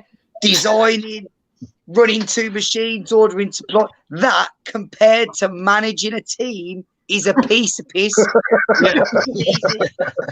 And then to manage a team in the UK and then America, and then everybody wants to help you do it. Everybody wants to be captain or do this, but it's so hard to keep it. And it got to a point where, but now it's sort of, as the UK is stabilising, it's like we're branching out again in America, and it'll be nice to get some stuff over there again. So yeah, hit me up, man. I ain't got nothing in terms of reactors. It's just fun size. But what I tend to make doesn't seem to last fucking long. But I don't make huge batches anyway. But it's getting to the point where I think I will have to start saying, right, you know what? This batch is for America. Do you know what I mean? Otherwise, nothing's ever gonna fucking get there. Yeah. But that's a good sign, Robbie. That's a good sign. Do you know what I mean? Yeah. If you can't keep it in stock. Oh yeah. I mean, I do a lot of my stuff as well. In like I say, I might do. It's like these housings. I've done 30 in brass, but I've only made like 30 odd fun sizes in brass. And then on Monday, I'm hitting the stainless steel. I've done all the stainless steel houses, so I'll do another 30. So yeah, there'll be like 60 fun sizes available. I know we've probably done about 18 in pre-orders alone, and I should start probably increasing my batches, but. Like with the Reactor, 150 was probably quite a big batch. And if I'm doing other stuff for people as well, that's when the more you do, the more chances something getting out that you don't really want it going out. Or a lot of people don't realise that as I'm blessed with my suppliers, but at the same time, like once their job's done, do you know what I mean? All them machine lines, all them, and I say machine lines, most of my stuff I keep raw because polished up, it lasts 5 seconds in my fucking hands. But nothing's rushed off the machine. But even the little attention to details afterwards.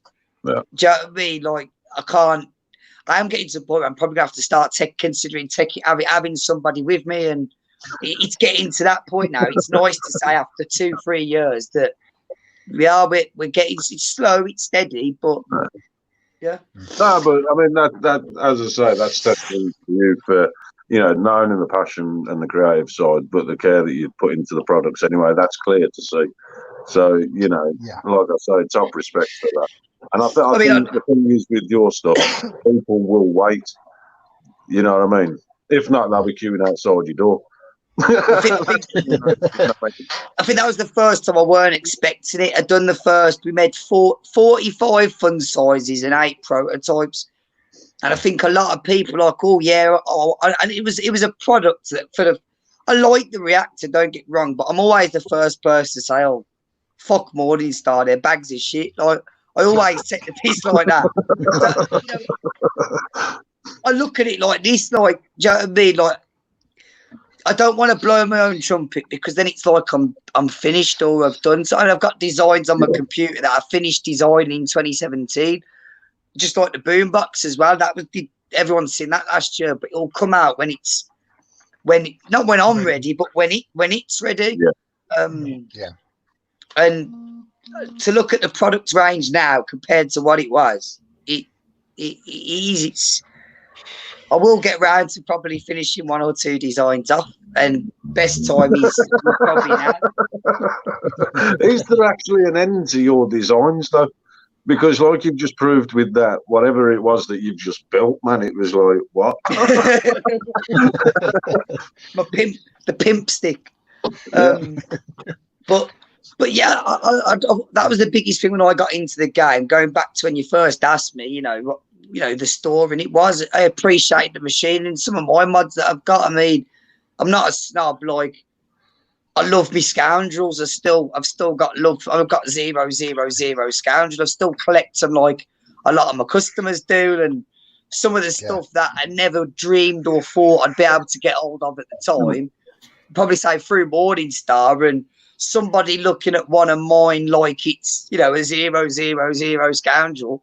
I've ended up being able to accumulate 1 or 2 little gems, and they sit on a shelf. And I appreciate like the machining and the collector. I'm a collector like that, if you know what I mean.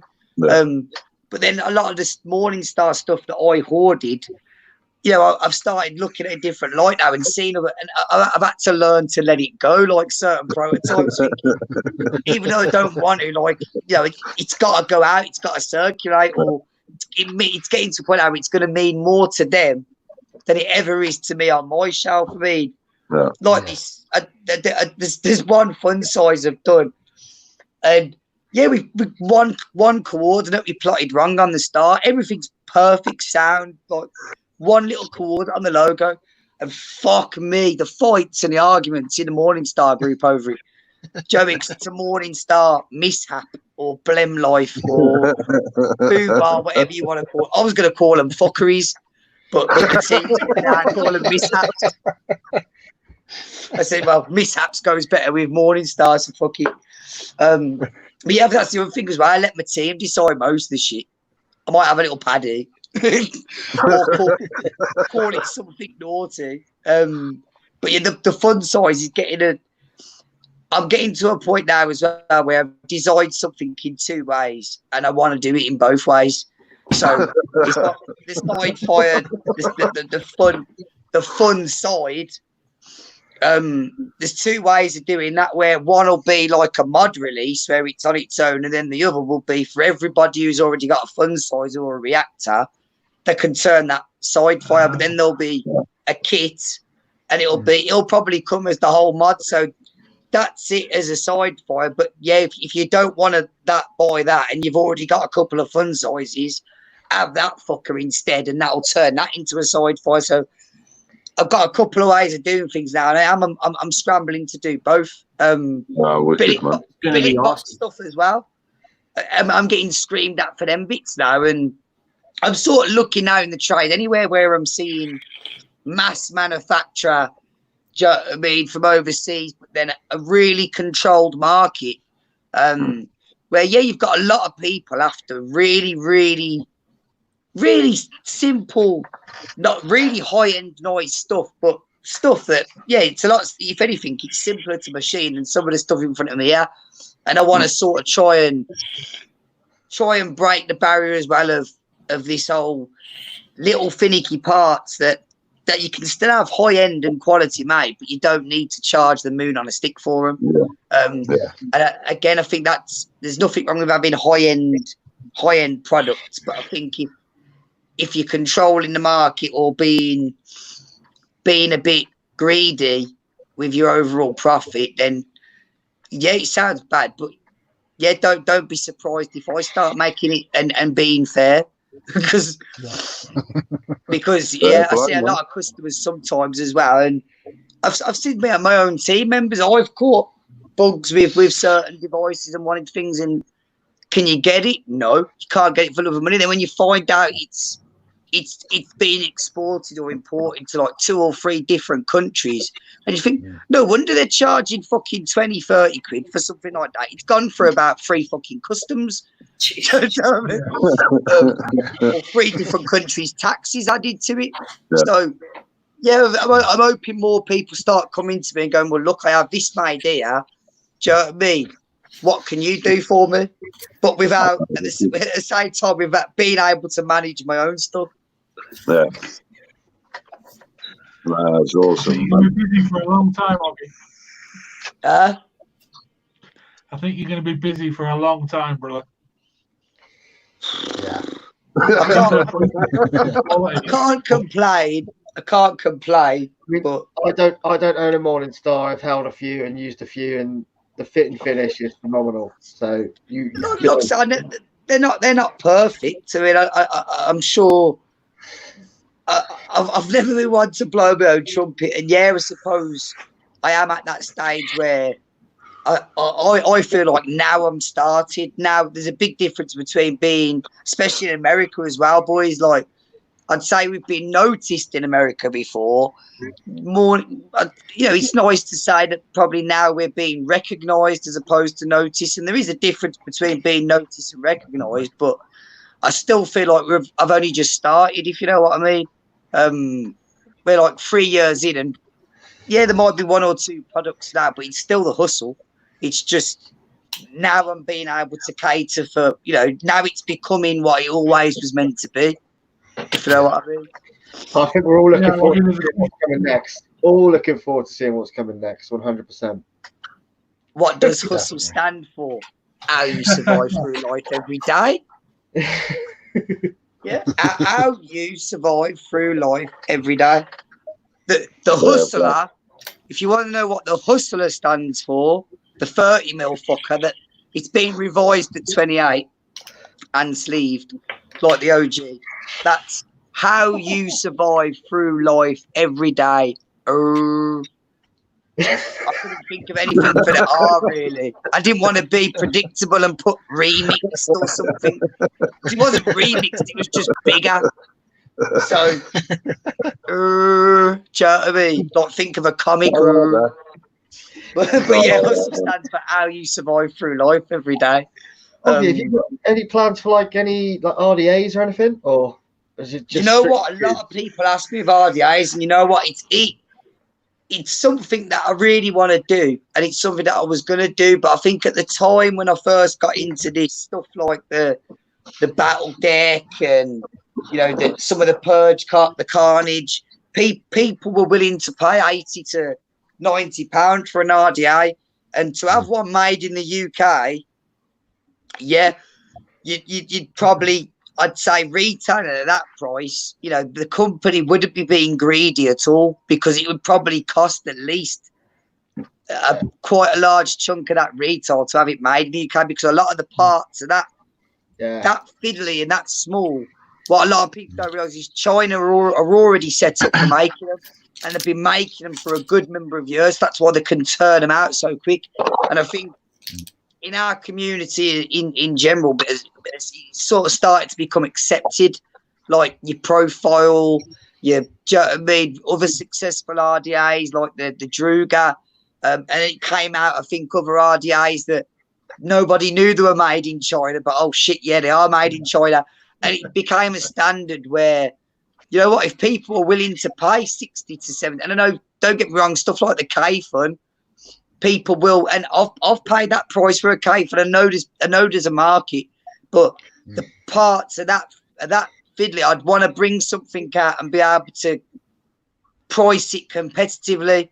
So yeah, if it is 100% fully UK made, it's not going to cost you like 200, 300 quid. Do you know what I mean? I want it to be able to sit there up with the others, hold its own. Yeah, it might be 20 quid more, but there's so much development that will go into it, and the design of it, it'd have to be. I design a lot of my stuff around time on the machine. Nothing's rushed on our machines, but if I could design something in a way where it can come off one machine and be we require little to no hand finishing, or not have to go on another machine, jobs are good, and I can use what I've saved there to make another component. Or that's where you end up with sleeves on mods, because it's like, well, I've done that in one operation, so fuck it, let's sleeve it, and I can make a sleeve as well. So he's looking at everything on a whole. As you can do, as you design something, you're thinking of how it's coming off the machine, but most importantly, how are you going to retail it? I know I could easily make 1,000 of these and probably get them a lot cheaper. And then my profit's going to be a lot more. But if I make 30, I know I'm going to sell 30. I know once I've made 30 of them, I can make 30 of them, or I can make another 20 of them. So sometimes it's not always making as many as you can just to get the prices down, just so you make more of a profit. I mean, it's easy for me to sit here and say, and yeah, I know what some people are saying there. If it's fully UK made, fully UK designed, yeah, I probably should be sitting here with a batch of 500 or a batch of 1,000. But until the market and the high end mech game is, unless it was like, you know what, we ain't paying, if we're going to pay triple figures for a tube, all the prices stayed the same, but then stuff that was manufactured cheaply, the prices on that has either got to come down, and then otherwise you're going to have UK brands that probably are going to have that. We're put in a position where we sort of have to try and charge more, because yeah, if that's made in China and that costs X amount, do you know what I mean? I've had a lot more costs. My hands are fucked. I've had no sleeping pattern. But yeah, that's probably what's took Morningstar longer, rather than come in and go, well, if they're charging 150, I want 300 fucking quid. I haven't. I've sort of come in and gone, well, if they're charging 180, I can charge 180. But a lot more time has been required from myself. A lot more, you know what I mean? When I say I put my blood, sweat, not skin into fucking mod. If you find a piece of skin on your mod, I apologise. Send it back. You're joking, that'll be on eBay. But yeah, it's. I'm hoping people, and I've seen some of the comments today, I know people are appreciating the being UK made and quality over quantity. And I think in this game, I think that's what it all boils down to. But I think you shouldn't. No one should be controlling any market. I think if people ask me to make X amount of these, like I said, I'd only ever make 45 fun sizes a year because of demand. It's looking like I'm probably going to have 70 odd. When they're gone, I might make some more. I might turn around and say, well, you know what, hang on, some people want this, so I'm going to make some of these now. I will go back to it, but I'd rather do that than make flood the market, put numbers on everything. Because then you have, that's something I don't agree with as well. You have people fighting over my one's better than your one because my one's number 10. Whereas, do you know what I mean? I know from a manufacturing perspective, if something's got on 2 machines, it could have 000 written on it all as much. That fucker could have been the last cunt off the last machine. So it might have been the first one made. Do you know what I mean? But it was the last one to go on the millers. All of a sudden, that's number 10. I like keeping everything the same or uniform. Or if we're going to go with custom or special, I'll say, right, I'm only making 10 of these. The first 10 people that come to me that want one, I'll do it like the VIPs. But you know what? What's your fucking name? Because I'll put that on it instead.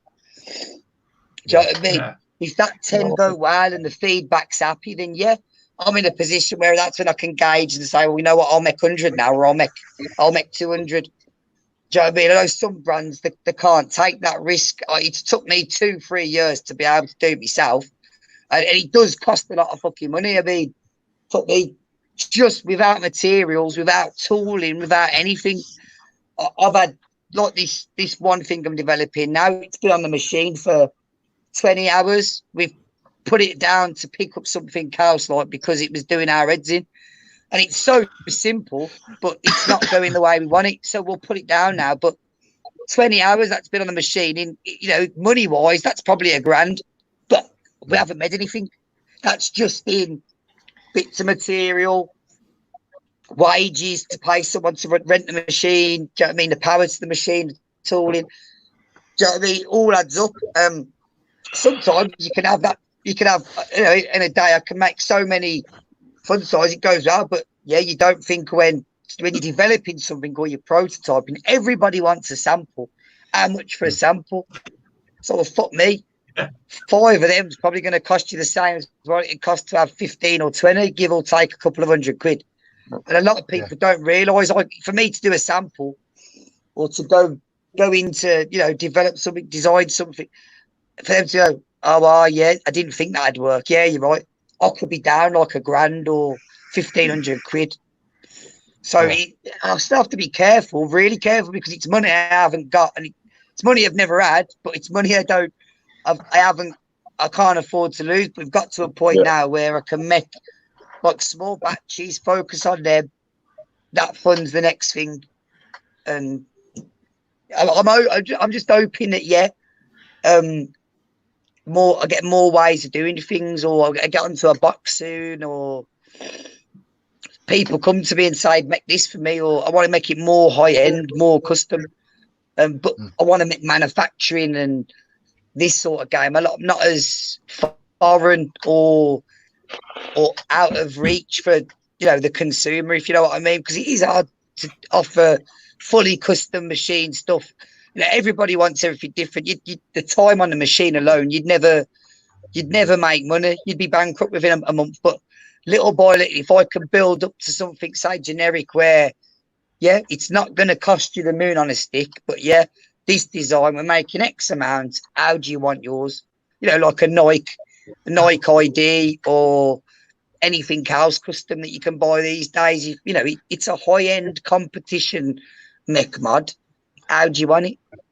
It's not as easy thing to do now, but that's why I try and bring out as many accessories as I can, so it's different for the customer as well. Like no fun size setup seems to be the fucking same. Do you know what I mean? I like to be unique. Dude, I know exactly what you're saying, man. I mean, I like to have different stuff. You know what I mean? Stuff that's not your everyday. I'm a bit of a nutter for bits like that. Well, it's like juice. I mean, I've always said I'd do some juice eventually, and I will do some juice.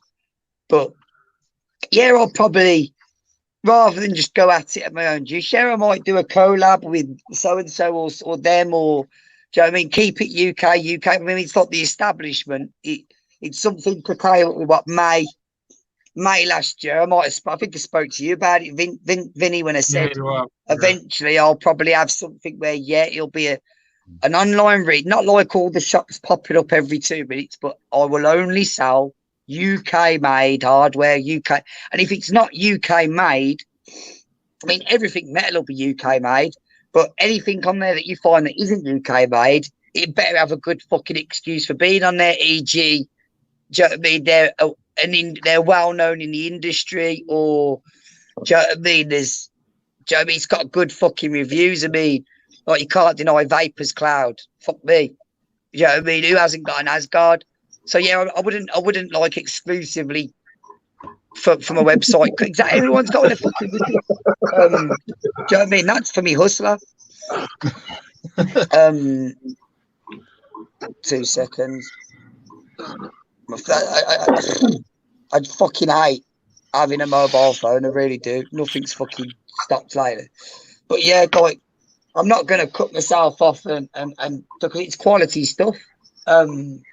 But yeah, I thought it'd be nice to have something where people can go on there and they know that everything on there is either came off our machines here in the UK, or a juice lab up north or down south. Because we've got some. I am proud to say we've got some fucking good shit in the UK. I know there's a lot of shit in the UK it makes it harder to make juice. I know TPD, but it's there to keep us. He's there to keep us safe. Yeah. That's it. I mean, the thing is, I mean, going off that, I mean, if you've got the same sort of passion for it that you and the others have shown, you're gonna accept that, and you're gonna work within that regulation. You know what I mean? There's no reason not to. You know, we've got some of the best things coming out this year, especially. We've seen some really nice stuff coming out, and you know, it's finally getting there. It's becoming available. So you know, I hope that it continues in the way that it's going now. Oh, definitely. I think it's just the start. I do. When I said it a few months back, I was saying to other people, because there's like, you know, UK's about to have its big debut, and it's still a fresh industry. I know it's been around for years, but especially the competition device, like, it's still been a couple of years, but it's still fresh. I think the UK is now, everyone's looking at the UK. It's going to be a big thing. So it is time for a lot of UK brands, manufacturers to sort of pull the socks up, put Bicker in, and do you know what I mean? A lot of it is playground bollocks. Most of it is, or it's, you know, it's opinions over. Even though what people forget what they're even fucking talking about most of the time. It is literally just, the whole point is to be the bigger, you know, look the bigger person on fucking social media. And the regulation in the UK, we are pretty TPD. Yeah, it was a bit of a bastard for people, and it did change things. But then look at all the shit you've had in America, and some of you guys have had to deal with. I think it's not fair to moan about TPD so much when you've got, like I say, these poor bastards in America would do anything to have TPD over what they've got. Do you know what I mean? Yeah, definitely. You know, it's all for the future of vaping at the end of the day, and you know, we've got to keep it real in the respect that, you know, things changed a couple of years ago with CPD. Things will change again. There will be more regulation. There will be more changes, but we can overcome that with the same spirit that everyone's doing today. You know what I mean? Well, it's like I say, it's that the more people fuck about, and you know, the government are watching. Do you know what I mean? All this TPD, there's always that other side, so people haven't realised, and you forget high-end hardware has been moving on Facebook, tax-free. They're not getting a slice. And a lot of, do you know what I mean? You look at some expeditions and you have, do you know what I mean, 17, 18-year-olds working for fuck all for 3 days. I'm not saying it happens everywhere, but it does happen. And if people ain't careful, all that's going to happen is you got Ofgem for gas and electric, you got Ofcom, do you know what I mean? You got Fencer for all, do you know what I mean? You got the fight, do you know what I mean? FCA, Financial Service, FSA. All you're going to find is there'll be a vaping regulator, and you know what? They'll be bastards. I don't fuck all to worry about because I only have to answer to British Standard and ISO. I'm a manufacturer. Now, them if they come in, they might have certain things that I'll have to double check with, but all that's going to change is it's not going to change how I make things. It's just going to change what, you know, certain things that I make might have to be limited or restricted. Do you know what I mean? They could turn around and say, you know what, you ain't fucking making anything for 21,700 anymore. It's a big battery, but it encourages vapors to push lower levels. You know, 18,350, 18,650. That's it. You don't know what the fuckers are going to turn around and say. We might not even never have to worry about that, but you have to be prepared. Do you know what I mean? You have to also look at it and go, you know what, it's good because the people that are taking the piss, they won't be able to. Yeah. Do you know what I mean? And that's what it's all about now, isn't it? It's, you know, as I say, this last couple of weeks has taught us to start looking more within. And, you know, I mean, we've said all day, you know, support local, support those that are going out their way for you. You know, I hope it does continue. I really do hope that, you know, people like yourself, you know, go on to, you know, massive things with it, you know, and all fairness to you. Well, I do my best. Sometimes it's not. You know what I mean? You got to fuck up sometimes to make something. Sometimes you got to fuck up 9 things to make one good thing. So I just fucking piss myself.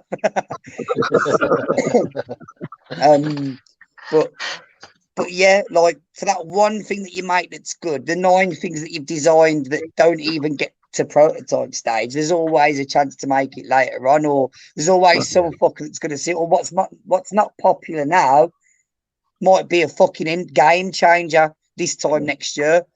Like I say, look at the slam piece. Do you know what I mean? It was a fucking innovation. The Sub-Zero X, that clutch button innovation. Do you know what I mean? All these little things and that. If they were done in, say, 2013, they'd have probably flopped. People, what the fuck is that supposed to be? I don't want a 28mm fucking mod. You mad? Do you know, nowadays, fuck me. Some people look and go, if I made a 24mm mod, people would be, what the fuck are you doing? Whereas back then, if you made anything bigger than 24, do you know what I mean? Like, no. 22, yes. 24, yes. 25, no. Now it is. It's been a race. Who's gonna be the first fuckers to bring out 30mm, 40mm? Yeah. We'll all be walking around with car batteries in our back pockets soon. You watch. Mate, I'm expecting to see people pulling scaffolding bars with an RDA out. I am. The way things are going. One of the American groups I'm in, I see a guy who's got like a scaffold tube filled with 18650s, and he's got one of the Titan RTAs on it, and that's how thick this tube. And he has about 9 18650s in this tube. Jeez. I said one show. What you'll know when I've got to the stage where everything's a bit more organised, I can manage a bit more being a one-man band. Yeah, when it comes to expos, Morning Star or fuck, we'll put on a fucking show because I'll be that mad cunt that'll be like, "Cool, is that a lipo?" No, it's a 12-volt fucking car battery. Do you know what I mean? We'll push it around the fucking NEC on a trolley. And that's what it's about for a manufacturer. When it comes to the biannual shows, do you know what I mean, or triannual by then, you never know. Then that's what I want to be doing, making more of a show about it, making people look and think, you know what, I want to start doing that as a career. Do you know what I mean? Not just for the vapes, but fuck me, I want to get into CNC. I want to get into engineering. Do you know what I mean? And if vape's the gateway for that, then fucking hell, yeah, I mean, it'd be nice. I'd love to. I've always said when I get an apprentice, karma's a cruel fucking mistress, and I am. I'm gonna go out there. I'm probably gonna. It'll probably be the end of Morningstar, but I will go out there and I will look for the most awkwardest, hyperactive, fucking attention deficit disordered little cunt I can find, and it'll be my goal to try and fucking make another me out of that fucker. Mate, that's awesome. Oh, I love you. The world needs more Oggies. But yeah, RDAs, fucking bigger than 30 mil fuckers. It's all coming. It's just, yeah, I want to focus on the product range, help a couple of other people get going in the UK, keep showing the support, keep bringing the love. Do you know what I mean? You see, I know it'd be a thing if I did it. Everybody who hasn't got who has not got a 12 volt car battery in a fucking garage. So imagine if we could make, Joe, we'll get fucking the amp. We'll get fucking Anonymous or someone now on. So yeah, I'll just send him some fucking 3 mil thick wire. It'll just be yeah. Everyone will be taking the things out their clothes pegs. I was going to say, you know, the pictures we've seen with the clothes peg, you know, how many homes can I get out of this? They will actually be a reality by the time it's finished. I know, I need to stop before I get fucking. I'll fucking wake up this time next week and I'll be fucking. It'll be worse. It'll be like fucking Trump with the disinfectant bollocks. Everyone will be fucking. That'll be the headline. He'll be buying a rolling machine for you know, lengths of rebar just to make into coils. That'd be the fucking headlines for the Sun, wouldn't it? 45-foot fucking fun size, flash bang. That is the funniest thing with the fun size, to be fair. It's so diddy and little, but then yeah, you can make them about 6 foot. But I am gonna do. Do you like what I was saying earlier about I want to do things if I think of 1 or 2 ways of doing things, I'm getting to the point now where I'm going to be a bit of a little brat and do them both ways just to see which one's more popular. And then you'll know which one's more popular because one will see a fucking batch 2, the other one won't. but yeah, my other goal for the fun size is obviously that's a fun size in a fun time. Nice. But if I take that off, and then screw another cap on there. Obviously, that's a fun size again. But then I've got this bit here. But then I know already that if I drop a button in there, you know what? I haven't got an 18350 to hang, but I got a 2350. That'll do. I got that. One of them fucking iJoys. Little baby diamond, is it? Little baby. I know these are thick as fuck, so there we go. So obviously, everybody that knows that's already got a fun size.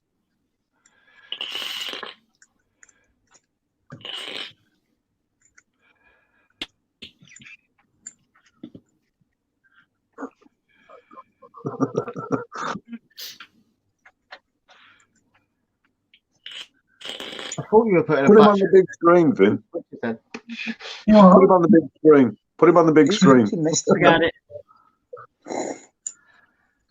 Whoa. Come on then, Oggy, show us what you've done. Well, sit me up then. Where did everyone go?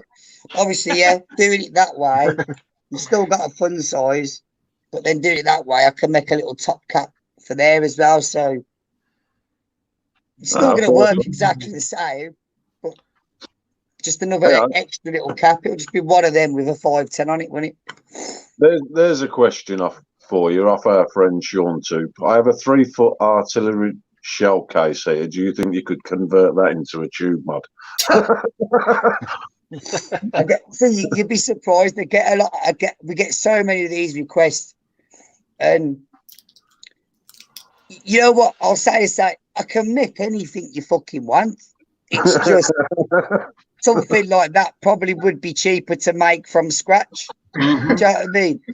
A 3-foot solid thing machine probably. Well, yeah, that'd be very expensive. So yeah, that's when it might be worth looking at your 3-foot shell and thinking, well, what can we make to go inside that? But I know a couple of brands have done like an artillery shell mod, but you'd be surprised how far you can go with a sketch, a piece of paper. We call them, ironically, in the trade, we call them fag packet sketches. So if someone ever comes to me with a drawing that's not, you know, it's not a proper technical drawing, or my job to turn a fag packet sketch, you know, into that, then into 3D, then into metal. But you'd be surprised with this, how there's a million and one ways to do a tube. Sitting there, look at it and think, you know what? If I made something like that, and once you draw it up and that, you'd be surprised. You might have a better selling mod than the fucking fun size and reactor put together there. So, and not just that either, man. Like, have a play. I mean, it doesn't even have to be a 3-foot artillery shell. Rather than me convert it and risk fucking it up, or yeah, even worse, doing a good job and then you end 3 weeks later fucking, do you know what I mean, first man, do you know what I mean, puts himself into orbit. Do you know what I mean, blame Oggy at Morningstar for making this happen. I don't want to see a picture on a fucking satellite with a Morningstar t-shirt and 2 thumbs just sort of veering off like. But yeah, stay safe, but experiment, man. Like, I'm not a god. What I do it is hard to make it, just like you would with anything. Like, I'm always going to see the things that piss me off and always going to want to do it better. But that's just because I'm a stubborn, awkward cunt. But there's nothing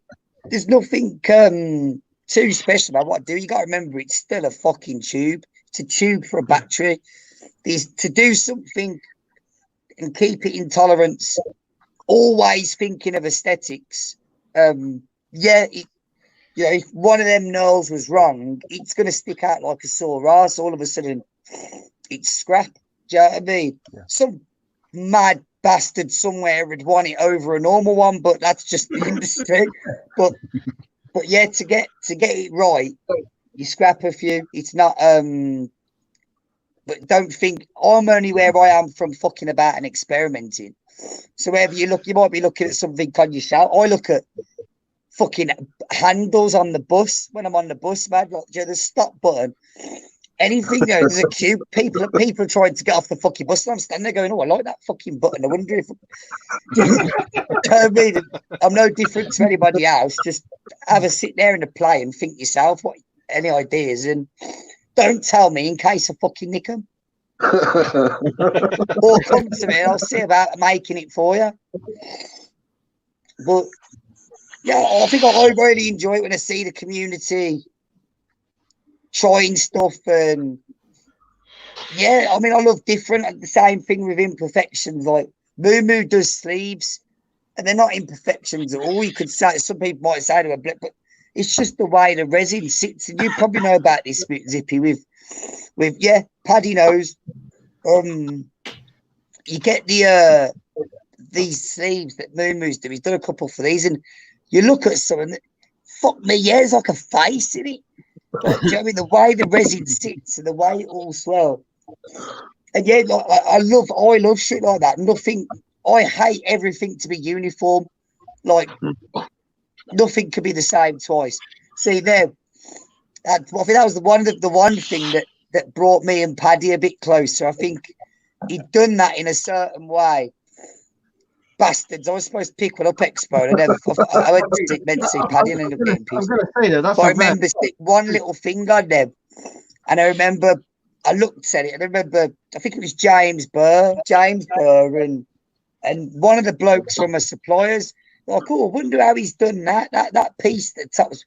And I just sat there and I said, I know how he's done that. He's done. And I remember James Burr was. I think Burr said something to Paddy on the night, and Paddy.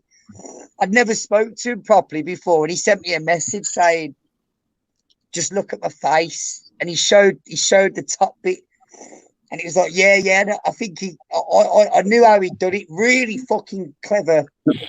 When I was in press tooling, if I dropped a bollock, yeah, that's the technique I'd use to put it right. And in a machinist game, if you ever drop a bollock or put a hole in the wrong place, or you need to move a hole. That's the technique you use to do it, and you're gauged on. It's not how big the fucking bollock is you dropped. It's how quick you put it right, and when you put it right, how close you've got to sprint before you can notice. But that was engineering. That was innovation. And I might have done I've done literally 3 aluminium fun sizes because a couple of the guys on the team and have said, when you fuck the threads up, don't come to me. The way that's the way to do it when you do aluminium. Bang on. I want that aluminium. I love aluminium. Aluminium's. I prefer the weight. I love weight. I love it. Yeah. So yeah, aluminium's not the best for that. But when it comes to cutting shit like nails, and when it comes to, I like the aesthetics of it as well, and it does fucking hit. It's just, it's a bastard to keep clean. It weighs fuck all, and that's a bad point for me. But then you can get it anodized as well. Yeah. But it'd be nice to bring some aluminium back. No one's done anything aluminium for a while, really. I think I'd go as far as saying I think that the rocket probably was the last great aluminium mod. I don't think there's been another for a while before that either. I've not seen one. The only ones I can think of is like AV with the Ables when they've done some limited edition aluminium ones of them. And Complife did the odd alley run, didn't they? Yeah, Rogue as well, I think. Rogue did a few. Yeah, and Rogue. Of my first ever jellyfish, I think, I've done with a Rogue. Aluminium Rogue. But yeah, I will do some stuff with aluminium, but yeah, that's the thing with it. I'd probably go something similar to like the remember the hybrid connection on, say, a Scoundrel. Do you know what I mean?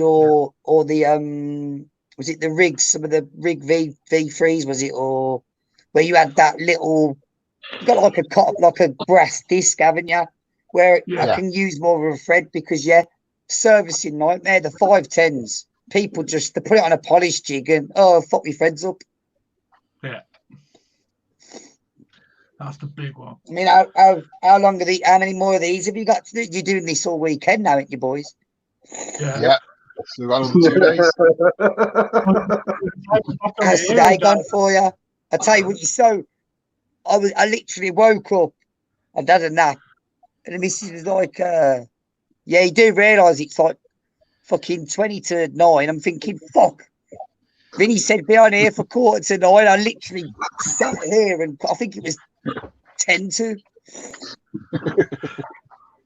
Mate, it's been awesome, man. Everyone that's come on, it's been awesome. Yeah, I mean, it's been really fun. We've all enjoyed it, you know what I mean? It's been a nightmare with the kids. Oh. I had to nip off earlier, man. I had to nip off earlier. That's the only thing with where the expo should have been this it's just weird, like, right now, we'd be fucking, your legs would be fucked. That's the best thing about it. Your legs aren't fucked. Yeah. In the first night, Chinese night. Nah, no, curry. That's curry night, isn't it? Yeah, curry Chinese night. on the Saturday. Fucking hell, I'm hungry now.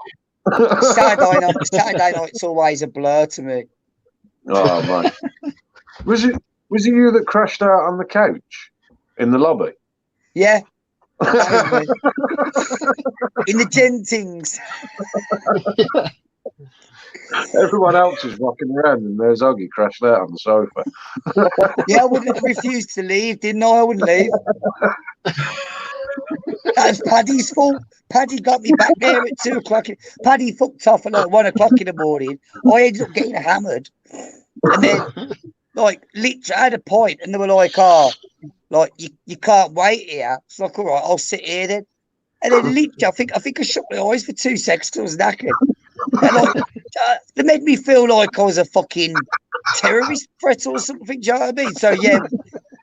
He's got a drink in him, and I'll just start winding you up, and that's something I'm proud of. But yeah, to to get to be sent, considering James Burr and Paddy was already at home, to have like the likes of them sending me pictures on the Monday or the Tuesday of me like asleep in a chair like that. I was like, fucking hell. So a lot of people saw me then, like, yeah. Well, I remember I've only got to have a fucking can like that, and that's like probably half my body weight consumed in alcohol anyway. So it's not my fault. Awesome. Oh, it's I love I've loved every minute today, man. Even when I haven't been on. Yeah. So I've been non-stop. I know tomorrow I'll be here in the morning. And I'll be obviously I've got to watch the boys. I've got to watch the Murder Mod boys are on with you in the morning, aren't I? Yeah. Yes. Yeah, man. So I'll be sitting here watching that while I'm putting bits and bobs together.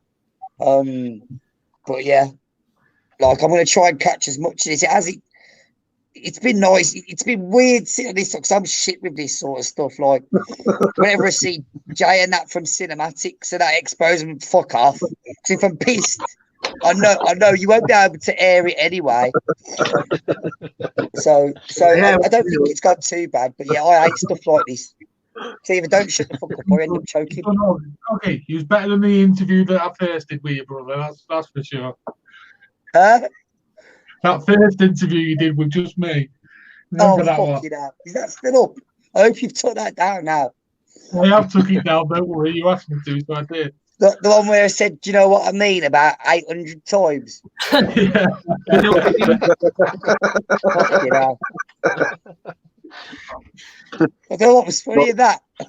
That or being on the main stage. That's the worst. There's Patty. There's There Patty. he is. There's Patty. Patty. Patrick Murphy in the house. Yes, Paddy, we just had about you. That's the worst thing about this expo, man. Not going to casino with Paddy and Nando's. Oh, Nando's. Paul's not had Nando's before. Never had a Nando's. I think I had the first.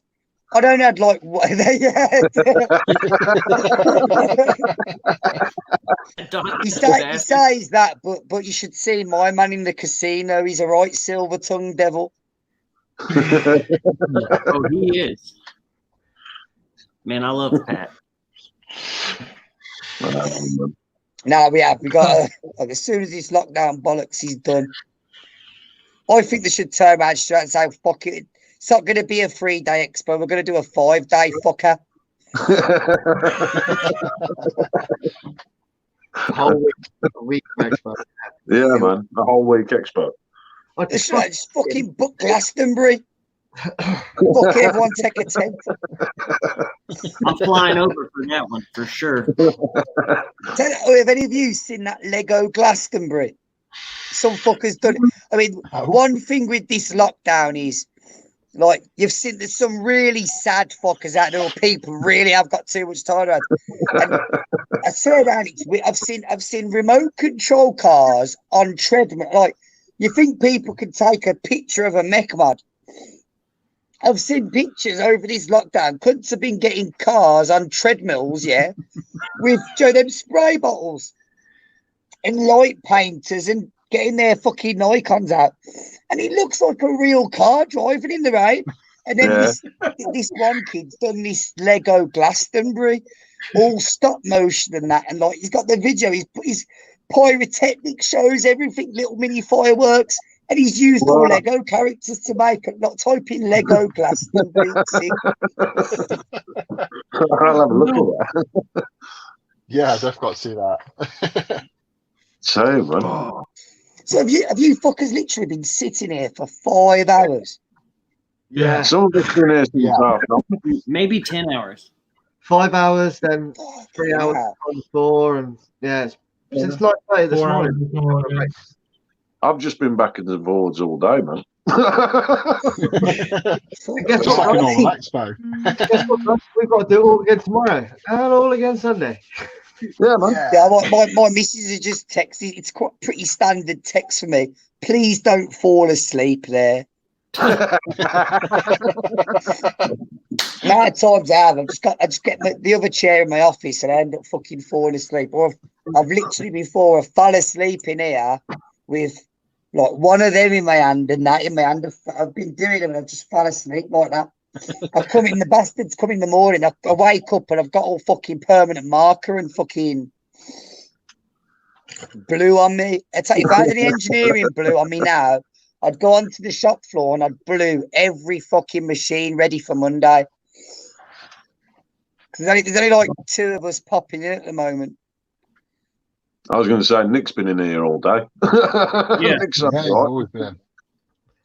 See that Nick said that Nick Bradley. He said you said something else earlier, mate, and it was bang on. One of the best comments I've ever seen come up. Don't fucking ask me for love of the money what it was now. I can't remember. I hope I answered it. But I know he come up with a comment earlier, that same kid that's been in the comments since I bet his arse is fucking up. But yeah, I know he comments on something current, but that is one of the best questions I've ever seen come up in one of these sort of things. We'll have to find out what it was. I can't remember now. But it was good, I know that much. Is Pat still in here? I think he's gone again. Is he gone again? He's done a classic Pat. He was there 1 minute, gone the next. Yeah. Oh, gone. You know what? Even with stuff like that, though, sometimes, I mean, you find it so hard. I've got someone on a video call in here. I'll say 2 seconds. So I'll be called onto the shop floor to pass a part off or check something. Do you know what I mean? 15, 20 minutes later, I come into my office, forget they're there, I sit down to do something, scratch me bollocks, and I get what you're saying. I'll give like, fucking hell.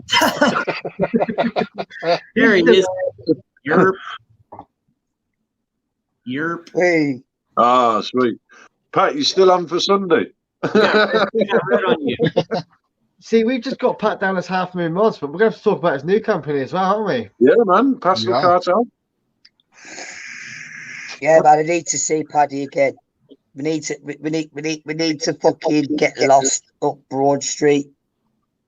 We need to go further this time, Paddy. I'm coming with you fuckers next time. Yeah.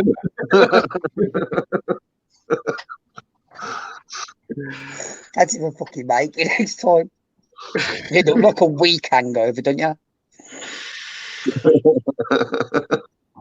But yeah, I want to see some new from Paddy soon. Have you seen the Pastel Cartel? Now, what's that? Is this? Oh, I'm Is it? sure that'll be on. Escobars. That's something that Pat's involved with. I believe it's collab. I hope I'm right on that. New stuff coming out from him. Hardware, juice. He's in the comments. Ask him. Tell him you want to know. Pat, Come what on, is Paddy. it? Tell us, Pat. Come on, I'm curious. Patrick.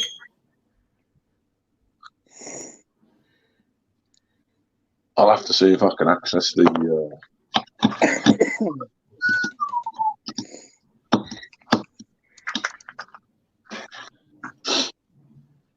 Actually contemplating moving my computer from the office in the week if they extend this fucking lockdown. Oh, Mate, I've got mine and half of my keyboard don't work. I think I was on what I was trying to do. I mean, my latest jobs that I'm doing, I can't really. The fucking better be coming to the UK. You took the words right out of my mouth there, have you? No, look, I've got a lot of respect for Paddy because, yeah, do you know what I mean? Again, half moon machining, similar to my suppliers as well. You know, they deal with bits and bobs, but yeah, he dedicates his own time, and yeah, you end up with more stuff. Yeah, man. Like I say, and make sure you save one of them fucking pockets, man. Them rockets.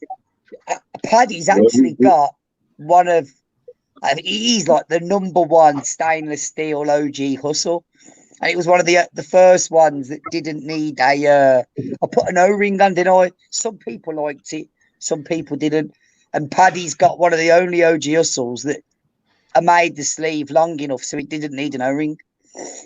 And I gave it Paddy at that expo in May.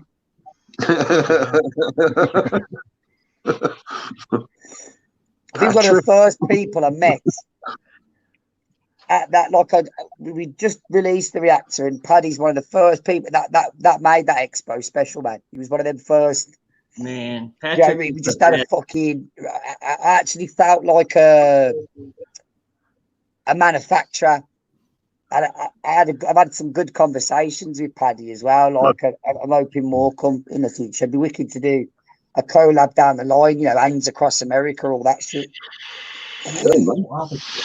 Knowing Pat, he'll be down for that. Oh, fucking hell, yeah. Well, it'll just be you make that bit, I'll make this bit, go. Yeah, but that is the beauty as well when you're in-house, just like I know Paddy's in-house. Do you know what I mean? Or you know enough about manufacturing and engineering where you can confidently source work to another shop in your locality. Do you know what I mean? And say, you know what you're getting before you get it, otherwise you ain't getting it. And I think some brands do struggle with that. They've got more time to offer, you know, the whole package, everything else. But I think that's where brands like mine and Paddy shine because we've got that in-house capability. Because you're the only one. Well, you're not the only one on YouTube, but no, you said something earlier, Nick, or you asked me something to do with the fund size or something. I can't remember what it was now. It was a good fucking question. What does hustle stand for? Was that it? That was it. Yeah. What does hustle stand for? I know it's trivial, but yeah, like a lot of people know because I'll tag it on the Instagram shit, but I don't really use it on Facebook or with a lot of the marketing. Sometimes it's sort of got forgotten over, you know, since the OG hustle. So when I do stuff like the hustle now, the hustle fund size, it's become part of the branding. So like you see, like when someone asked me earlier, what does hustle stand for? It was nice to see that someone's clocked that it actually stands for something. Well, Nick don't miss a trick. Well, I think I try and give each one a tagline as well. Like the reactor was like, go with the glow, and the fun size is just, I'm not, it's not small, it's fun size. You know what I mean? So, but the hustler, fuck those, it's just too fucking big.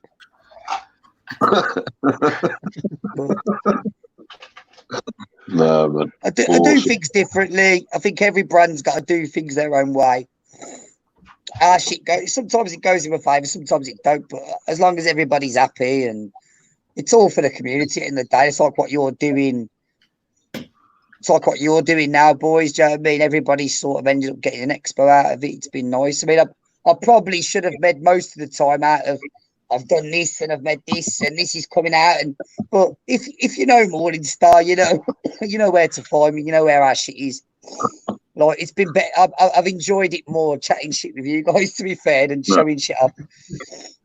And to be fair, that's part of what we wanted to do. I mean, you know, I said earlier, you know, nobody's really come on and sort of, you know, oh, this is my latest line, this, and push the brands. They've all spoke about the community and everything else. And, you know, it's been great to see. We've sort of had to remind someone and say, well, you know, what you got coming? What are you doing? You know what I mean?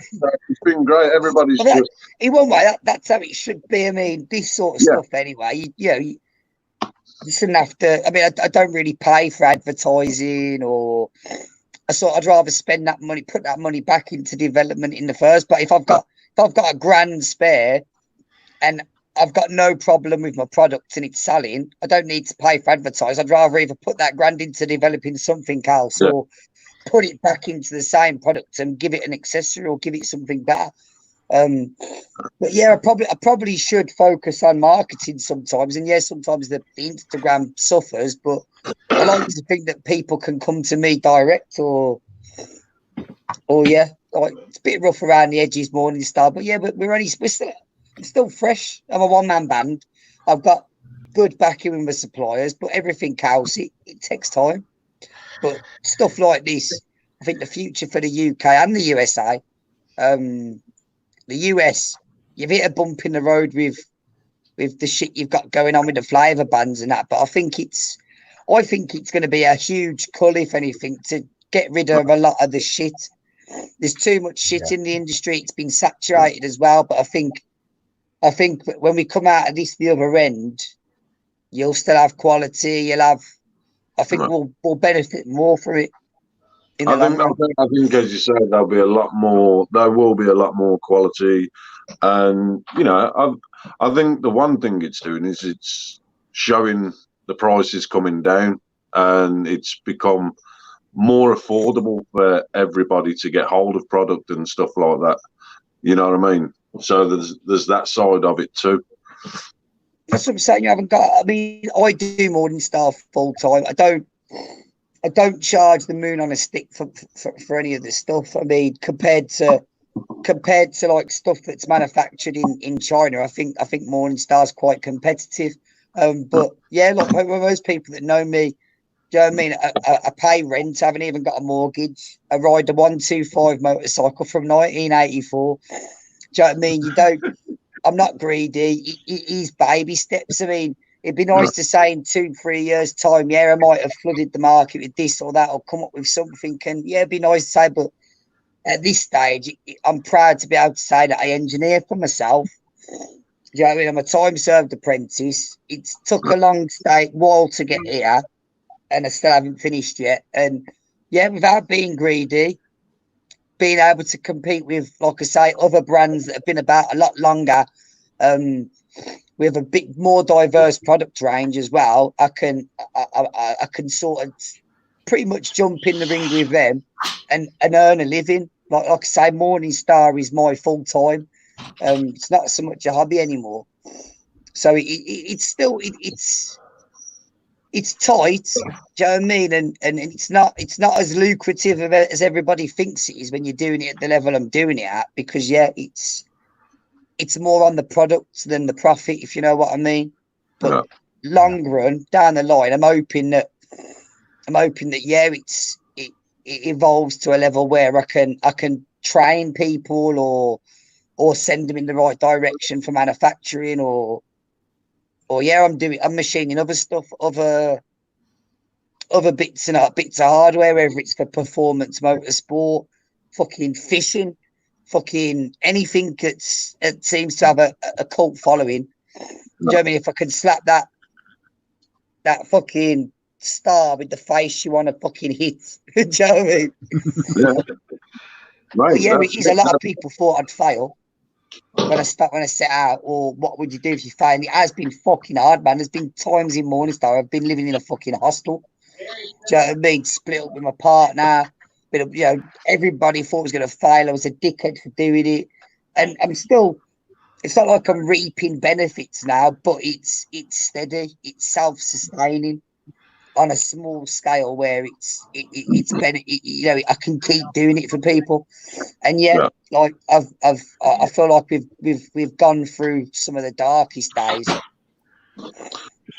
You don't have to answer that question. I mean, I've just put up, but you can if you want to. Yeah, I've manufactured some parts for other companies. Yeah, I mean, it's not my place to sit here and say what parts I've made and who I've made them for. I like to think that my machining and my supplier's skills sort of shine out in what you should be able to tell the difference. I'm hoping that, like, one of my latest customers I've worked on at the moment, the job's nearly pretty much complete. We started it, I'd say, end of February, start of March, and I'd planned to have stuff done in like 14 working days, so practically a month, 4 to 5 weeks, and I'm about 6 to 7 weeks in with this one from data starting. Development, I'll probably say it's been developed since November. It's not a Morning Star product, so I go as far as saying the one I'm working on at the moment to date has been one of the most time-consuming and expensive mods I've ever manufactured. Not so much. I'd say a lot of it's in the way it's been done and the way a lot of time's gone into the detail after it's come off the machines. It's been a learning curve for both myself and the customer. But like I say, it's not my place to say. I know. It was no secret in the end with Nameless last year. I helped Nameless last year. Yeah. There was at first it was quite quiet, but I know that they themselves put me in their team chat, and I think a post was shared on Instagram. And you've only got to look at the pictures. It wasn't shouted from the rooftops, but where it was kept quiet last year at first, it did come out in the end. Like I say, they put me in the team chat. A few people knew about it. Rumours spread.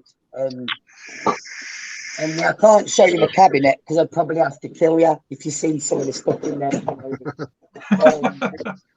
But yeah, that's my unetched V2.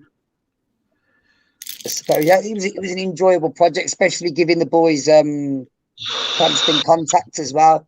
Which, if you've got a Morningstar mod and one of these, you'll probably find your contact discs look quite similar.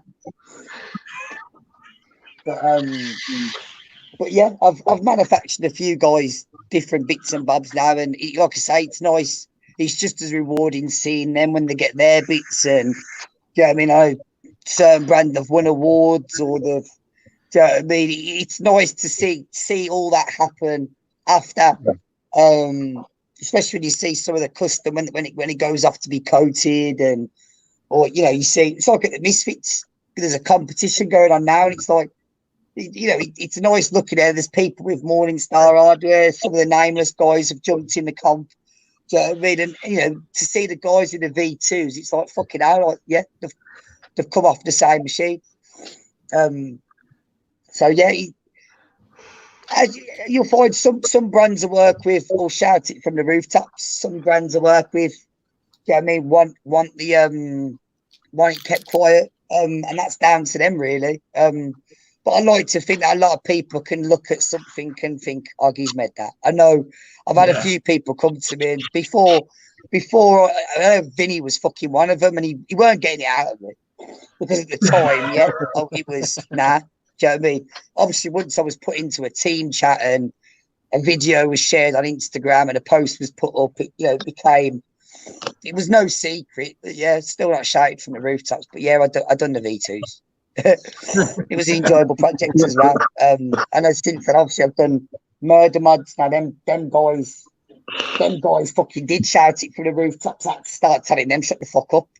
Do you know what I mean? Like, it's not about me or Morningstar. It's about you and Stuart Waters and Matthew. Like I said, I didn't design that fucking mod. I helped them. I helped them get it from their brain to their hand. But all the design work on it, yeah, one or two little suggestions here and there, or do you know what I mean? But even then, like it was completely their say so, their design, their passion, and it was wicked seeing them do so well at London Olympia and seeing it go from coming to see me in October's Expo with a sample, and you know, what do you reckon to this? Can you help us with this? And then 2 months later, get Christmas out of the way, and 2 months later, they're exhibiting. And I said the same thing then. I wish I could say Morningstar did that fucking well on their first expedition during a fucking epidemic, well, pandemic. Do you know what I mean? First release, no problems, and fucking hell, I think if you haven't got a murder mod, do you know what I mean? I don't think there'll be many left after tomorrow's. You know, I know they're with you guys tomorrow because from what I know, they ain't got many fucking left anyway. No. And it's been not their new coating and their new stuff, which I'm pretty sure you'll probably see tomorrow as well. Again, to see how it evolves after I'm done with it, and them boys are done with it. It's nice. And again, I can sit here honest and I say every component to that mod, do you know what I mean, was made in this building. And it was fuck me, I've got the I remember that. We can't carry that. We ain't getting that on the fucking train. I'm fucking having it. It'll go in my office until you're ready. I just need a nameless one and a thingy one now. Right then, fellas, I think we're about done, are we? Yeah, man, I can't. My jaw's aching. I've got to have repeated myself about 20 times now. I like to think I haven't said, you know what I mean, too much this time. I think I'm getting better there. Mate, you've been awesome, man. I've done my best. His missus wants him home before he falls to sleep. Remember, this is only a virtual expo.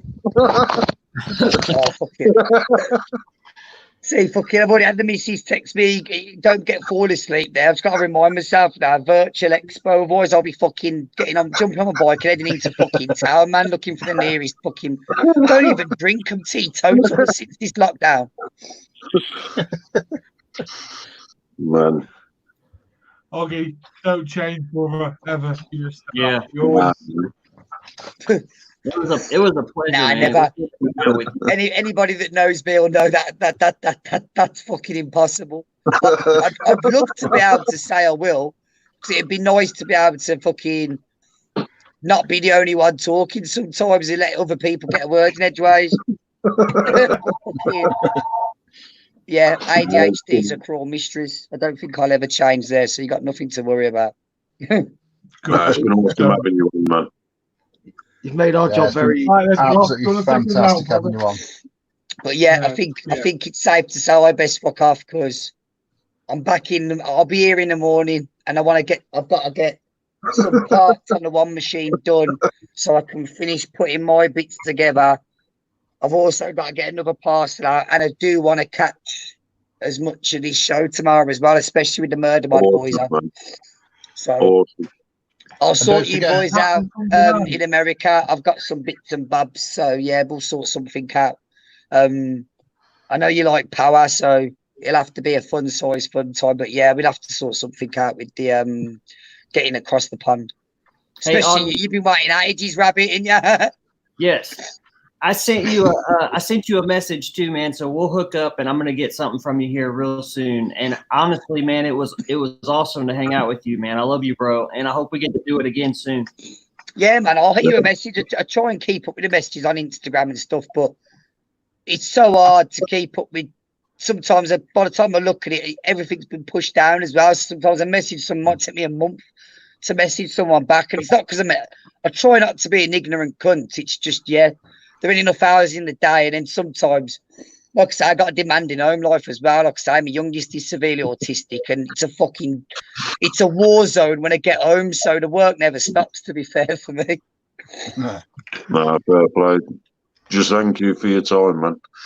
It's been awesome. Yeah, it's been amazing. But yeah, no, it's been enjoyable. I hope the weekend goes well for you. It's been fucking emotional, boys. But yeah, I'm gonna stick around and watch the rest of this because yeah, fair play to what you've done, mate. It's been nice. I can't wait to see it. I'm done now, thank fuck. So I can't wait to see everybody else when they're sitting on the spot now. So you know what's going to happen now? We're going to be seeing Oggy in comments. Yeah. yeah, that's it now. I'm done. So I get to have a bit of mischief now. To be fair though, I don't think I'm gonna do any of that, until I've read the comments on this fucker. I know we've seen the odd one pop up, but I'm dreading some of the fucking comments on here, and I'm dreading watching this back. I'm just gonna think, fucking hell, what a cunt. Honestly, man. Sorry for the language as well. I'm terrible. I can't help myself sometimes. But you got to be over 21 to vape anyway. So fuck yeah, you got a problem. You should have seen how Matt Dixon come in first thing this morning, man. It was like, forget water. You should have a count in the corner, man. Oh man. But yeah, you three need some fucking sleep because you've got another 5, 6, 7, 8 or 10 fucking hours of this tomorrow. Yeah. And then you boys, and you just woke up. I should have. Yeah. Yeah, mate, keep doing what you're doing. It's been enjoyable. And yeah, I'm going to watch the rest of this weekend, man. I want to see some. Tell Paddy I want to see this new as well. Get a DM over. I will do. We'll make sure. I'll make sure. I'll leave you to it, guys. Cheers, Nice Oggy. one. Yeah, make sure Vector's a bit. Also, that pretty as fuck one that you've been showing. I know we spoke about it before, but I want one of them. Which one? I know it's UK. Oh, yeah. Yeah, that fucker. They are on tomorrow, Oggy. They're on tomorrow, Oggy. Is it tomorrow or Sunday? Who is it again, then? It's a new company. This is their first mod coming out, Rage Nation. Rage Nation. Yeah, they are. They will be on. So there was more info on all that. Yeah, What tomorrow, I time? think. No, I've been following that. I remember you. I think you showed me the first time. I think it was it just Expo. Before Christmas or something? I remember Yeah, speaking to you about it. Expo October. Expo October, yeah, that was it. Yeah. And yeah, but every time I've seen it since then, I've been trying to look at who it was back because I love that pattern. I love looking at that took some time on a machine. That did. I tell you that now. He took my stacked piece back. Too much. No, I was testing his stacked piece out for him before it all went into final. So it was good. I've had a really good time with this one. I'm looking forward to working with them again. Mate, you can see the quality stuck out from that on day one. That's what I've been curious about that since you first showed me. It was the biggest thing that got me. That was again when you was like UK. I'm loving that. There's more of us popping up. It's needed. Well, I mean, I'll fuck off before we end up losing another hour. They'll be on tomorrow as well. So they are Sunday. Do us a favour if you can. Send us a message before. Remind me if you can, just before Murder Mods come on. I know that. What time is that? 9 o'clock or 9:30? They're on at 10:30 tomorrow. 10:30, and one of them boys on the Rage Nation. They're on the Sunday at 2 o'clock. I told you it was Sunday. I thought it was Sunday. Sunday. Yeah. They're two. I definitely want to make sure I don't miss. We'll make sure you get reminders, man. Yeah, man. Yeah. Definitely. Like I say, they're especially Stewie. I'm gonna proper fucking fuck Stewie up. I'm gonna send some right comments in. I gotta be done. But yeah, I'll love yous and leave yous, boys. I'm going home to bed. No, much appreciated, man. Thanks so much, Oggy. No worries. Have a good one, boys. Ta. Take it easy. See you, Oggy. How do I fucking get out of this thing as well, by the way? Oh, hang on. Did we tell you to let him go? Yeah, man. Awesome. Put him backstage. Brilliant. Yeah, that was great. Oh, fuck. Don't make me fucking live again.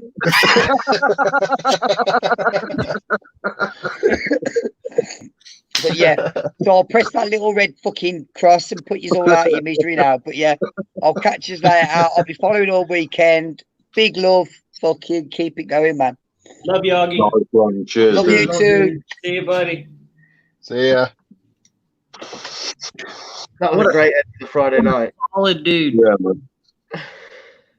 It's been an awesome day. Someone in this show. I can't believe we actually finished later than scheduled. We need a bunch more. Dude, when did you ever know an expo sort of finish on time, man? Yeah. It's all about the after party. Yeah, very well. The continue. Time we're live again. 10 minutes. 10 hours time we're live again. Sound.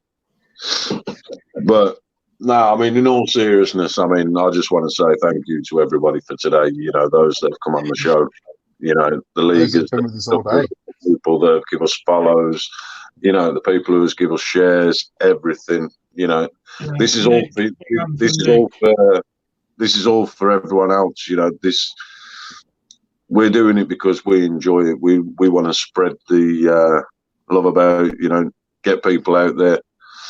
And hopefully that's part of what we've achieved today. People have enjoyed it, you know what I mean? So much appreciated to everybody. Thank you. We've had thousands over the day, so thank you very much. It's been amazing. Yes, it was a good I day. mean, It's been incredible. It's Knackered now, though. The response has been amazing, and it's made all the hard work worth it. So, man, we got to do it all over again tomorrow. In fact, I might just sit here. You'll get on tomorrow, be in the same hat, same t-shirt, same mods. Yeah. The So wife you remix? fucking won't be. Vinny's like, yeah, I'm just going to go and let my hair recover. Which one? But no, it's been awesome. Hopefully everybody's enjoyed it today, man. Yeah. Rabbit, you're probably the most awake. You want me to end it? Yes, please. All right. Do it.